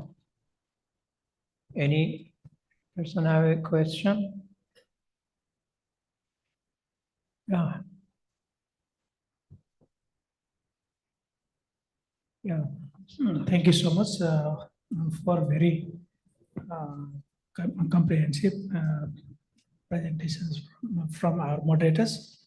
Some points, some critical issues they have been missed. I think number one, preparedness for the emergency, for possibility of the next epidemic. Or outbreaks, possible outbreaks in different parts of the region. And the next issue is rising the case of suicide, mental health problems, and the rising road traffic accidents in our region. And the next is sexual and reproductive health. That issue is also to be seriously considered, and the impact of air pollution in the health. These are the others some issues of our region to be addressed. Thank you.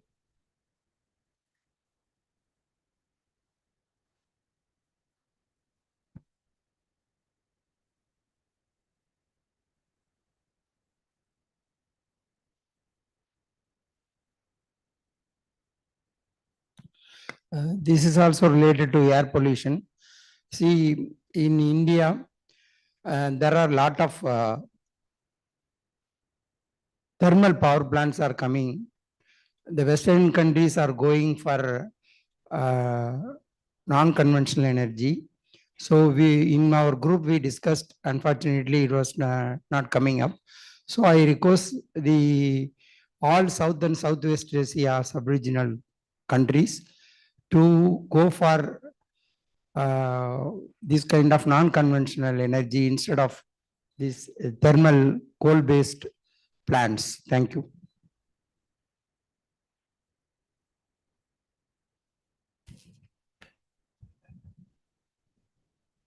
Maybe other colleague have explanation, maybe question. Yeah.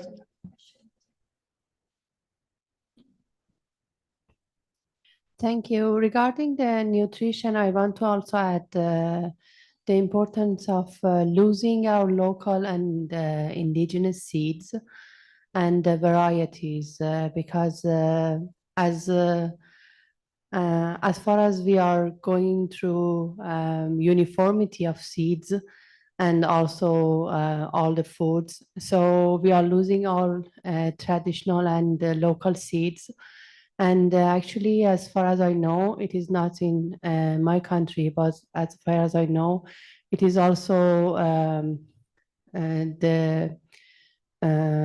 some other kind of seeds like genetically modified organism, which is very related to our health issue and our nutrition. Thank you.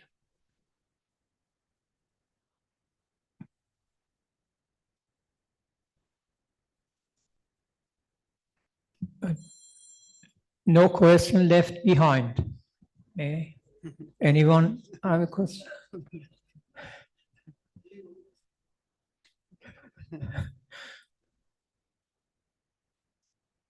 And may I ask Mr. Tandon and Ms. Amini for a complementary explanation and responding the question may be raised. Are you ready? Hi, Mr. Yeah. Please start.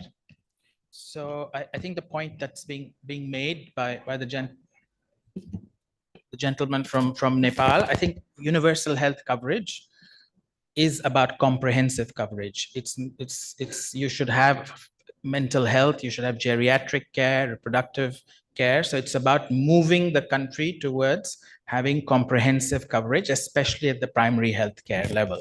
So it doesn't mean necessarily that all countries at the same time, all of a sudden will give the entire package, right? So many countries initially choose reproductive, maternal, child health, infectious diseases. And as sort of you get more resources, as the disease burden evolves, other packages do get added. So for instance, in India's case, the Ayushman Bharat reforms is about expanding the package of services available in frontline primary healthcare services from 6 to 12, including, you forgot to mention dental care, right? Eye care. Its comprehensive coverage should be accessible, especially for the poor, right? Let the rich worry about themselves. So the point here is not one versus the other, and including preparedness. And there are a lot of common elements between pandemic preparedness and NCDs, right? There are behavioral elements in both. You need to do surveillance, not only for pandemic, but also for NCDs. If you're seeing people getting fatter and smoking and drinking, right? So the elements are similar, that you need to have a proactive primary healthcare center. Also, if you're seeing a lot of people having respiratory problems. So, you know, in health, we have what is called primary prevention and secondary prevention and tertiary prevention. Primary prevention is preventing you from getting diseases to begin with. And that's where air pollution, Coca-Cola, sugar, and all these sort of things come into play. So there is a role for the health system to also advocate and to raise awareness that things like climate change and air pollution, these are risk multipliers that are having an impact on the health system. Secondary prevention is that once you get an NCD or get a disease, to try and manage it so well that you don't need to be hospitalized, right? So you shouldn't, if you manage your diabetes, hypertension well, you shouldn't get hospitalized for it. That's secondary prevention. Tertiary prevention is once you've had an acute event, you're making sure it doesn't happen again. And so again, the role of the primary healthcare is key. And yes, you're right about non-conventional. There's a whole industry on climate change now, which is looking at mitigation and adaptation efforts. And part of this effort is also to go green, not only in the health system but also globally across all sectors.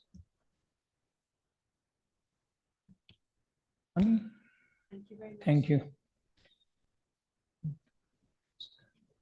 Thank you very much for these questions. And I will just add one more line to what my colleague and friend Ajay said.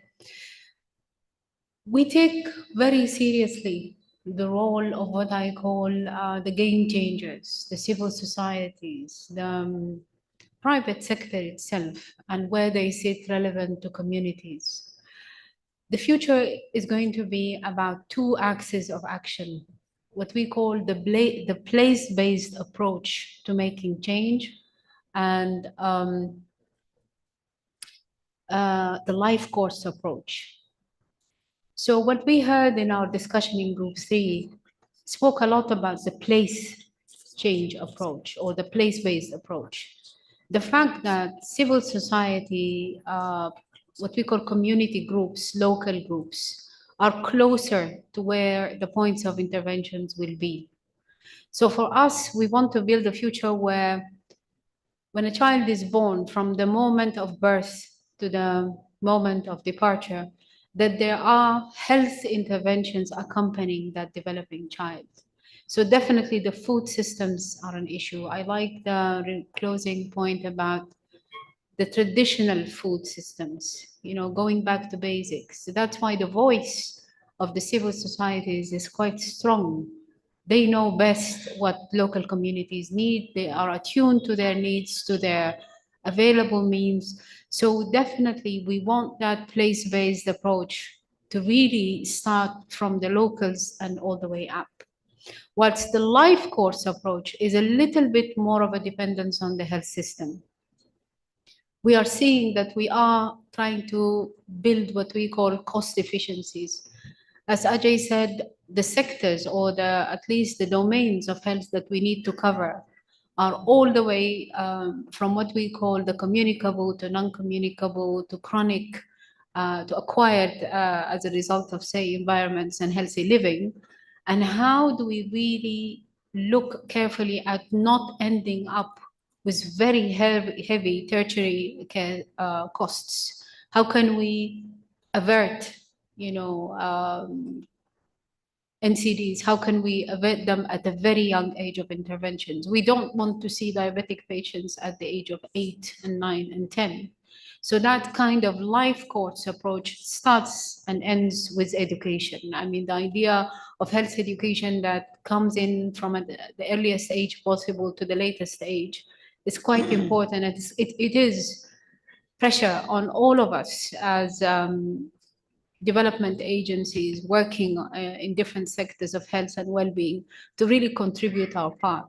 So we depend on you as, we are preaching to the converted. We depend on you to take these messages to your constituents, to say that the narrative is changing amongst the UN agencies, amongst the technical agencies, to try and find common themes, common public health messaging that will be, as I said in our discussion in Group 3, health in all policies. The fact that agriculture has to think of health in terms of food and food quality and food technologies.